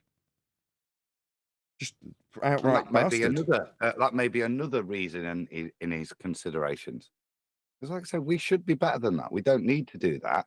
And I think you mentioned the dialogue. I think Mr. Cheswick mentioned he kind of descended into Fight the Flat Shirts level, and which is why it resulted in that. And I think a little bit of clarity at the point of realization he was going to take his channel is where he's, to me, had the nuts to come out and say, well, I was wrong. You know what I mean? But from my understanding of YouTube, he technically is empowered to do that. And that's why, well done, mate, for not being a knobhead, is my point. Because it would have been knobheady, right, as you say. Whether we like Craig's work or not, he has put the effort in, yeah? And as Chocolate says, he's doing us the world of good. From a selfish point of view, but he has put the effort in, and we're better than that, aren't we? Well, plus it's 6 to 1 and a half to another other, right? He hates us. He hates us because we have the winning argument, right? So it's the trade-off discussed all the way through the live show for me personally. That trade-off. Which do you want? Do you want a decent financial reward for your work on YouTube and sleepless nights, or peanuts, crumbs, and sleep-filled nights and no stress about the arguments being lost because we're on the winning side of the argument? Pick. If you pick the side of financial incentivization and someone comes to you and says, you're a prick, Earth's flat, you don't, or whatever, puts an argument to you, and they turn around and say, you're just my cash cow, it's like, yeah, we know what your position is. You've had to be financially motivated to do what you do. Not truth motivated. That's what we get out of it. Right? But we don't get the financial reward that he does. So you're going to moan because he gets it? No, he still gets the sleepless nights. He still gets to fret about the arguments he can't overcome. Did you get an elevation angle measurement from a curved baseline, Craig? There's another sleepless night for him. What's that? Nathan's a prick and can't divide meters into kilometers. Yeah, okay. That's not going to help you sleep, is it? Yeah? But you get decent... I'm nearly done. You get decent money for it. Oh, well, when you buy your new telly and you don't have to e-beg for it, maybe that'll relieve your sleep problem and overcome your elevation angle measurement from a curved baseline problem. Or maybe not. But you pick which side you want to be on. Truth or money? That's fine. But Hey, when he gets being personal, being when he gets personal, that's what gets me annoyed. And I feel like he should get his channel taken down. But then I understand what you're saying. There's a YouTube aspect of it, and the guy did work hard, but he should keep the personal stuff out of it. There's no need for Yeah, it. and that's where credit to Mr. I'd say I think he could have done that, and he chose the better route. Now, Mr. Cheswick's not going to bed thinking, oh, I was a real prick. You know what I mean? Because once it's done, it's done. So he won't have sleepless nights. And we need, like I say, we need to be better than that. And we don't need to win an argument by taking an anti-flat earthers channel down. Yeah? We've got the winning argument. That's all we need. Right, but this really wasn't about the winning argument. This was about ownership of material. So are we talking ethics or more morality, or are we talking about an argument? Look at Arwin's channel. Look at Nathan's. That's their tactics. Yeah, that's what I'm saying. Whether justified or not, do we need to employ them? And that's what I think is the reality of what Mr. Cheswick decided. Do I need to do this? And the answer is no, for many reasons. Well, I think his morals conflicted with the ethics, but that's all it comes down to. Is he was a good person, even though he could have done something he didn't. Exactly. not to get off subject, but kind of stay on subject. Nathan, I always wanted to ask you, like, I know I'm late to the party. You've had it almost a whole decade, but who did your intro, outro music, which I love. It bangs in my car. And who's saying "What a lovely day"? Who's doing that? I was always curious. My children love it too. They always bobbing their head to it whenever they hear me listening to the premiere show. If you don't mind saying, asking rather. I didn't catch that. Say that again. No, I said, if you don't mind me asking, I know I'm late to the party. Probably everybody already knows this answer, but I was always curious, who did your intro, outro, which is, I dig it. It bangs in my... Adam, okay, because I heard you say something about outro Adam. I'm like, oh, did Adam do that? Splendid job, Adam. That was hot. Who's saying "What a lovely day"? That's taken from Mad Max. Okay, got you. Okay. All right. Yeah. That's from the old I just, one. The old one, Mel Very Gibson, good. right? Yeah, but that's from the old intro and outro, and it was such a part, it had to get in there in the new version. Not from the old Mad Max. From the new. No, I mean the old From Flat Fury Earth Road. Debate intro. It's from Fury Road, Mad Max Fury Road. There you go. But So the it's not the instrumental old- track, It's Adam, not the old Mad Max. No, but the instrumental track, Adam, you did that. You did that, Adam, the instrumental track. He wrote, just so you know, Adam did my videos too, man. Right. Adam. Go ahead, Adam. Man, come on, Adam. Why you holding secrets? I didn't know you was like that. I know you was an intelligent brother, but man, that was hot. I'm impressed, man. I'm impressed. Thank you, sir. Adam made my Sounds good. gangster icon. Sounds great on my woofers. On my woofers, it sound great. He also made my icon as well. That's what's up. All right, Adam, good boy. I'm available to rent.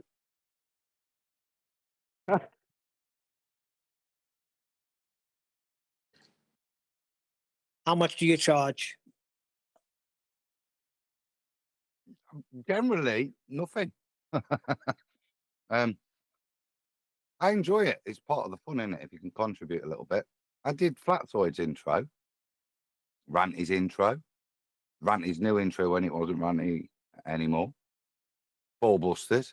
It's a pleasure contributing. Wait, you did Flatzoids? Oh, I didn't know that. That's what's Yeah, I up. like his intro. Now, I'm going to say that this is gonna be on for a while, this FED thing. Any intent on doing a new one for Nathan, Adam, or changing? You know how some some famous shows change their thing, kind of tweak it a little bit, or this is gonna be it. Indefinite. No, 'cause there's a need to change. No, it doesn't need to. No, I'm just saying, but how some people, they like a new season, like after 5 years, after 10 years, they come with a new joint, or Are something you a little offering bit. your services? No. I was just curious because, like I said, Okay. I don't know exactly how long Nathan had this. I know it's been as long as I've been on board, like 18 months, but I'm pretty sure you had it since 2017 or 18 or whatever. But it's going on 5 years now. So when it comes up late in time, you gonna keep it, ride it all the way out? It was an 80s one before, but to be honest, I preferred it. The old one, da-da-da, da-da-da, flat Earth debate was for that time, weren't it? You look at the new one, it incorporates the housekeeping question. So when the show changes past that, I think there'll be a time for a new intro. But Right. Oh, so there is an old one. How far back do I go? Yeah, it's Number been 14, 15? Can I go that far I back? can't remember when the No. transition happened. I couldn't tell you which number it was. It was in the hundreds as opposed to the thousands. No, it was like the high hundreds, maybe 700, maybe 800, something like that. If you went back to 500, you'd get the old intro, I'm pretty sure.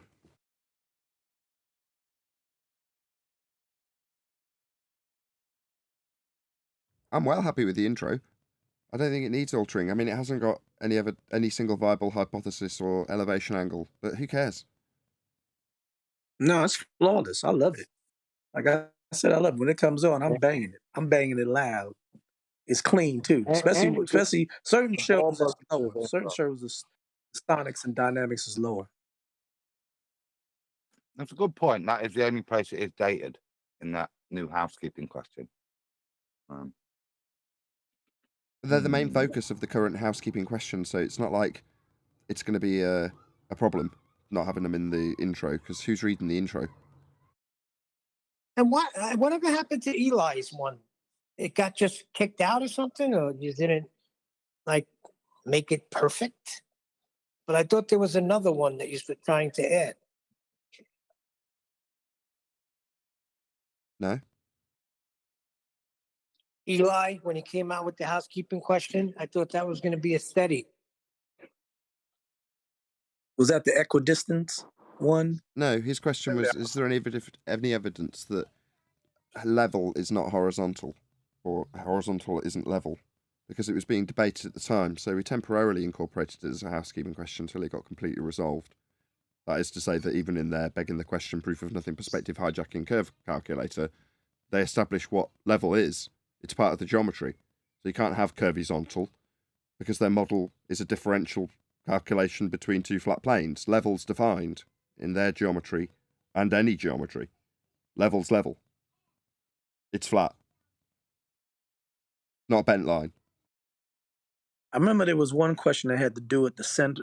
I don't know if it was from the azimuthal. It was something about the horizontal level. Is it not leveled from the equator That's what they're to? talking about. Okay, that's what you're talking about. Okay, got you.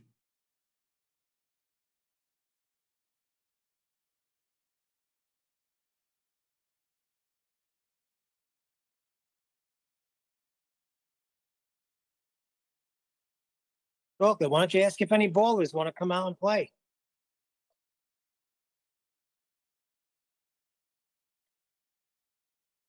They don't want that smoke. A quick No, shout out Nathan. to Level Earth Observer, a smaller YouTube No, channel. Nathan. He's putting out good Oh, I'm flow of sorry. Did I content. interrupt somebody? So Go ahead. Sorry. Go ahead. Go ahead. just a quick shout out to Level Earth Observer, a small YouTube channel. He's got 10K followers, subscribers now, and he puts out good content on the regular. What's the name? Level Earth Observer.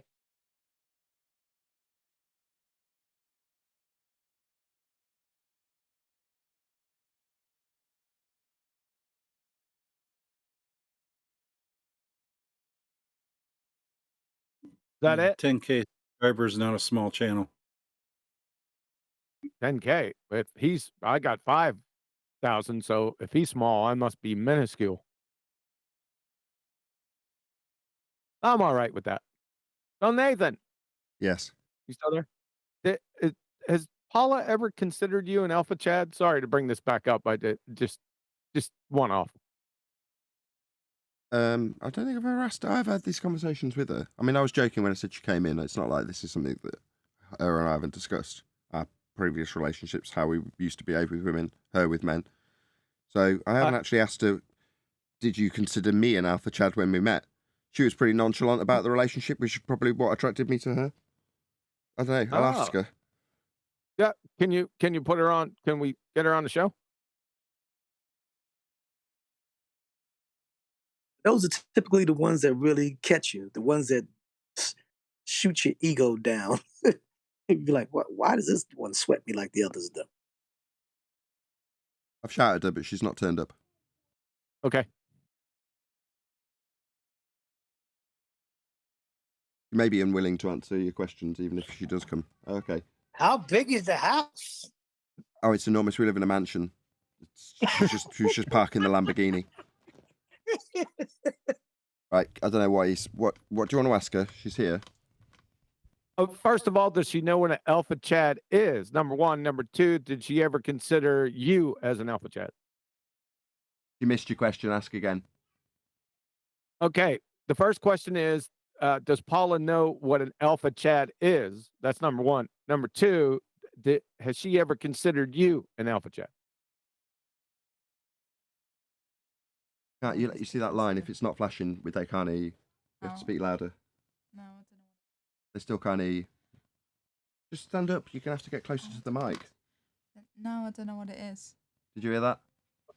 Yeah, I heard it. Yes, I figured as much. Doesn't know what it is. So you can't get an answer to the follow-up. Sorry. Yeah, that's cool. I figured that she didn't know what an alpha Chad was. That's why I asked it first. She's asking if it's something different to alpha male, which she does understand. I'm going to go with yes, it is different. Anyway, that was fun. Yes, it was. That's no further questions, Your Honor. I think he's saying That you're was a excused. logical induction. She looks deeply unimpressed. With you? Thanks for that, QE. Yeah, That's going to make my weekend really fun.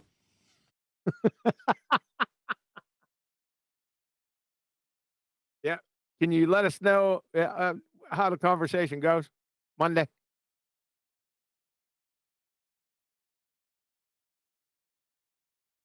Thanks. Well, if You'll there's know no it show went bad Monday if there's morning, no we'll know show how on it went. Monday. Didn't hear a word. Adam first. I said you'll know it went bad if there's no show on Monday. That's a good one. Exactly my sentiment. That's what I was going to say. So the PC held up pretty well all week, other than literally today's show, the Stream Deck crapped out and then restarted 10 seconds later. But that's it. That's the only thing that's gone awry for the entire week. Pretty good. Yeah, I was wondering you were making a mention of something. I thought it was all squared away and there was no issues. Yeah, no, I've turned every bit of voltage I can up to the maximum, which means it's running really hot, which is fine. If it's stable, I can deal with that. But it's just not good to be running really hot. But, you know, if stability requires lots of voltage is what it's getting, and it seems to be stable. So, you know, that's how it's going to remain. I said to my wife, should I try and turn it all back down and, you know, knock the voltages down to where they'll be acceptable? She's like, is it working? I said, yeah. She said, no, just leave it. I was like, okay. I immediately went to bed and fell asleep. Well, when you said hot, how what's the temp? The graphics card hits 105 degrees centigrade, and the CPU hits 105 C also, approximately. Is that hot for that unit, though? It's designed to run at that temperature. It's not good for any CPU to run at that, but modern CPUs, they sort of lean on the throttling ability of the CPU. In other words, rather than trying to prevent it getting too hot, they allow it to get too hot so you can get the most out of it these days. So it isn't actually that far out of the realms of normality to be at those temperatures, if that's what you're asking. So you're telling me it's at 221 degrees Fahrenheit? Yes. The CPU core, like the hotspot on one core, for example. The hottest point of the CPU or GPU would be 102 to 105 degrees centigrade. That's pretty friggin' hot, dude. Yeah, it is, yeah. But the tower is not hot. The tower is about what? Hold on. 70 Hold on. degrees? That's maybe. hot. That is hot for us. The question is it designed to run at that temperature? If it is, then what's the problem? It's 200. The boiling point of water is 212. Yeah, it's hotter than boiling point. There is no problem with that. It's designed to do that, John. The problem is that just for longevity of things, and you shouldn't run them at those temperatures all the time. I just run them at those temperatures during the show, so that's fine, I guess. All right. It just surprised me at the temperature. That's really stinking high. So, okay. It is high for a person. I agree. But if it's designed, if God made me to run at 150 degrees Fahrenheit, I would run at 150 degrees Fahrenheit. Let's put it this way. It runs into thermal shutdown at about 115, 117 degrees C. So, in other words, if it reached that temperature, it would just turn itself off to protect itself. In other words, it still wouldn't permanently damage it, but it would turn itself off to prevent damage. In other words, below that is 105, and it allows it to run up to that.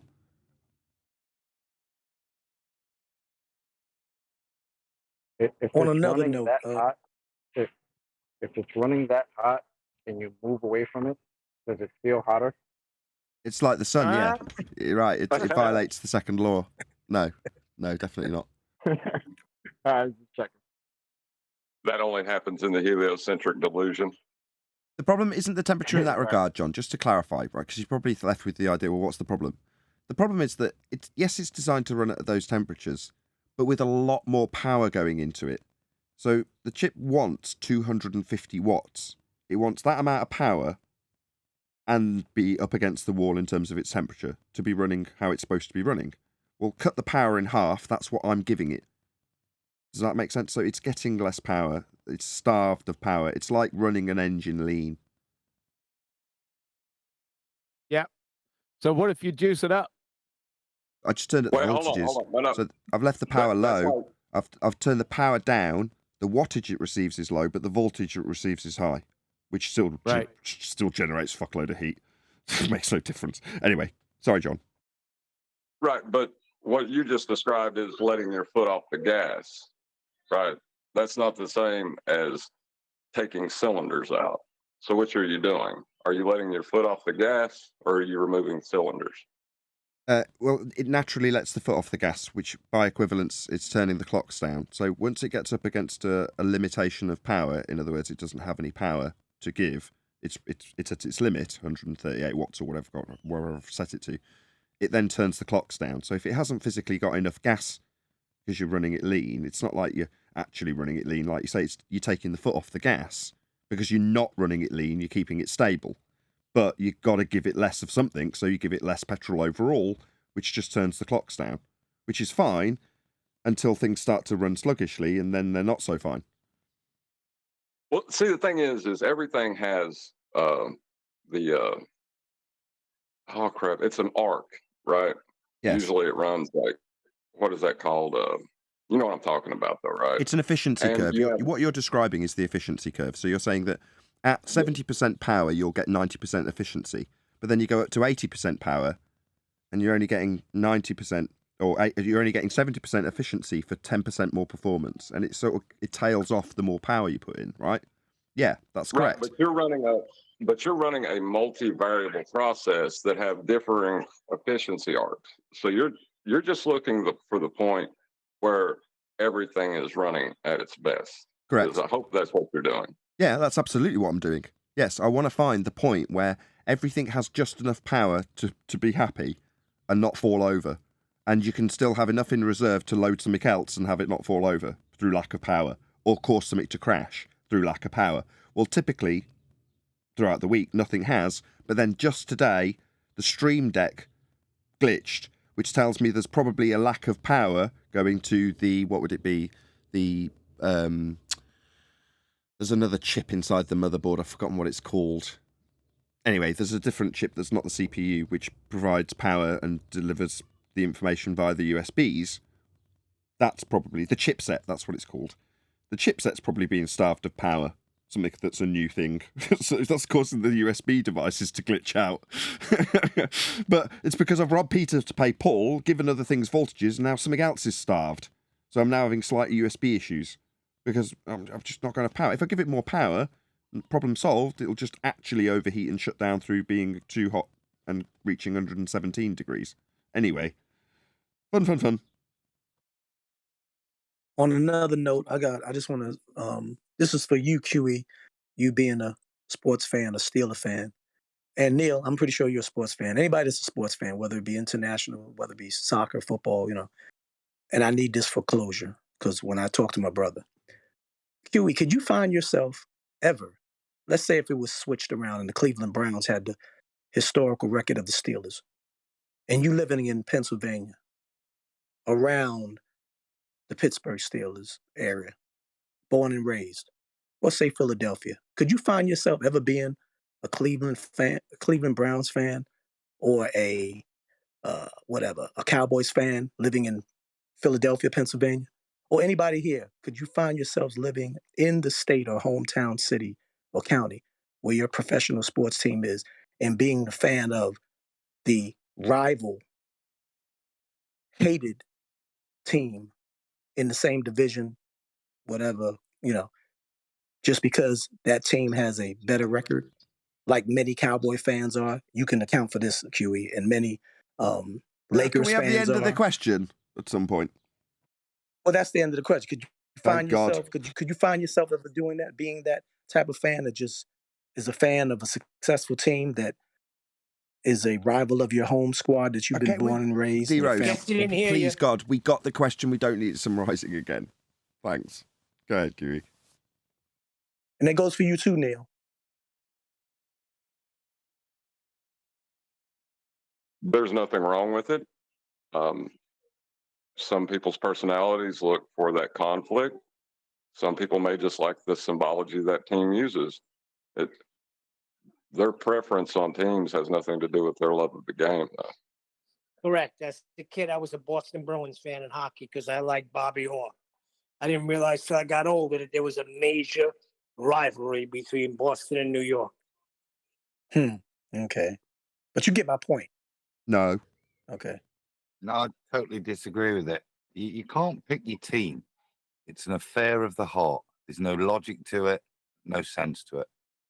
Just is what it is. You can't have a go at someone. Like Riley's a Liverpool fan, and I love him to bits, but, shame on him. What's wrong with Liverpool? So you agreeing with me, right, It's Adam? full of You agreeing with me? Liverpudlians. That's the main problem. No, I'm saying whatever team you pick, you pick. Very few people pick it out of glory. If you pick in a team, you might go and pick it based on the top teams around at the time if you've not got a thing. But most true fans, you're just a fan because you don't actually know why. Yeah, but D Rose, you Just got to your team. remember the Knicks haven't been good in a while. So what year are we talking about? We talking about the Ewing Knicks? We talking about the Clyde Frazier May I ask, Neither have what's the the New point of York- this, D-Rose? Neither have the Mets. Is there a point to this? No. I'm just saying. Well, it goes back to what I was saying when me and my brother was going back for a little debate. Neither have the New York Mets, Neil. But still, there are New York Mets fans, and they're garbage compared to the Yankees. But they're diehard Mets fans that wear that blue and orange. Truthfully, same with the Knicks fans. Was it just That's what I'm to- saying. They don't jump on the bandwagon of the Philadelphia Phillies or the Atlanta Braves or any other NLCS. You know what I'm saying? They stick Okay, on D-Rose, board. sorry to They interrupt stay you. on I'm board really with- sorry. Is Is there anything? Is your point relatable to all, as opposed to just shooting the breeze about allegiances to football teams or whatever it is, baseball? Hell, I thought we was jumping from subject to subject. We was talking about computer temperatures and talking about alpha chads. I thought Maybe we you was misunderstand. When it's me going to a random subject, that's okay. Okay. All right. You can't listen. D Rose, sports is off limits here. Trust me. Okay. It's So only does 'cause the it's field sports. goal determined by it's all fixed, Coriolis? right? You do know that. It's the Illuminati. They want to brainwash you so they fix all of the games. Did you know that? Yeah, my son told me that. I know. But yeah, he's Oh got a my point. God, We're there's talking about nobody learned Coriolis. anything.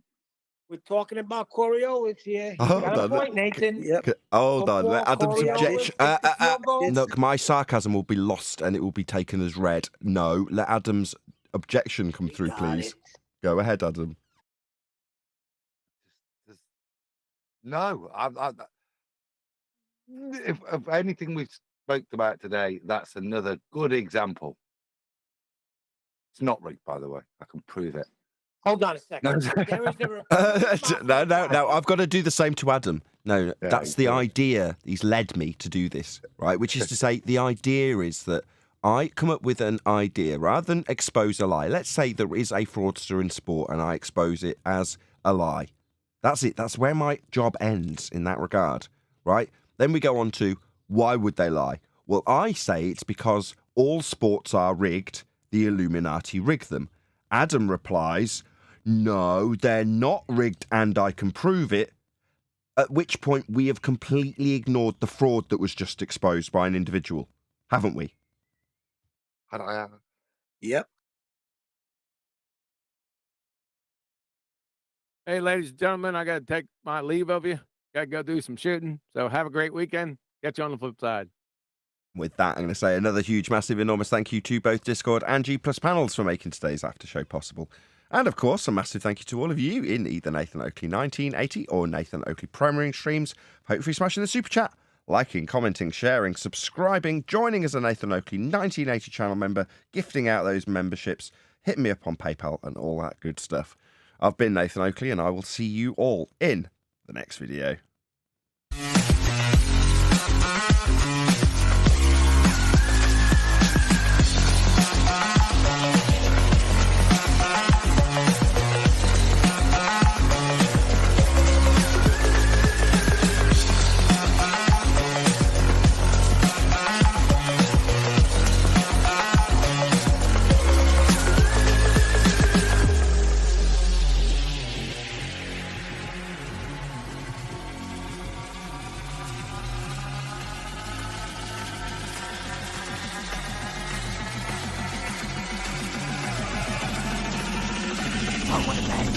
What a lovely day!